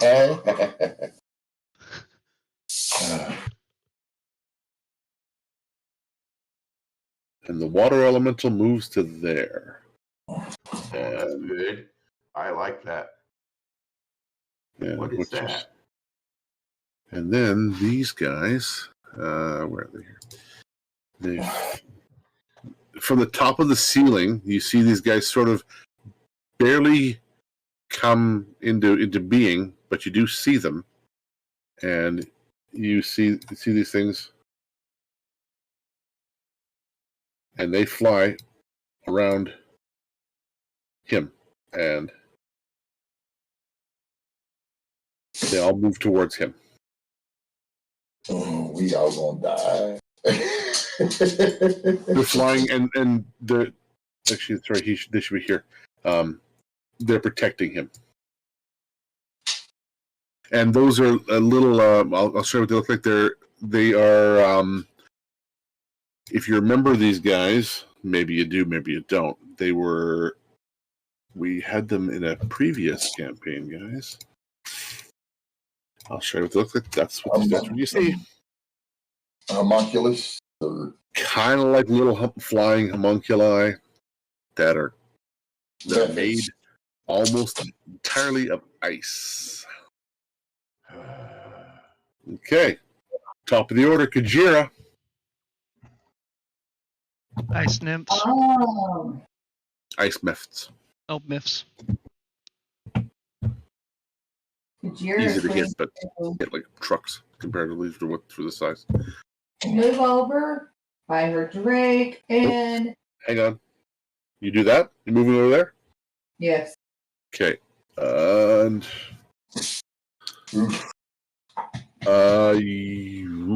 Okay. As you leave its area, it gets a opportunity attack. Yeah, it's going to get a opportunity attack, and it slams you as you go away, and that's for 27 to hit. So it does hit you, and it hits you with, I believe it's bludgeoning damage. Okay, and 14 points of bludgeoning damage as you run away from it. 17 and 14? No, just 14. No. It's 14 points of bludgeoning damage as you run away.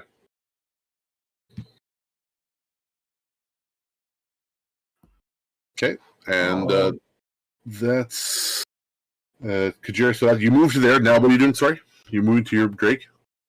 I am going to hit the wizard. You gotta move. You shoot at him? Okay. Yes. By all means, do so.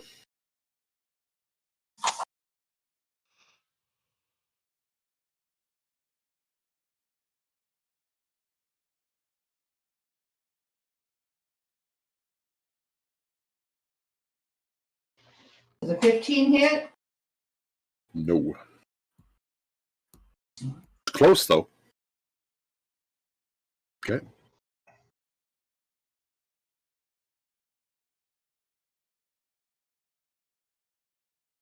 Oh, that doesn't work. Okay. All right. I can't roll them back to back. It's too slow. What's that? I can't. Never. Oh, it's just not rolling fast enough for you? Okay. Yeah, if I hit my hit and then my damage, it goes so slow. It's better just wait for it. Okay. That will hit, though. Landers, you're next. So 19 doesn't hit? 19 hits. Okay. 19 hits. The other one was the damage, but it didn't hit the first time. Do you understand? Sure. I just had to wait for it all to clear off so I could roll again. 10 damage on that. 10 damage on that one, okay. Yes, and then I want my Drake to fly behind. What's the square? I was sizing something. Oh, okay. I want my Drake to go behind. You just say kill something. It's not that specific. Kill something. The mage. Attack him. Okay, so he's going to fly not behind him. He's going to fly to him. Because he's going to get to there. Okay. Okay. So he goes over and roll your attack. I'll let you have that. Getting there. Give me a second. Ruler from there. Yeah, that's still doable. Okay.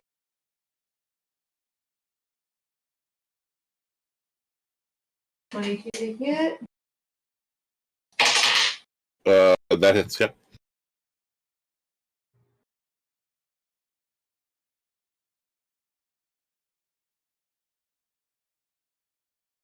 Nine points of bite damage and 4 points of fire damage. Okay. And I'm done. What's the bite, though? Was it piercing, or is it... It should be piercing on a bite. Yeah. I think so. Piercing? Okay. Okay. All righty. Go ahead. Landers movement first. Where'd he go? You went behind Oh, Venturi. Now movement to there. Okay. Bonus action of releasing the dancing greatsword, and it has a 30 movement, so I send it to there. It will then attack the wizards. Yes.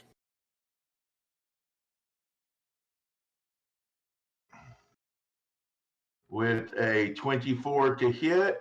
Hits. Doing 6 points of damage.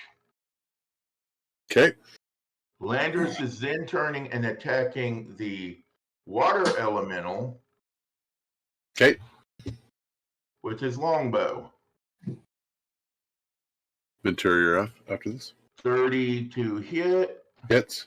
With initial damage of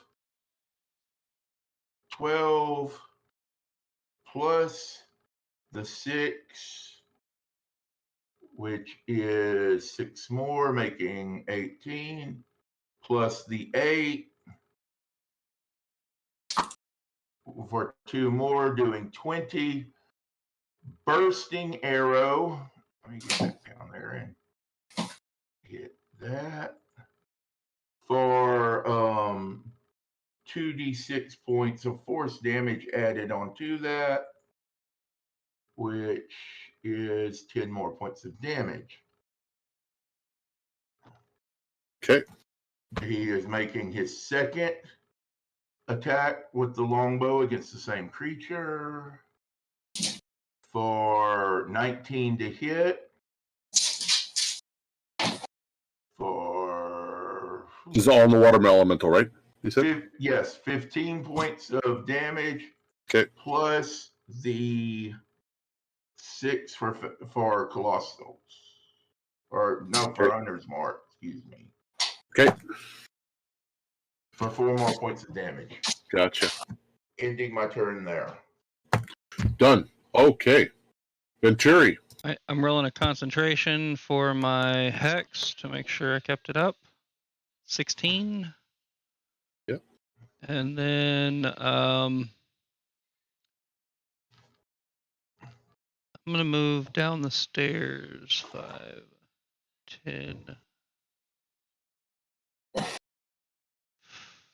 15, 20. Crap, I'm stuck here. You know what? I can't Actually, see. 10, 15, 20. Where'd you move to? I moved down here. I was going to move down here, but then I realized that I'm stuck here, so I'm just going to stay in the stairwell and not move. Okay. And I'm just going to bonus action move my hex to the wind elemental. Okay. And Eldritch Blast. Oh, okay. 19. That's it. Yep. And that's 14 plus my hex, which is, where in the heck is hex?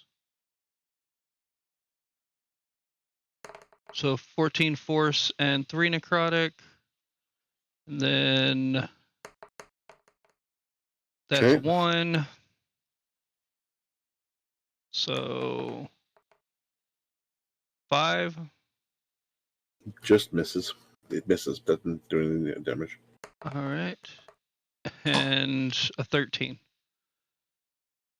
That misses. Misses. All right. That'll be it. Because you went after the air, right? Correct? Yeah. It misses the air one. Okay. So, Zikrin, his go. He casts a spell. And what you guys see when he casts them. Can I see him? Yes. 4th level counter spell. So what'll that count up to 4th level? Spells up to 4th level or higher. Or higher? Okay. Wait a minute. When you cast the spell using a spell slot of 4th level or higher. The interrupted spell has no effect if its level is less than or equal to the level of the spell you used. Okay. Otherwise, the DC equals 10 plus whatever the spell's level is. So do I need to roll it? So, okay, he's casting a high-level spell. Okay. He's casting a 9th level spell. So that'd be 10 plus 9, so I'd have to roll a 19. Do it. Make an ability check using your spellcasting ability. Spellcasting ability for counterspell is a +3. So 12, 13, 14, 15. Nope, doesn't do anything.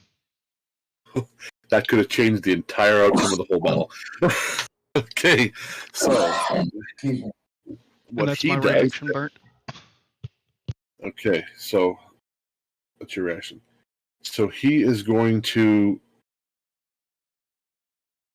Hang on here. So for those that see, he does a weird thing here where he stops, and then he appears here, and you guys are seeing him move.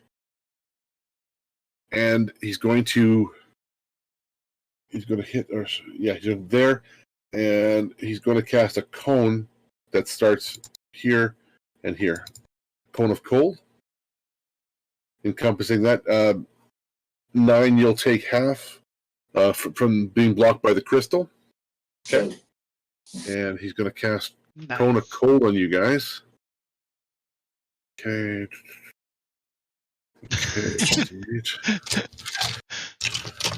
What is that, a con save? Yeah, con save. I like that. Yeah. I mean, if you just do lion art, they can fill it in with whatever they want to. Which is smart. Why ain't my stuff showing up in the log? So 19 points is what you guys both take, or if you make your con saves. Well, Well, and Landris do has we have to the make it magical again? cloak gear. Yeah, so if you would have made your con saves, you would have taken half of the 19, so you take the full 19. Okay, but how does that work? I My mean, con save was 18. In what way? you want to make more than your constitution, right? No, you have to beat his spell DC. What's his spell DC? You wouldn't know 19. that, but yes, 19. If you want to know, That's what I'm saying. I made it 12. Nobody said you failed it. I was getting to that, but no, you would have failed that one. Oh, sorry, his Do I save take DC. half because of my magical cold gear? I took the half off. I only rolled four dice rather than the So full 8. 19. Take 19 points of damage. Yeah, and Thank sorry, it's not 19. It's his spell DC is 17. Okay. Okay, so he does that. Then he moves to here, and he is then going to cast. He is going to cast mirror image on himself here. So what you see is you see a number of extra ones pop up. Okay, I'm going to reload that real quick. Okay. Okay, and they all move over here behind the water elemental and cast another lightning bolt down, going after Venturi and after Moon. So please make a save DC. To save for half. That would be a dex save.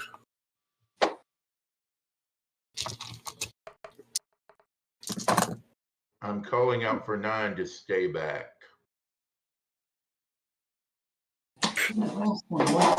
You lying. Rich Yes. for that. Yes. You guys make them? No. Venturi, Rolled you a did 20. you made yours, and Moon, you did not. Venturi, you take half of 30 would be 15, and Moon, you take 30 points of damage from lightning damage. Okay. And then they move over to here. I think you tried to play. Okay. Careful. And that is what he does. The air elemental then follows over and takes a couple of bludgeoning smacks onto Kajira. Now, that would be 2 hits. Ooh, one is a complete miss because a 2 is going to miss for sure, and the other one would be a dirty 20 to hit you. Yeah. That hits? I don't know what your AC is, so. Yep. Okay, so that's would be 12, 5, 17 points. 17 points of damage on the second one. And then the cannon fires at Moon. You're already in half cover, so the cannon's going to try and fire at you again. 9, sorry. And go ahead and roll a dex save to take virtually nothing. Me.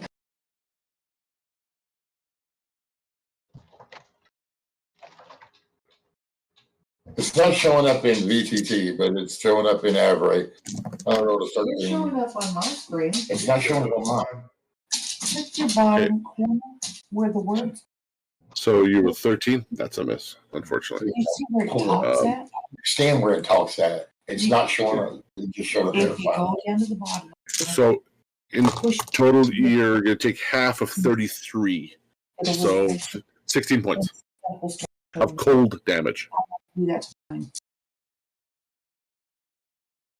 Okay, how much? I'm sorry, how much damage? You take 16 points of cold damage from the cannon. And I'm behind. I'm behind So the pistol. That's why you took 16 points of cold damage and not 33. So the cannon itself turns and it keeps tracking on him, and you see a big cold ball aim and fire. And as you saw as it fired, you all see that the crystal glowed brightly and then went off. So the crystal you're standing next to glowed exceptionally bright just before the cannon fired. Got you. Okay. Thank you. Okay. And at that point, now it's Moon's turn. I guess I'm going to ask if we should be killing the crystal.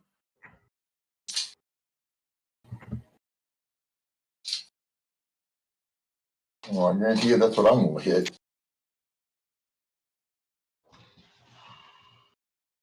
Okay, I'm going to. I'm almost. Mine's showing 68, but I've only got 44. I'm going to cast Guiding Bolt on. I'm going to cast a fourth level Guiding Bolt on the crystal. Okay. Does a 15 hit? Yep. Thank It is a static target. Although it's large, it's a static target and it is very low. That's a lot of dice. It takes 29 points of radiant damage.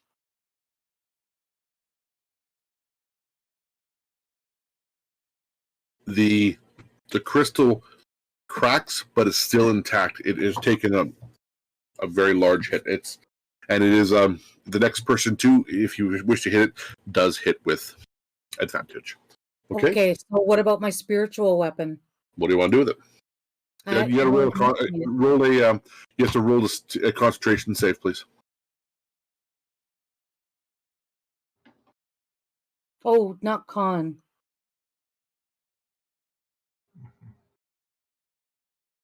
Wisdom.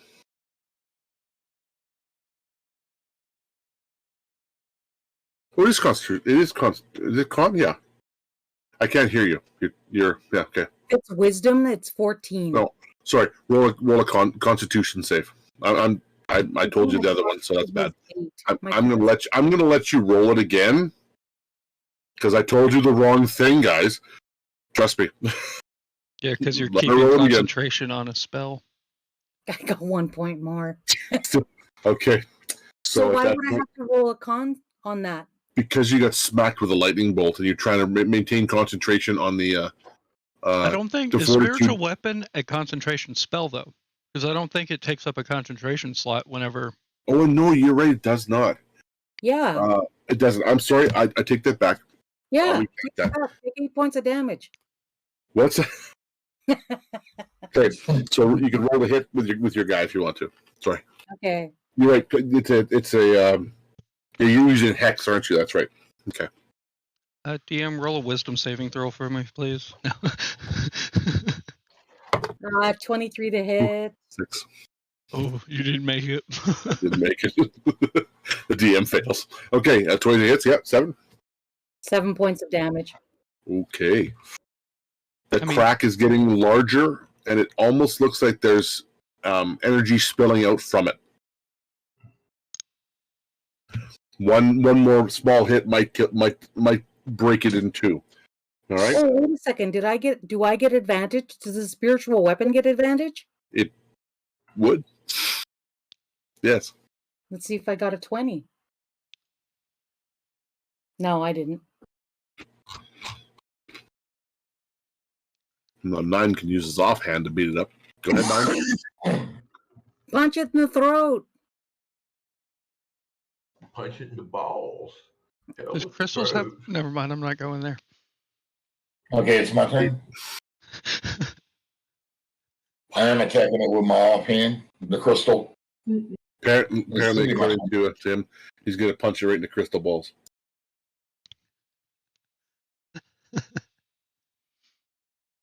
That is a 20 to hit. Yeah. Oh shit! I rolled hit again. Come on, quit doing that.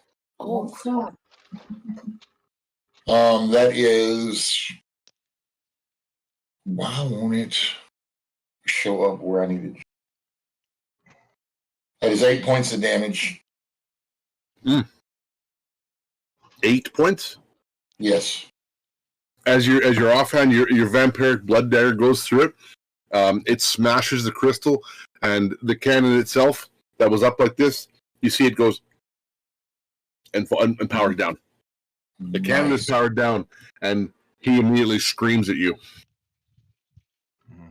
Okay. Which one of them screamed? Okay. Yeah, which one? Sorry? Can I tell which one screamed? They all do. Oh. They all scream. Lovely. Venturi screaming for ice cream. Wow. And I don't know which one the real one is. I'm going to move. Landris Here. again says, stay back. Oh, you said stay back. Okay. Gotcha. Okay. On that note, then I will move here and attack the air elemental.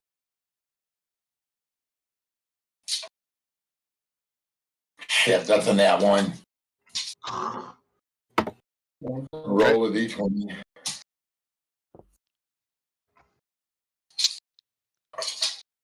And that's a 2. Okay. Nothing happens. I'm making it a little more random. So I'm putting it, if you match the number I have, it's catastrophic. Okay. I'm rolling a d20 as well, and I'm making you match that. Gotcha. So if you as opposed to something static, a little more dramatic that way. Go on. Does a 14 hit the wind elemental? The wind elemental, not the wind one. No.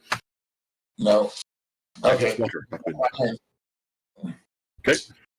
I know you're going to go pee. And okay, so the water elemental, he is okay.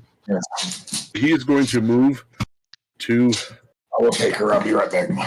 To attack Moon, and he's going to try and engulf the entirety of Moon. Great. So the water elemental spins itself into a frenzy, and it basically grabs things around you, and it's going to try and grapple you with water. Please make a strength saving throw, DC 15.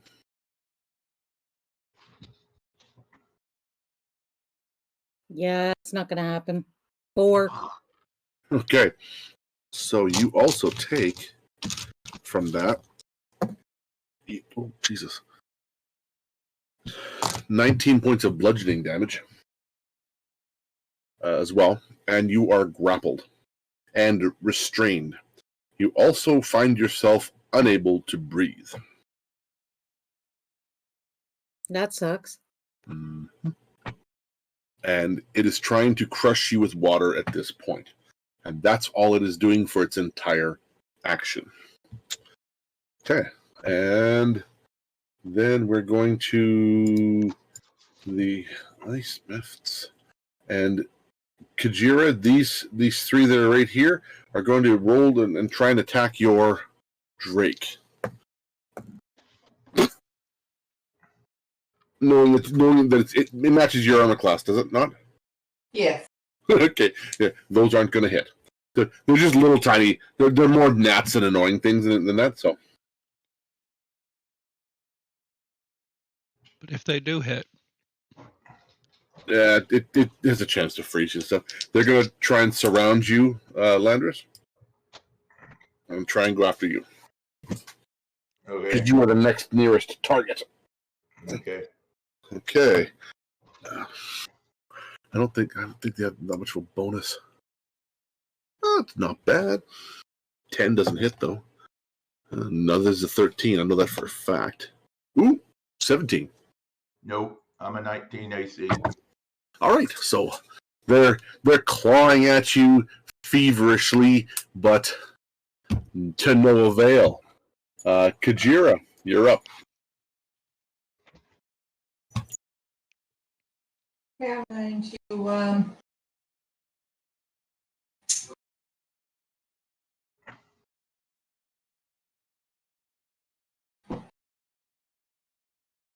the wind was too close for me to use a bow, so You can use a bow with it, but it's going to be with disadvantage because you're in melee range, right? use the short sword of life stealing on the wind elemental in front of me. You could do that with impunity, yes.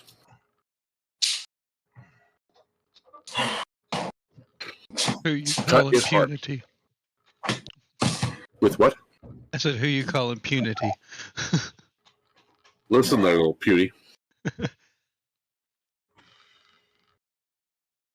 Hits.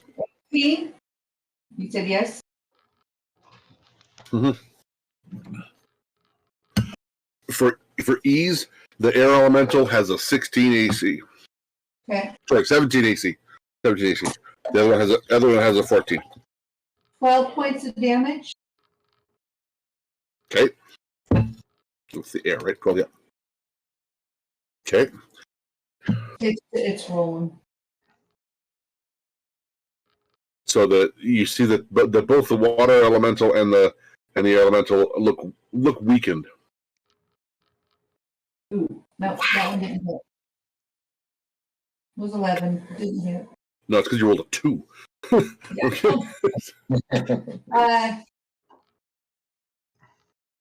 On there. And as a bonus action, what you doing? Bonus action that my dragon's gonna snap at. What are you doing as a bonus action? What am I doing as a bonus? Your Drake has its command. It's going after and killing things in front of it. What are you doing as a bonus action? Like hitting with your offhand. Punch it in the nose? Stick your finger in your mouth and stick it in its ear. Yeah. Do you have a dagger? Known as a wet willy. Anything else? Yeah, stick it in its ear. Do it up. Give it a suppository with your dagger. There you go. Give it a suppository with your dagger. Okay. There he goes with the dagger. You get the hit bonus, you just don't get the damage bonus, whatever that happens to be. Still +9 to hit. You might just do 2 points of damage. Hey, that might be the difference too. Did you roll 2 again? I did. Man, when you're on, you're on. And when you're off, damn, you're off. Okay, roll for your Drake too. Your Drake's can hit one of the many targets that are around it. Maybe, I don't know, using your breath weapon. Nah. Roll that. Getting all of them. I think to do that, you'd have to use your bonus. It was her bonus action? Oh, yeah, Yes. my bad. You'd have to use her bonus action for that. My Drake just got a nat 20. That'll probably kill what it's going after. Go ahead. Yeah. Nice little icy snack. Icy snack. Snow cone. And because, so this will, okay. 11 points damage. Before you even roll the other dice, don't even bother. It snaps that thing right through. The fire on the breath doubles that damage. So, yeah, you just snapped it in two. How do you roll that? That one's gone. Okay. I think it's enough for you, right? That's all, yeah. Landris, go ahead. The great sword goes rushing through the air and attacks that nearest head. Okay. That would be... Okay. 20 to hit. Mm-hmm. 6 points of damage. Okay. As a bonus action, Landris is casting Hail of Thorns. Then he is attacking. Hold on, let me toggle the sheet down. So this head. So he's attacking that one? Okay. With a shot from the longbow. Okay.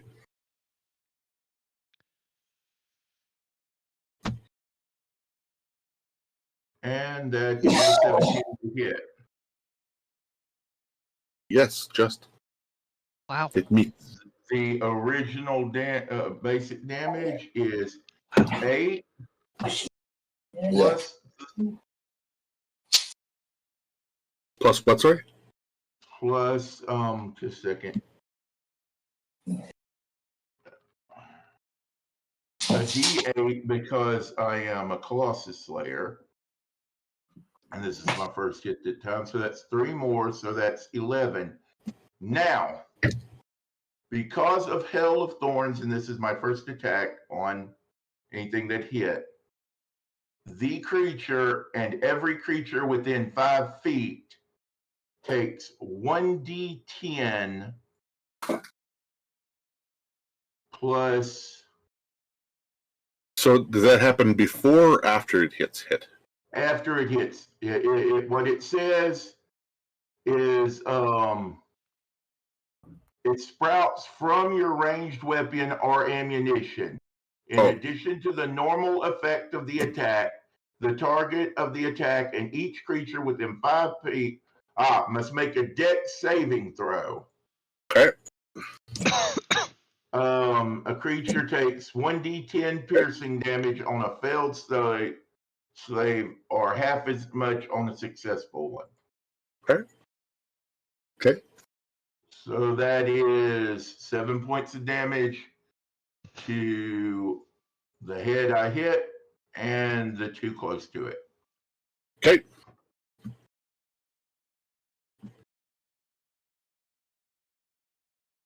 So now we know where the bitch is. AoE is not his friend. Okay. Action surge. There we go. Waiting for that shit to happen. Okay. Attacking said bitch. Okay. With the longbow. Okay. Remember, you're still gonna have to fight. You have been firing with disadvantage, right? Okay. 33 to hit, natural 20. Okay. Okay, so come on, give me good 17 damage plus the D6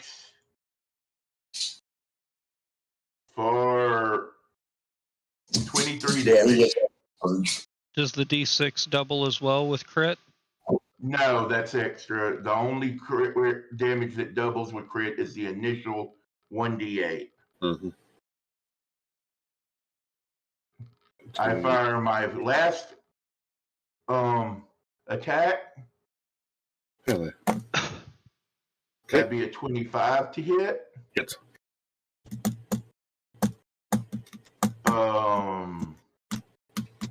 Doing Soon. 11 plus the d6. No, I don't get the d6s. Not on this. So never mind on that last. 11 more. 11 more. Okay. Because I did not hunter's mark her. A hunter marked the aqua elemental. That's correct.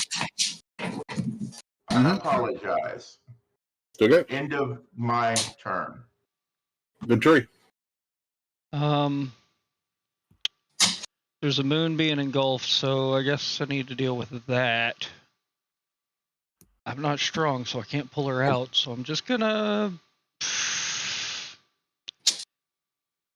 Now, question, if I use infestation and it has to move, is she gonna move with it? She is swirling inside the elemental, yes. Okay. I'm gonna toll the dead the creature. Okay. That's a DC 17 Wisdom save. Wisdom. Okay. I don't think it has a. Whew, this should be easy. Ooh. Okay, Wisdom DC what? DC 17. Well, I rolled a 19. -3. So go ahead. Down to that was close. That was close. Okay. So technically I rolled a 16. So yeah. Ooh, good numbers. 33 necrotic damage. Jesus. Nice. Nice. Okay, and so the toll happens. You feel it, Moon. You feel it. Whoa, that's what it feels like. I shouldn't hit creatures like this. That's almost inhumane. Maybe I have a phobia against casting Toll the Dead. No, not going to happen ever. But you're just right. Never going to happen. Never going to happen. She knows about it, and the water just explodes all around. And it lands in about a 10-foot radius all the way around, hitting nobody, with bludgeoning parts as the water explodes. And Moon, you fall to the ground. Thankfully, you're only a few feet from the ground, so you do not take falling damage. And then I'm going to use my movement, 5, 10, 15, 20... 25, 30, trying to get behind this table to take some cover. So you can use a table for half cover. Gotcha. Yeah. Okay. And that'll end my turn. Okay. At least half cover from this dude. The other one's... Yeah. That's fair. Okay. So now... So he... then goes,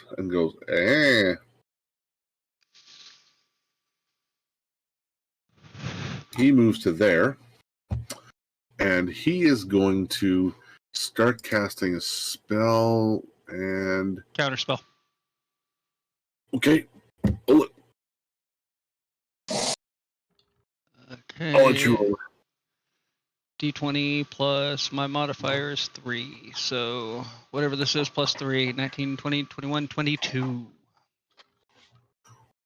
Well, okay. So you counterspell a spell. Does it tell you what it is? Counterspell just says interrupt. On a success, the creature spell fails and has no effect. Okay. So his spell fails. Okay. And then he does this.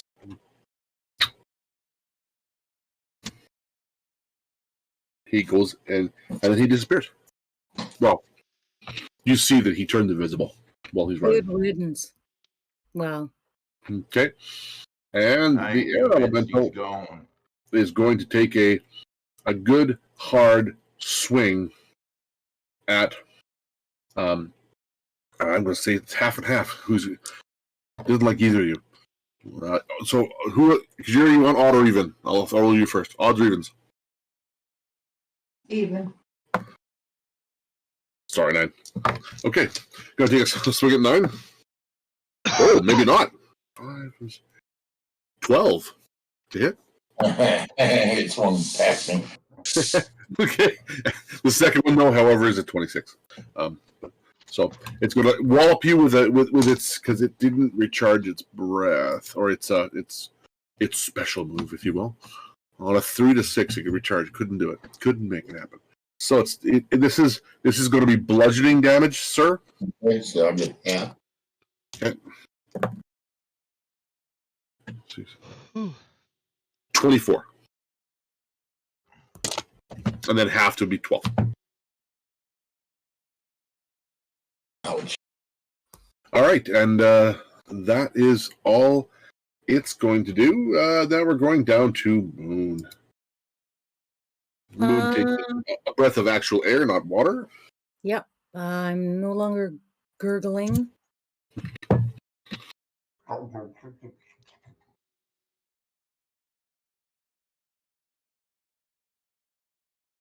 I'm just going to move.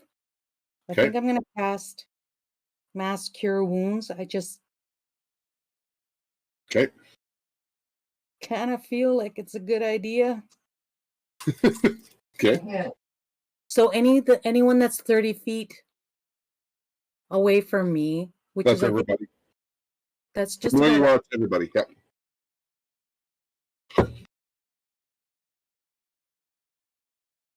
oh high. Oh, not bad. 25 points of healing. Ooh, Oh, hell yeah. not bad. Thanks. That's great. Nice. Thank you. That's a whale of average, honey. just so we're clear. I mean, you got 2 8s in there. I can feel my So I have to expend a skill for that, right? Yeah, you have to expel a channel divinity. Channel divinity. Okay. Technically, you use channel divinity to call upon you hold your holy symbol, you touch your chest, and you recharge it first, and then you go. So it doesn't take that action. That's what you're actually doing. And my spiritual weapon will go to. Is it going to hop over the crystal? You can 30 feet of, or how many? 15 feet of movement. I don't remember. Okay. You're probably closer to right than I would be. 60 feet. Yeah. Okay. He's gonna go after that sorry looking mofo right there. Ice method. Iced method. Yes. Yes. At 28 to hit. Hits. Pieces of method fly through. For 9 points of damage. Okay. And that would be my turn.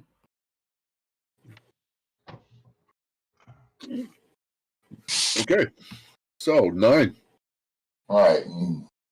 You got an air elemental to the front, method to the back. Okay, I'm just going to make it easy and stay on the air elemental. First attack.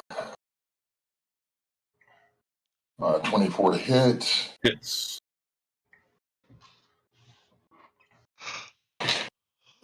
That's 6 plus 4 poison. Second attack. 11 to hit. Does not hit, does it? No. Attack with my offhand. Elementals to the front of me. Yeah. Methods to the back. Here I am, stuck in the middle with you.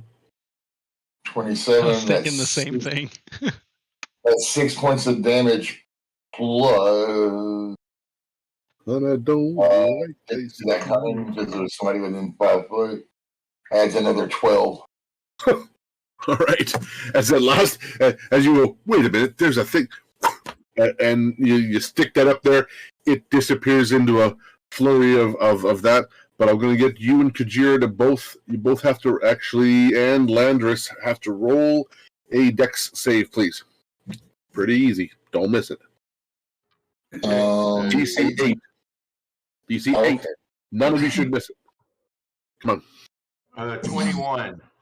I didn't think any of you could actually miss it. I don't think Kajira is possible to miss this. Don't tell her that. I don't I believe have to roll. I have to roll a 2 or a 1 or a 2. She can't miss an 8 save, so that means you are incapable. You can't get it's not on a save. You can't do a critical miss. So that's a skill save. You just manage to you get out of the way of the flying debris, is what I'm saying. Pieces of the table that come flying at you, and none of you take the bludgeoning damage from that. And it is gone now.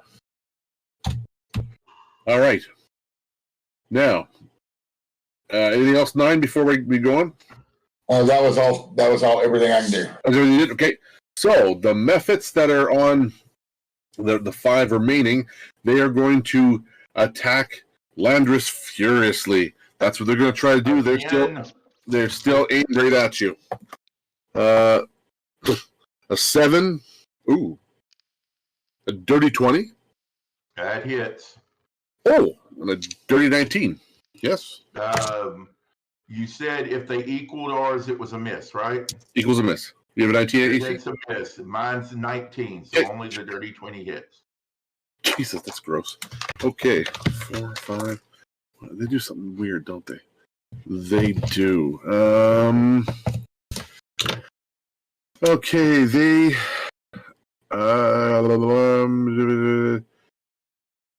So yeah, that's pretty simple. So you take 6 points of cold damage. That's it. Is it half for the magical cold gear? If you have resistance to cold, it'd be half that. Yeah. Okay, so 3 damage. What is the weird shit they do? They didn't do it this time. On the Drake, they're attacking. They're still continuing the relentless assault on the Drake with a 9. Oh, okay. This one might go. Dirty 20 for the Drake. Yes. Okay. Whopping. Woo! The 400 and the cold. Wow, whopping 4 points of damage on the Drake.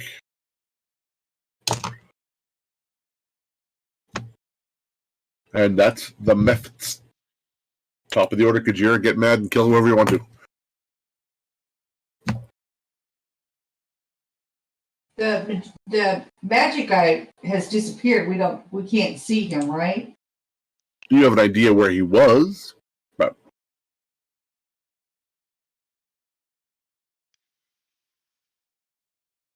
okay, I'll go after that one that I just flashed with my longbow.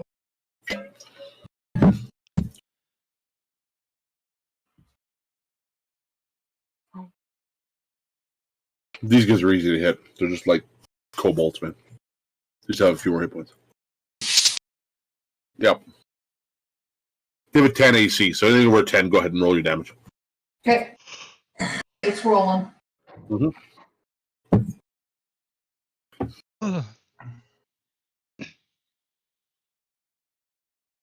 11 points of damage. Okay, and Okay. that one, yeah, that one.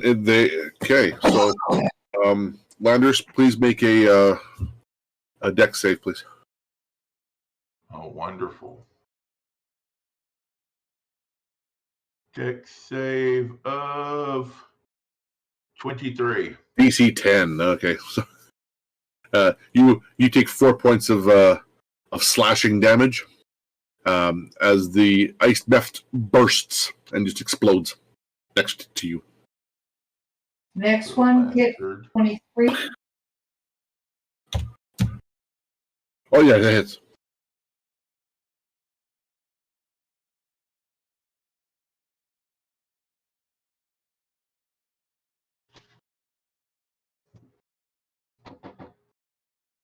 Which one are you hitting? No, are you hitting the one next to between Moon and 9, or the one below Landris? That one? Okay. Yes. Okay, so 9, Landris and Moon, please make a dex save, DC 10. Sorry. 18. 20. 9. Like, Okay. Moon, you take 8 points. The other two, you take 4 points of slashing damage. Ooh, and I get to So have 9, you that. take 2. Okay. Now my Drake. What's sick is I could uncanny dodge that and make it 1, but I won't do it. Flashed him. See which one I flashed? Yeah, I did. Okay. All right.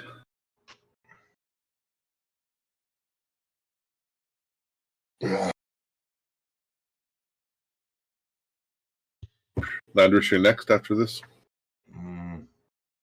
Okay. Yeah, grumble.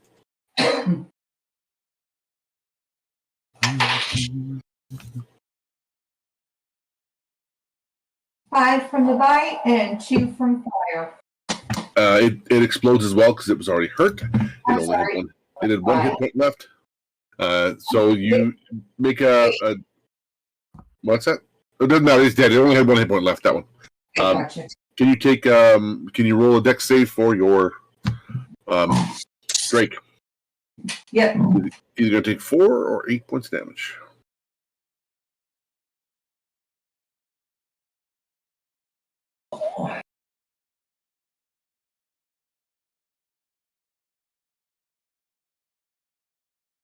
Makes it. So 4 points of damage. 4. 4.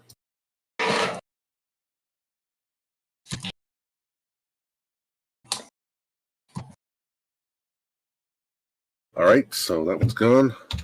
Landris. I'm assuming you're done. Sorry, are you done, Kajira? Oh, my apologies. Finished. Okay. Go ahead, Landris. All right. I am going to draw a scimitar with my right hand since my bow is in my left.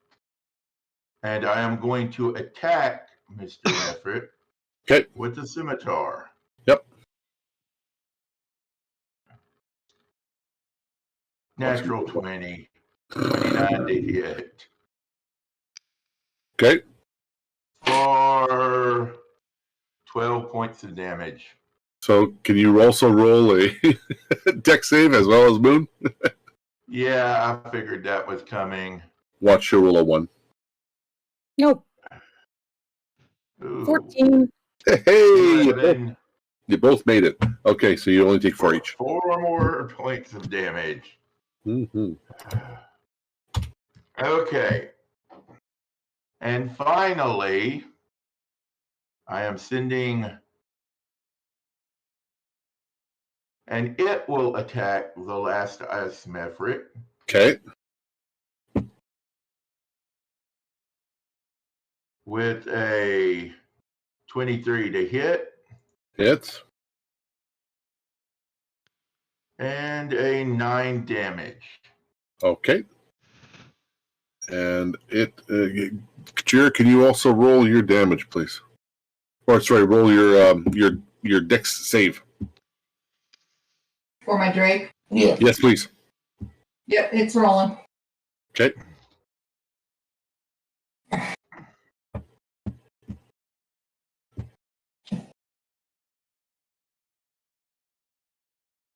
$20. Okay, he takes 4 points of damage. Hopefully doesn't die. Because that would suck if that killed him. All right, so that's it. Are you done? I'm assuming that was your. I'm done. Okay, Venturi. All right. This is going over here. I'm casting Spike Growth. Okay. 20-foot radius centered on a point within range. Twist and sprouts, hard spikes, blah, blah, blah. Area becomes difficult terrain for the duration. Creature moves into or within the area. It takes 2d4 piercing damage for every 5 feet it travels. Okay. So yeah, Meanie. there's a spike growth down. You big meanie. Okay. And if it decides to move anywhere within that, it takes damage. And then bonus action, nothing. That'll be it. Why don't you ask the book if he knows where the bitch is? Can I do that as a bonus action? Sure. Book, where's he at? Over behind the cannon.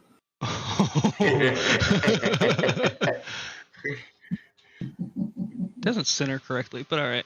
Along the back wall is what he said. Okay. That'll end my turn. Okay. Okay, so he's going. Okay, so it's his turn now. He is going to do that, and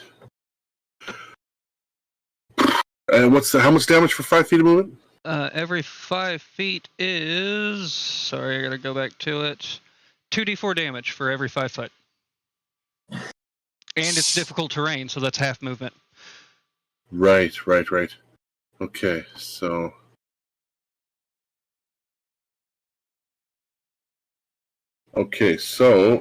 coming from near about this kind of area, or in around this, in around the cannon area. Yeah. You guys see a number of things come flying out of there, and they all look like magical little darts. I.e., magic missiles come flying out of How many times did he move? Just once. Just once? Yeah. Till he realized what the hell happened. He wasn't really looking at that. Yeah. That's 3 damage.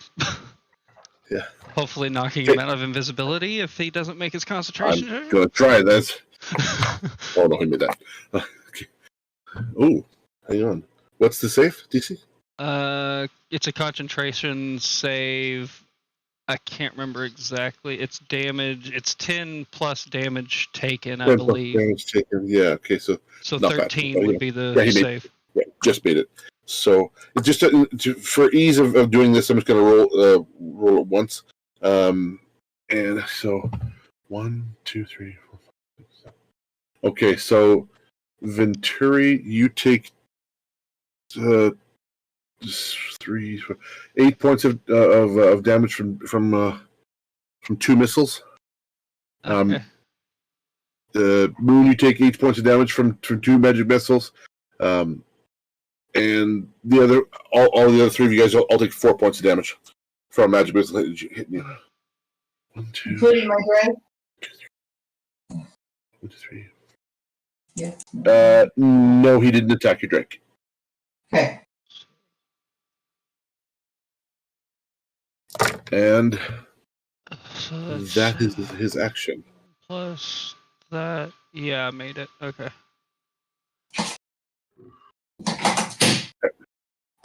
So spike growth is still up in that area. So Moon, go ahead. make a move. Oh, he's behind the cannon? Well, he's around the cannon somewhere. If you have a nice area effect spell, Like a line of something, maybe or a something 6th level spell. that might catch stuff on fire, aka the spike growth around it. I don't know if it does that, but I think her 9th or 6th level spell could do that too. Which one? Oh.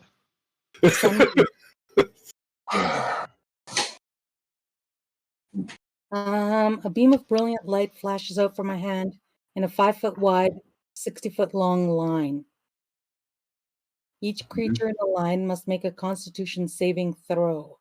On a failed save, creature takes. I'm going to move this out of here just so we know where. I know where it is. Yeah. Okay. And that way, she tells me where she's going to aim that line. Or you can move and try and do whatever you want to if you want to fire it. Oh God, so much pressure.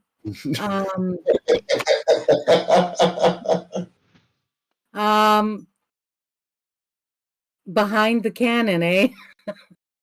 But we don't know Take a look at that. Well, there's where behind the cannon. What's that? Well, what about a line like behind the cannon? You put your dot where you're going to aim for. you. yeah, it comes from you in a line 60 foot. So just kind of ping where you want it to end. What hex are you shooting at? From directly behind the cannon, to the left of the cannon, to the right of the cannon? Where are you going for? Oh, but I could miss. You could. Yes, you could. You very well could. But You're as your next attacking- bonus action, you can do it again. You can do it without again. Using a spell slot.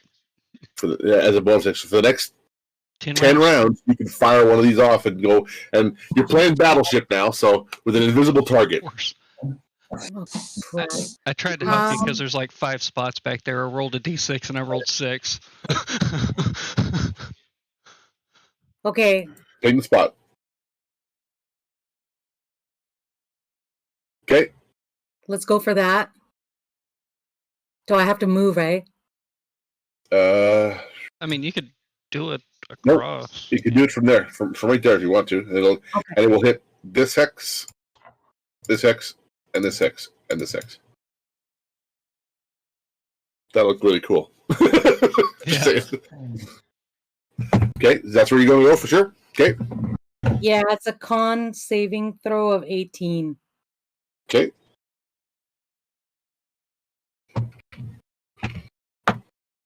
Okay.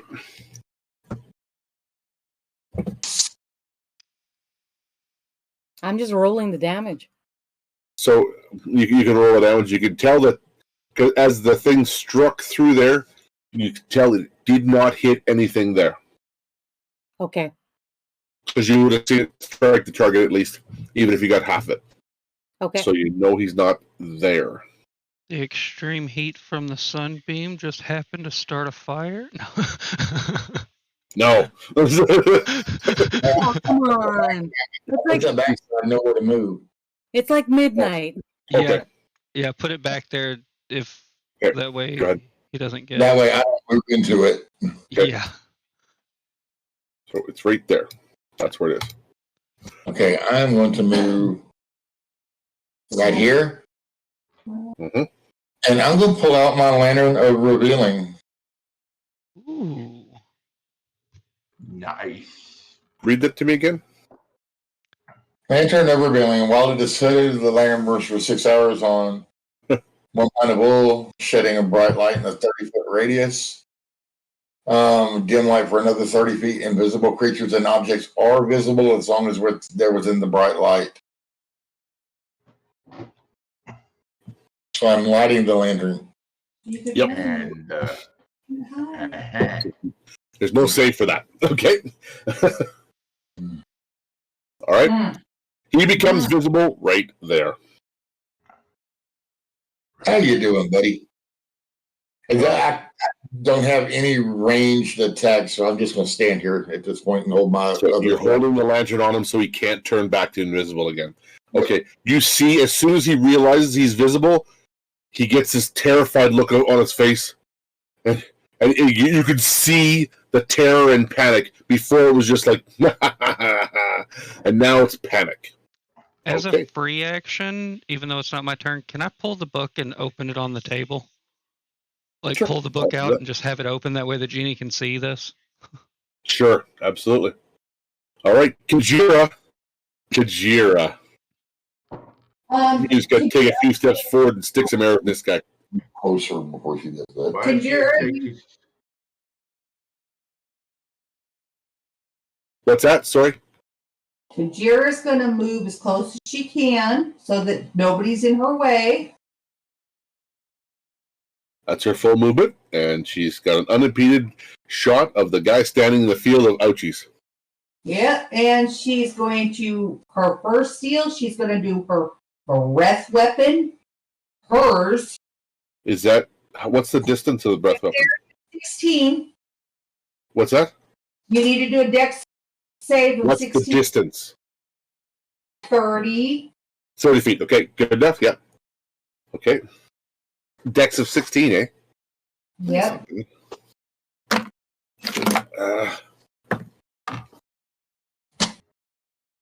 14. Roll the 12. Got a +2. 14. Versus what? Does it say? Is it say for half damage or say for no damage? Yeah, half damage is Doesn't matter. I'm taking the full damage anyway. But what type? 13 damage.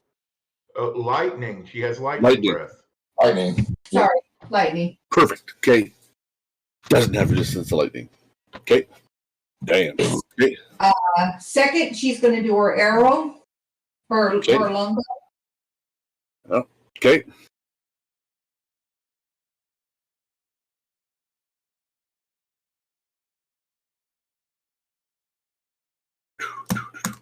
Ooh, and nat 20. Oh, baby, I love it. I don't know if you can kill him, but yeah, go ahead. Did that show up for anybody else? What? Every bot hasn't showed up yet. What the hell's going on? I still see ... but Yeah. Okay, it's okay. Just roll the damage. We'll take it. Showed up in the game log on VTT. Okay. But not on Avery.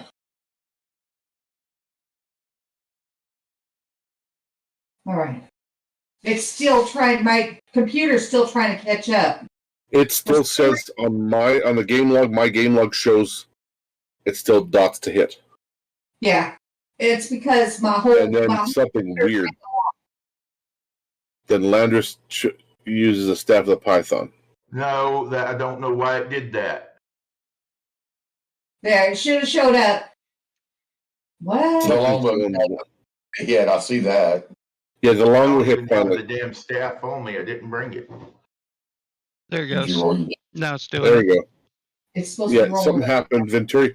It sort of sniffed out and came back there for a second. Okay. Well, she's just locking up, ain't it? I don't know what's going on. It could be above VTT because mine was acting funny. Okay, I'm just gonna roll it, Laura. Okay. It's rolling right now. It's just. I know, but we okay. Would like to finish sometime tonight. Yeah. What's your bonus? +6. Okay, so 7. I got 18 for damage. If you'll take it. That's what you got. That's what you just rolled. That's what I rolled. It's just not showing it. Okay, nice, I see it. Good. Okay, so what else you got done? Your bonus action of anything? No? No, not with her, but I got to do breath weapon with the Drake. Nope, no, you don't have a breath weapon anymore. You've used it. It uses your breath weapon to go through the Drake. You can use the Drake as a catalyst, pretty much. So you can fly your Drake up to him. So say he's 100 feet or 200 feet, 300 feet away from you, and you can use your breath weapon there, but through your Drake. Through your mental connection, basically. But you can only use the breath weapon once, either from you or from your Drake. Okay, I'm done. Are you moving your Drake over then? To attack or no? No, I'm done. Okay. Landris. Okay. Because he's got all that stuff out there. Okay. Attacking with the dancing greatsword. Yeah. Why is this on my That computer? is a 22 to hit. Yeah. It'll show up under the game log. 36, 10 damage. I read it wrong. Yep. All right. Now, it should be noted that the great sword has made its 4th attack and is attempting to return to my hand. It has made it to there by the end of. Okay, that's fine. I'll take that. All right. I am attacking with my longbow. Okay. First attack. If you roll a Kajira 20, you might make it. You might kill it. 22 to 22 hit. Okay. For 15 of piercing, making my second attack. Okay. 29 to hit Yes. for 14 of piercing. Okay. And I'm done. All right.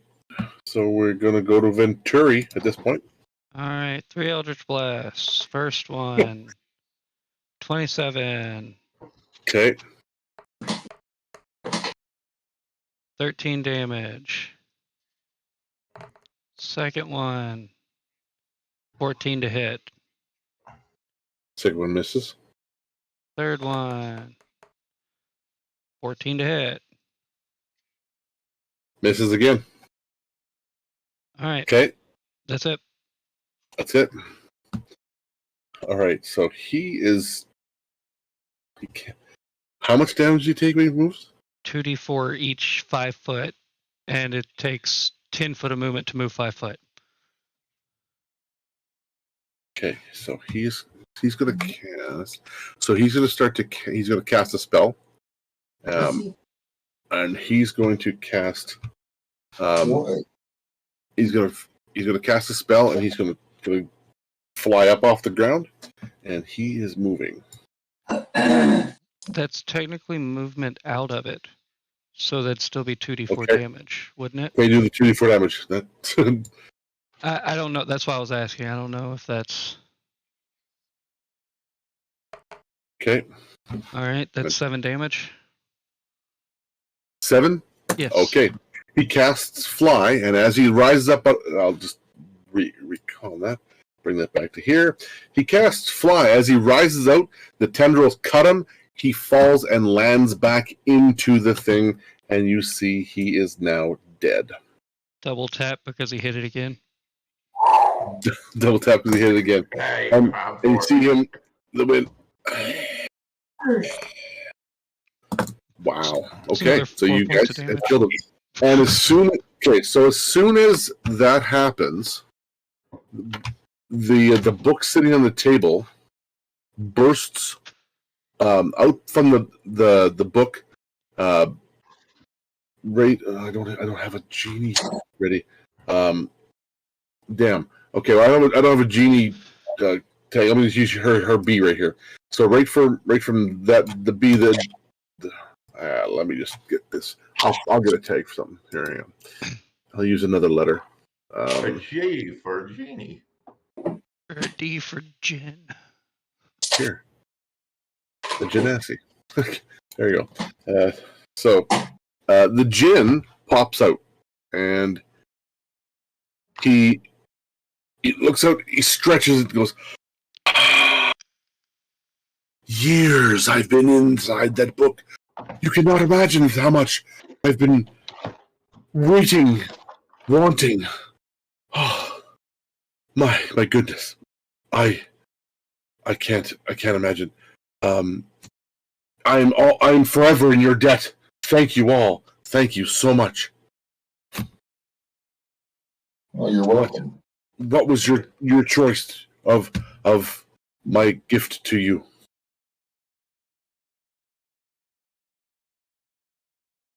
Are we all? What? We're all still in agreement on what we wanted, right?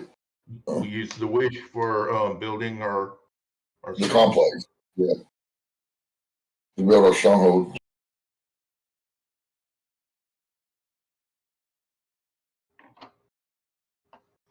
So we got the plans for that laid out. No, honestly, do not, but I'll do those this week. Okay. Yeah. That was the plan. Your plan is a keep, a citadel? Yeah. Gotcha. Yeah. Yeah. Do you wish the material or the citadel itself? Do you wish to build it yourself, or would you like me to have it in We have the land. We'd like you to put the citadel as we have it drawn out on the land.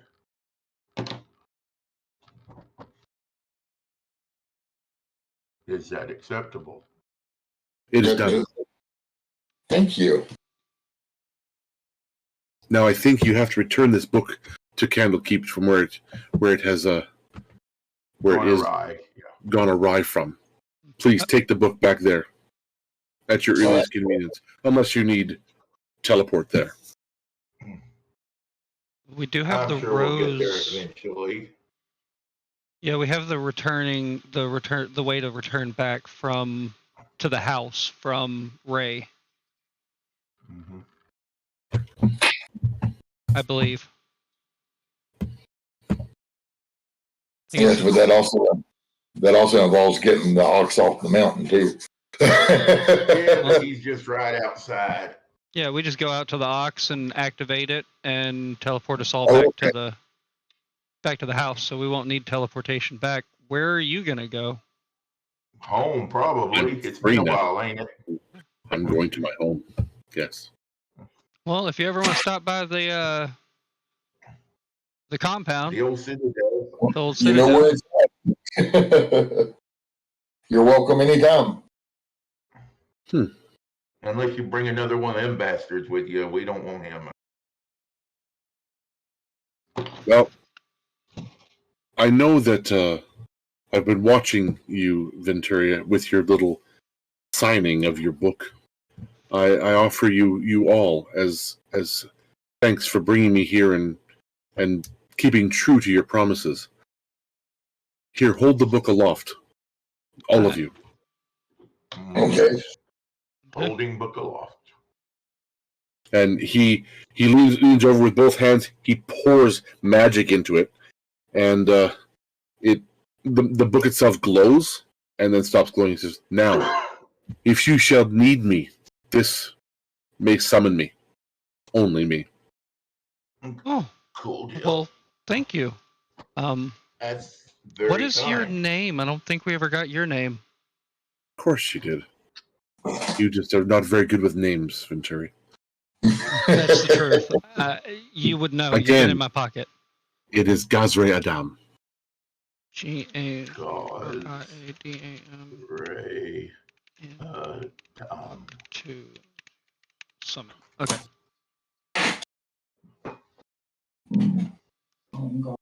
We call him Gaz. Okay. So, has the thorn ticket evaded? Yes, that dropped. Check the body, check the tables, check the everything. Flip this place because we ain't coming back. Damn Hey. Skippy. Damn Skippy. Perception I assumed that you would be tossing the thing. You see he has a spell book on him. And an assortment of very expensive material components as well. Well, I don't know if any of our people can use that, but Ray probably could. I would definitely take it and take a look. Because I can scry things into my book of shadows. When you, I'm going to need to. Actually, you guys did everything correctly. I'm going to say so. Under the cannon, you find a another. It's a secret area under the cannon because I'm assuming you're tossing the place. Yeah. Okay. Oh yeah. You find a number of different items, including a long sword and another pair of boots and a cloak. Longsword, boots, cloak. And do those all radiate magic? Those what radiate magic. And of course, you got to pick up your little rusty iron sphere as well. Yes. Okay. Kajira retrieve the. Make sure to get the sphere. Yeah, she just said that. Oh, sorry, I didn't hear it. That was my bad. Nope.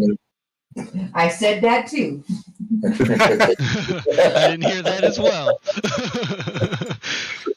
All right, so I got expensive materials, spellbook, longsword, boots, and cloak.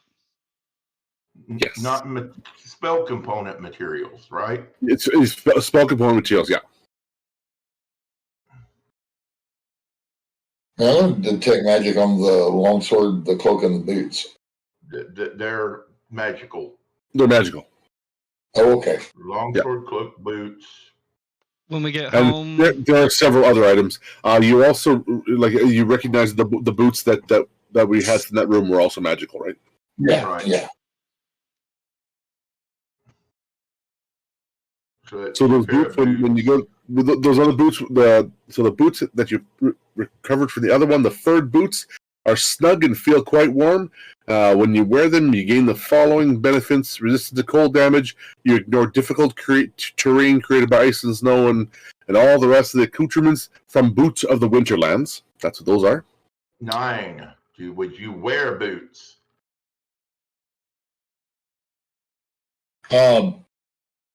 Probably not. So they would. Well, I don't know. Can Kajira wear them or not? Well, doesn't Kajira have a cloak of cold? No. No. Okay. So okay, Kajira then. Yeah, they fit to whatever feet you put them on. The other boots are boots of speed. If nobody wants them, I'll take them. I would say either you or 9. Whoever's going to 9 be don't up wear first. shoes. We just covered that. Yeah. Yeah. Honestly, knowing my character, he ain't gonna wear them. Okay. I was thinking whoever was going to be up in front fastest. Yeah. And you find the longsword. It's a longsword named Moonbane. Good name. Moonbeam or Moonvein? Moonbane. Bane. It's an elven silver longsword with magic runes down the blade, and it glows with the light of the moon. Moonbane. Moonbane. Who still needs a magical weapon or melee weapon? It's a Langus? longsword as well. Okay. Landis, do you have a magical melee weapon? I have a mace +1. +1 mace. When you identify this is a silver magic weapon that does full damage against insubstantial creatures. It has a +3 bonus to attack and damage rolls. And once per day, the user can teleport 50 feet into an unoccupied space. And you can... It does 66 radiant damage when you teleport, too. Each creature that is adjacent to the destination space takes additional 66 radiant power once. Yeah. I mean, honestly, if 9 can carry, because it's a longsword, yeah, that would get you into battle faster. It would give you a +3 bonus to all attacks, and it's silvered. So if we do come up against something, okay, I got you. You show up 50 foot in front of you and do immediate 66 radiant damage to anything around you. I think that would be that's just my vote, because I think that would be the smartest. I like that idea. And so that's at 9. Kajira has the furred boots. We still have the boots of speed. Those can go to Landris. Okay. All right, I'm just trying to make sure I have it all wrote down in my notes who has what. And there was a cloak, right? Of invisibility. A hobbit cloak. Invisibility? Of invisibility. A hobbit cloak. Yes. What? It's a hobbit cloak. I think Venturi ought to have the cloak of invisibility. I don't have any spots to equip anything that has to be Moon. attuned. I was going to say, I was saying maybe Moon. She can go invisible, and she can go heal some people, get out of the way and heal some people. Yes. Or whatever. Yes.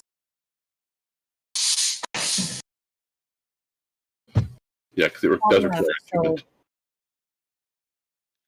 It doesn't require attunement? Yes. Oh.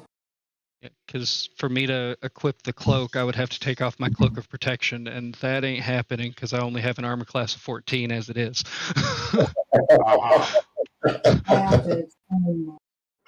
So one thing that has happened, and Gazray tells you this, he says that the magic in this area, you may have been surprised. While you all haven't aged, time has somehow shifted around you. Okay. The magic on this I don't know exactly how long, but it could be upwards of 6 months have passed. Oh, well, Wow. I'm Okay. not that one. I was worried you were going to say 600 years. No. It's not a favor, but have you ever heard of a box that I can put something in on this side and it shows up in a box on another side, like in somebody else's box? Connected boxes? Yes, I have. Do you know That where is I might powerful find something magic. like that? Hogwarts. It's really just to pay people that we need to send money to while we're out adventuring. Well, maybe another day I might call upon you and we could discuss something of that nature. That would be great. Or if you call me, we'll see. You have made a friend in me. Thank you all. You And guys. if you have no further need of me, I'll ensure that this rose you speak of, the one from Ray, I believe, right? Yes. Takes you right back to your house. Okay. Thank you. And go get the ox. I go get Winsall. when you do find the time to remove the pieces of Candle Keep that you've, well, not pieces, wrong wording. When you do decide you want to sever the hole in the Candle Keep defenses, let me know. I may be of some assistance. Although I won't be welcomed in Candlekeep just because of who I am and what I am, I can still help you in removal of the vulnerability. Okay. Wicked cool. Okay. If you do have Okay. some type of I forgot what they're called. I keep wanting to say visage, but it's not a visage. Vessel. We might be able to sneak you in that way. I will never go back into another vessel for I as mean, I long figured as you had your own home vessel. At one time, I was trapped inside a lantern, and then I was released, and then trapped in this book for several hundred years. No. They don't live in those vessels, dude. They have a home like we have a home. Yeah, on but their some of home them plane. carry their own vessel for resting purposes. No, they're bound to it. Trapped there. Okay. I don't know of many of my kind that willingly do that. I could see for subterfuge, possibly, but no. It's not a normal home for me, but thank you. Just an idea. Anyway, I'm ready to go back if you guys are. You got the mule? Oh, excuse me, ox. Yes. And with that, that adventure is finished, and you do hit level 12. Ooh. Woo-woo. 12. And we'll end it here, I guess. We'll end it right here. Sounds good. Alrighty, well, thank you guys for watching. I hope everybody had fun, and we will catch you in the next one. Make sure that if you have a Prime sub, use it on somebody. Doesn't have to be me. There's multiple great Use it on him. there's multiple great streamers. And make sure to hit the like, follow, subscribe, comment, do all the things. We'll catch you in the next one. Bye, y'all.